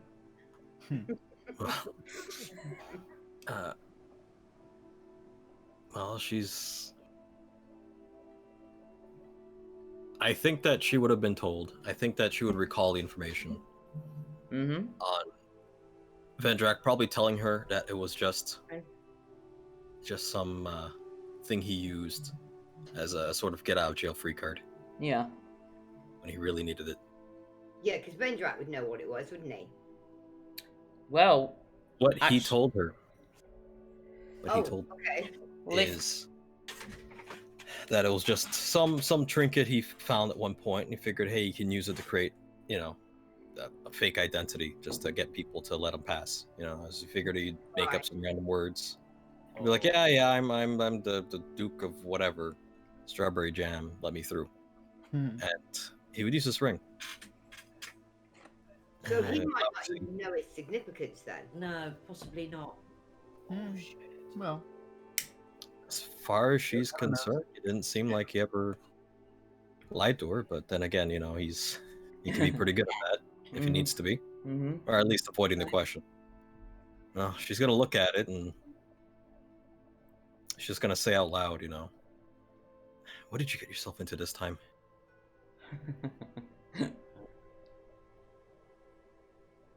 And then she's gonna sigh and put it back in the drawer. Okay. So, eventually the dawn rises, and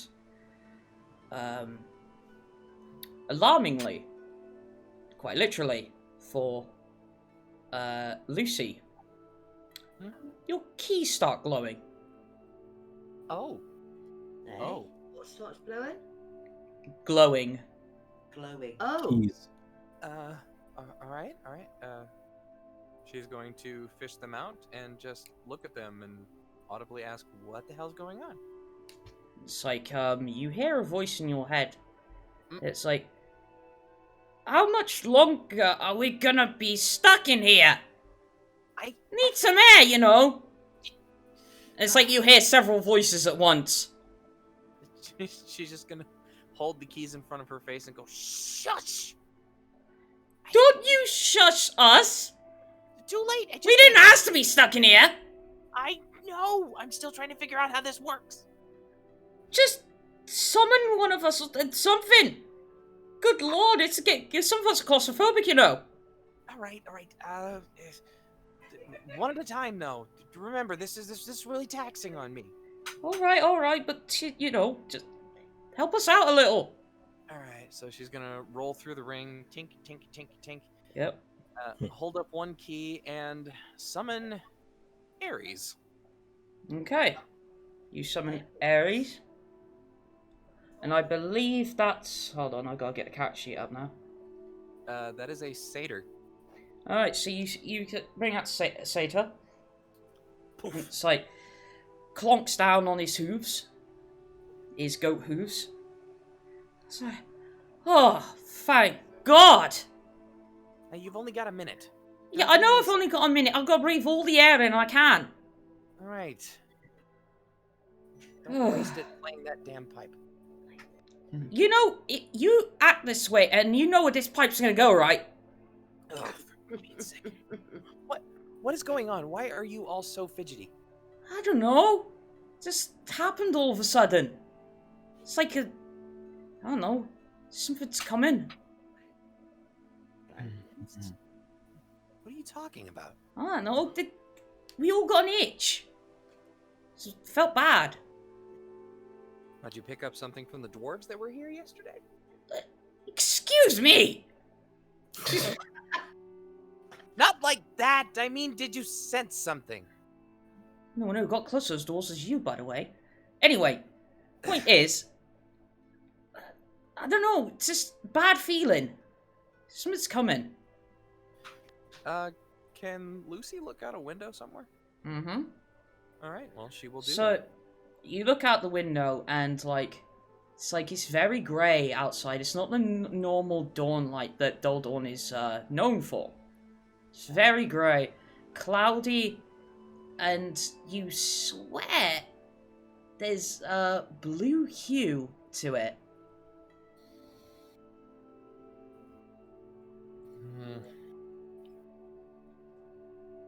Alright, But, make me a perception check.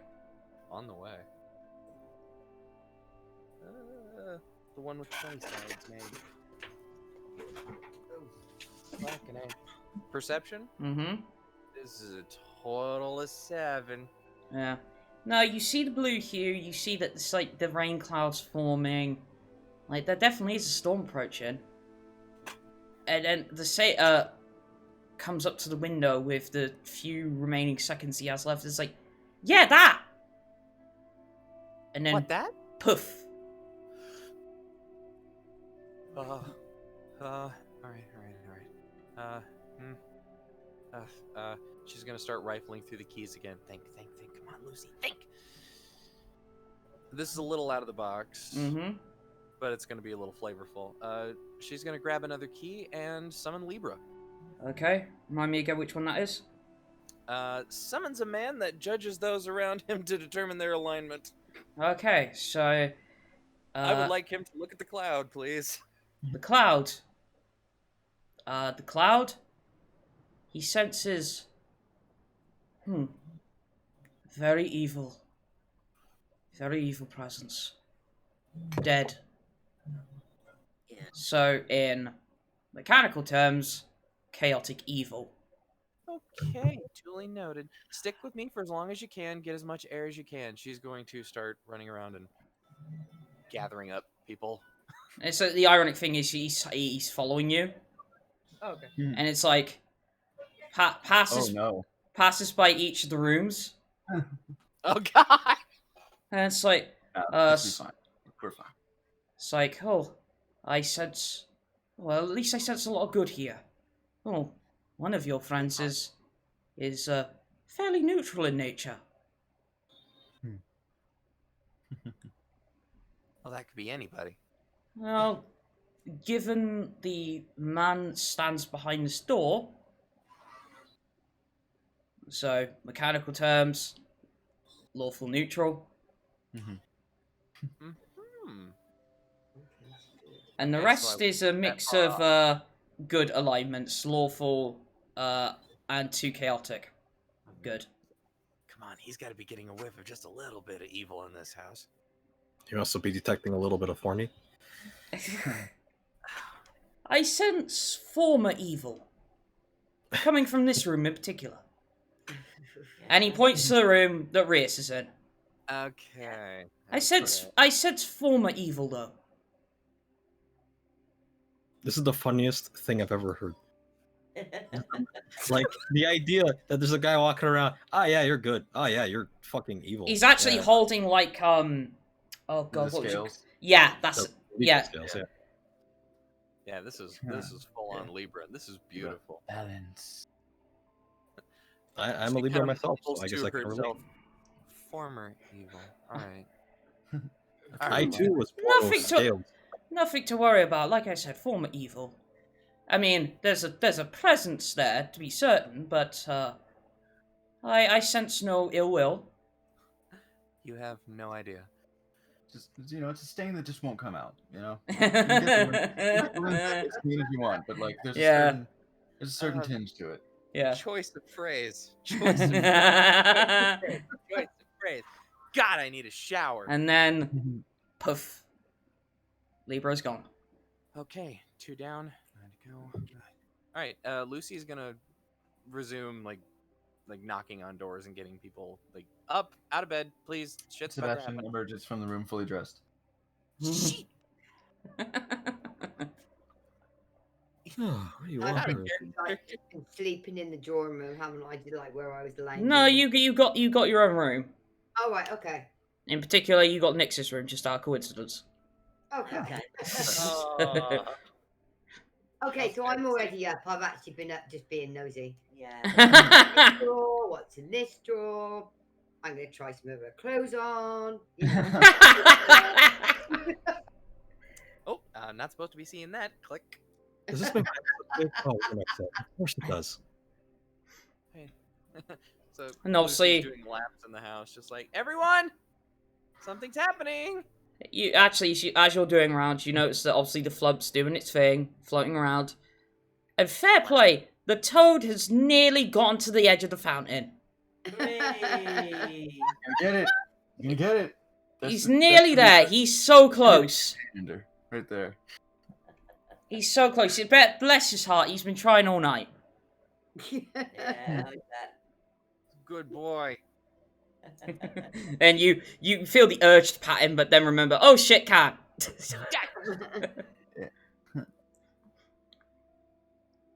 But yeah, everybody is woken by Lucy rampaging around. After being assembled, I put a pot of coffee on and Okay. How long ago was it since Follow the her. toad was fed? Sorry? How long ago since the toad was Oh, fed? he'd need to be fed now. He does, okay. Yeah. It's yeah, but are there any insects left? There's Oh, yeah, still yeah. 3 boxes. Oh right, okay. Yeah, we could. So again, 10 feet away, lay the box, thump, straight I in. also found this fucking song I meant. The chase theme from Majora's Mask. That's the one. Ah, He can have a whole box at a time. yep. yeah, no, see, yeah, that's what I was thinking. Like we get it by the bucket, so like I thought it was meant to Right. be It like makes back slow. Smelling, okay, yeah. And it's like, he's This fine. is like the Yeah. untold part of Tortoise and the Hare. Nobody ever talks about the frog. We're all gonna reach level 20. We're gonna come back to Dulldawn. That frog is gonna be perched on top of the fountain. it's gonna be the frog hemoth. Oh my god! I feel like that should be our starting soon, like, image. Is just the frog slowly make it from one side of Yes! Yes! Excuse me while I make note of that. Oh my god, yes! Anyway. It could take 10 minutes to get from one side to the other. Yeah! Anyway, so everybody is awoken by Lucy. And there's a sudden panic. Up! Something's going on outside.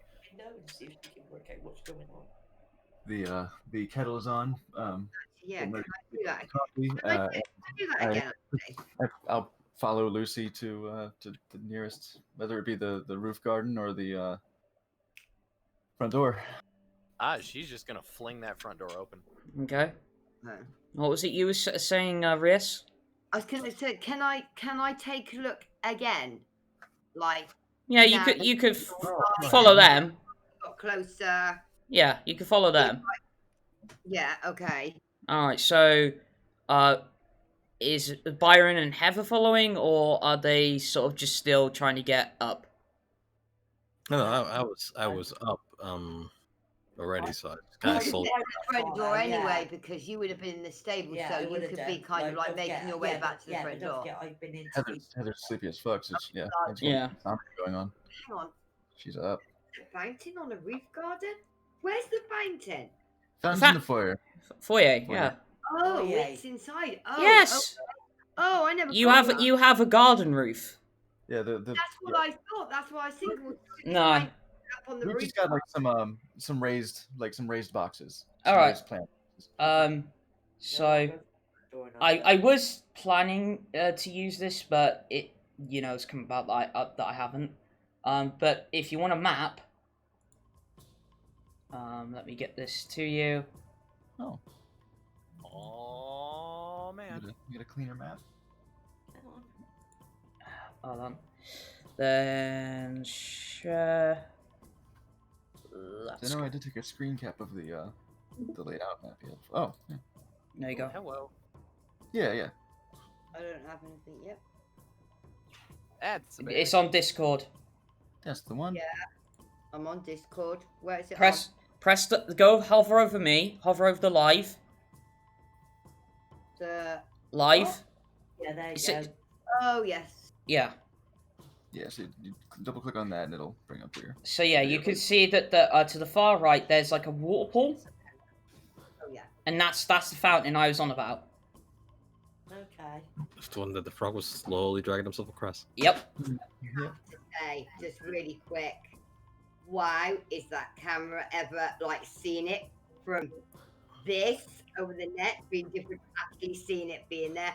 That camera is so much clearer than the Keo. Yeah. Right on. That, Yeah, Wow. this is the first session you have the new camera, the new Yeah. everything. yeah, Well, it is. minus the lighting, but we are gonna work on that soon. That's okay. We exist in the void now. Yeah. Hmm. Yep. See, and I said that backdrop would be fine. Yeah. All right. You proved your point. So, yeah, so the camera right area, that brown, that sort of tan Stairs. region, yeah, that's Yeah. the stairs up to the Yeah. garden. So if I was to flip the map over, there is an actual garden roof. Yeah. Oh, cool. Yeah. So yeah, we go out to the front and observe the ominous portent. Yeah. Okay. So hold on. Let me just switch this back. I miss portent. Oh, this is what I think it's like. Is Just it? switch that back. Oh, I just realized I have my own key points, technically. So, yeah. So everybody that has gone outside, make me perception checks. Okay. That's better. Okay, Oh my perception. God. huh? Yep. One. Shit. Oh. That die. I don't mind. That is an 18 for Lucy. Alright, 18 for Lucy. 22 for Byron. Byron's got 22, cool. Byron, you're in 10 for Rias. 10 for Rias. Shit. And Heather. Yep. Has Byron rolled anything below a 20 today? I'm sorry. I gotta worry about the phone. I rolled Oh, sorry. a 9. 9. Okay, Yeah, so... I rolled a 1. I went back in for the coffee. I was like, oh, I don't wanna Yeah. do Okay, so Lucy and Byron, you see the outline of something big. Okay. How big? Blocking out the sun big. Wow.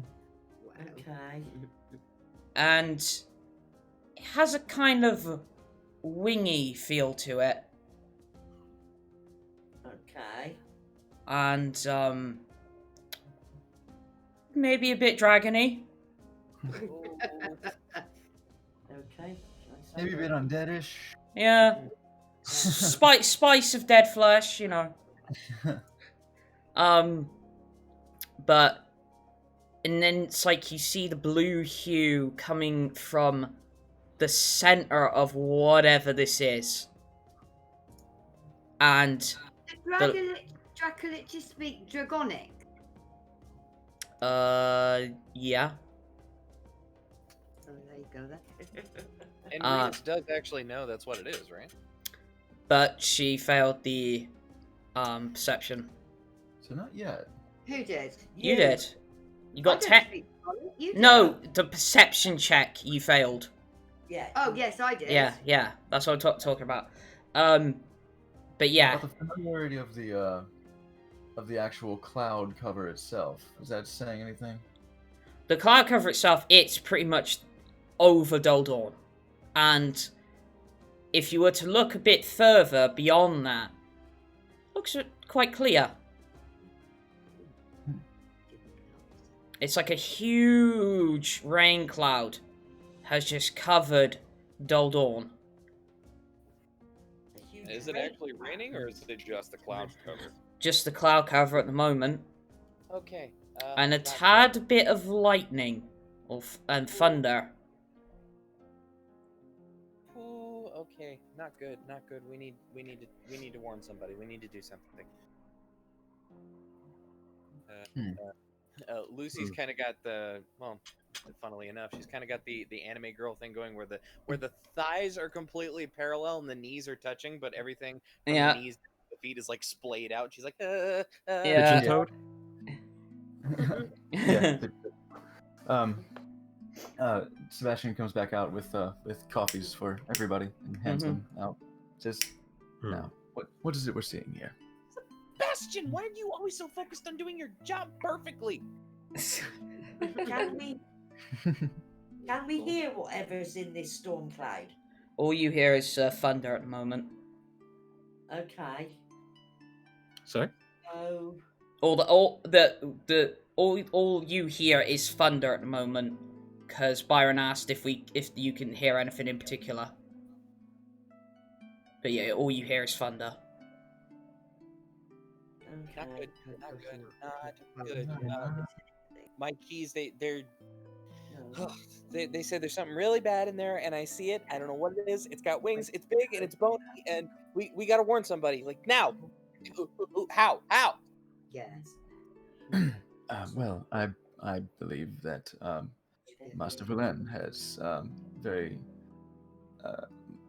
important contacts in the castle. If we may wish to seek an audience there, that would probably be the best place to start if there's early warning to be had.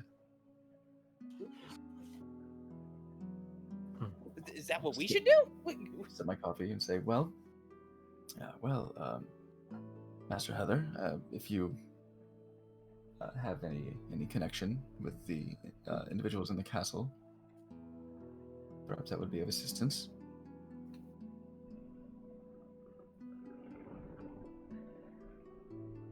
Other than Bobby, who's going to be in the camp? You do know Bobby slightly. You Hmm. do know Commander Talius, Yeah. so you might be granted access. But has whoever leaves our home base got time to get to the castle and warn them before It's whatever's pretty coming? close. Yeah, it is. It's pretty close. You are in the diadem. I mean, Talius would be your best bet. Yeah. And then Mass Castle come. So That it's sounds like perfect. literally Okay. right Although- there, opposed to going across the city. Yeah, but I'm so just wondering how fast how this close storm is clouds how, come in. yeah. Well, who's the current leader of the guard? It's Commander Talius. Yeah, it is Talius. Yeah. I thought she was in a higher position, though. Yeah, she still does man every now and again the City Watch. Oh yeah, no, that's Man's a good the city point. watch. If Yeah, they're she's really carrying good. dead, surely there's got to be somebody in else. proper control of the city watch. Probably, the guess, maybe Sergeant Stonefire. Okay. Right. I've thought about this too hard. Abort. Talius probably sounds like the best option then. I would say for all sense. Yeah. Okay. So, Sounds like we have an option. I'll collect the cups and saucers from everyone again. I'll take them back. Lucy hasn't had a step out of hers. She's just like, Nice. guy. actually, Lucy, just for the hilarity, make me a dexterity check. A dexterity. Okay. Mhm. Well, that'll work. Fucking hell. 4. Okay, so, because you're panicking so much, the coffee spills on you. Ow! Ow! Yeah. Ow! Ow! Yeah, she starts swearing in Infernal. Damn. Which just sounds like Megadeth lyrics played in reverse.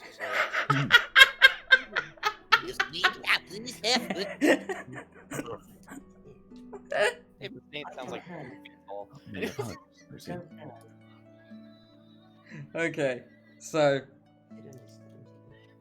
so you're all heading to... Because actually, where are you heading to? Are you headed to the City Watch Station, or are you heading straight for the castle? Sounds like the castle, eh? Castle, Which is isn't going to it? be closer. castle. Yeah, we're one's and closer. Commander Tallis will be at the Yeah. castle, won't she? Yeah. Okay, so you all shoot off straight to the castle. I'll see you are stopped by guards at the gate. And state your business, please. I bow graciously. I say, my name is Sebastian. I am the head servant of Master Vulan. I believe, Master Vulan of the Blue Banner. This Okay. is another one of the residences. Yeah. Hi. Banner. Nasty weather we're having, right? Yeah. Literally. Looks It's like pretty nasty. So it's like she's gonna piss it down. We come seeking an audience with Commander Tallius, for we believe that this is more than, as you say, a potential piss incoming. This is something more dire, it seems. We wish to give early warning. It's a All right. nasty piss. All right. Go through. And they open the gate. Yeah, I come back up my bow and proceed. I don't think so. So you go through. Is somebody playing music? Yeah. What the I hear fuck? it. Hold on. Who's playing music? Hold on. Will it end this end? Okay, never mind. Don't worry. Okay. Anyway, so yeah. Music. So it just caught me off guard. It was just like, No, I could hear it. Yeah. A little distant. yeah, No it's big. fine. Don't worry. So yeah, you head up towards Castle Camelot and go through the main doors. Obviously, you then are in the main foyer of the actual castle, which obviously has the some of you may obviously be seeing this for the first time. Has the two bannered staircases either side with a door to the west, east, and the north. The north one in particular has the very well decorated symbol of the Robin Gomery family crest. Robin Garmin. Yeah. Which you presume leads to the throne room. That makes sense. Yeah, I suppose I'll follow Heather's lead on this one. If Heather has a better idea of where she's going. Well, none of you have been here before. Then I suppose I will. We made Heather stay Sure. outside with the Yeah. DM. I suppose I'll infer that this is going to lead to some area of administrative importance, if not something, just the king himself, which would be a breach of protocol, which I would prefer to not do, but Tallius may very well be there. So Yeah. there we go. Okay. So, do you knock or just straight up open the doors? Oh, I knock. Okay. Sebastian knocks. Okay. Well, as soon as you knock, Lucy's gonna push the doors open. There's a time and a place for propriety. Because Lucy is the only one that's been here. That's true. That's right. I fucking work here. Yeah. So it's like, oh, who is it? I was like, oh, Lucy! Yes. Hello. Not right now. Please look outside. Something is very, very wrong. What? What's Your going on? Majesty, something dreadful seems to be approaching. This is there is a I guess you probably said what you saw, the two of you who did see probably said something about, a Oh, scary that's right. surprise. She rolled a natural one and got us coffee. Yes. And my hand still stinks. Yes, there's a dreadful omen coming this way. We felt it appropriate to grant early warning as soon as we could. Well, it's funny you should mention that. I did get a message from Vulan that something bad was coming. But he didn't exactly say... Well, he said something undead, and then I got my sword out, and then I had to calm down because Kamali's told me off. Sounds But about right. he said to be prepared, so we have the soldiers on hold at the moment. Nothing so far has happened. Think it's gonna. Definitely think it's gonna. And then you hear this. Oh boy. It starts playing. He's on mute. Hold on. I think it. Ah, there we go.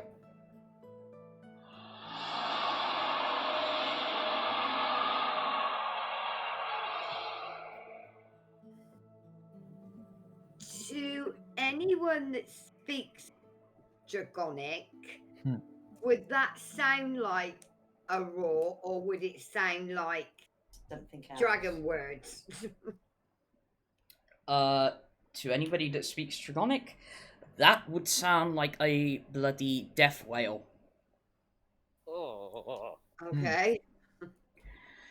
And then you see Bobby perk his head up. It's like, hold on, wait, what at a time? Oh no. Okay, right, on it. It's like, summon the soldiers, right now. Okay. So Yes, that was Rulen. Oh dear. hearing that roar, would everyone know what was coming? Rias would. But Pardon? Rias would. You know exactly what that is. oh, and I would know specifically who. Yep. What, It was Rias that told what us. Dracolich it is, and yeah. You know exactly that's Carthax. Okay. Okay. Would Byron know? You'll know it's a dragon or Yeah. Dracolich. Well, A dragon. dragonish thing. Yeah. okay. And it's like But you Bobby. wouldn't know It which one it is. Bobby is now storming down the aisleway of the throne room. It's like, all right. I'm getting on the soldiers now. It's like goes up the staircase. It's like, prepare for battle now, everyone. Oh. Right, have we got time to get back to the transport? And No. it's like he then stomps back down the stairwell, opens up the front door, and at that point, I'd like everybody to make me dexterity saving throws. Oh, here it comes. Dexterity saves? Yeah. I was waiting- I was Oh like, where's- lord, he's coming. As he would storm around, I would love to have said, like, my liege, if we, or your majesty, if we may be of any assistance, we're at your disposal. Very what? Oh my god! Oh my god, critical fail. Saving throw. Yep. What's my 13 saving from throw? Lucy. 18. Okay. Finally, something below. Where's my save? Oh, that's okay. 19. Okay. Heather. 11. 11. Yeah. So, what happens is a lightning bolt crashes through the roof, hits the ground, and you feel the ground underneath you give way as you fall. And that's where we're in for tonight. Oh fuck off! Okay. All right. Well, ladies and gentlemen, I hope you enjoyed that one shot. Kind of itching for a fight. Ain't gonna lie. Yeah, me. Yeah. Oh well, yeah, you'll get. I think you'll get plenty of fight next week. Yeah. Oh no. Yeah. But yeah, I wanted to try out. Really take Sebastian for a little test spin. Yeah, there may be another time we can do that. It's not out of the realms of possibility. Yeah, I was We're back wondering to our whether it's a character one shot next week. or double barrel. Well, okay. Let's do throw out to you guys. Would you rather next week go back to main plot or make this a 2-shot? I think the main plot makes sense. Right. Well, hey, yeah. What do y'all think? Because like, Main plot makes more sense because as of this instant, we're actually concurrent with it. we're Yeah, caught up, yeah. Oh, But are we? damn, Yeah, present. You're at present now. It's exactly that same moment with the big blue flash that we see psychically projected into the main party's Yeah. red Where's and that? red. Where's that little Asian girl? Why not both? Are in like Silverleaf and whatnot. Is at the point that Carthax is attacking Dulldawn. Yep. Yeah. It's literally the same time. Okay.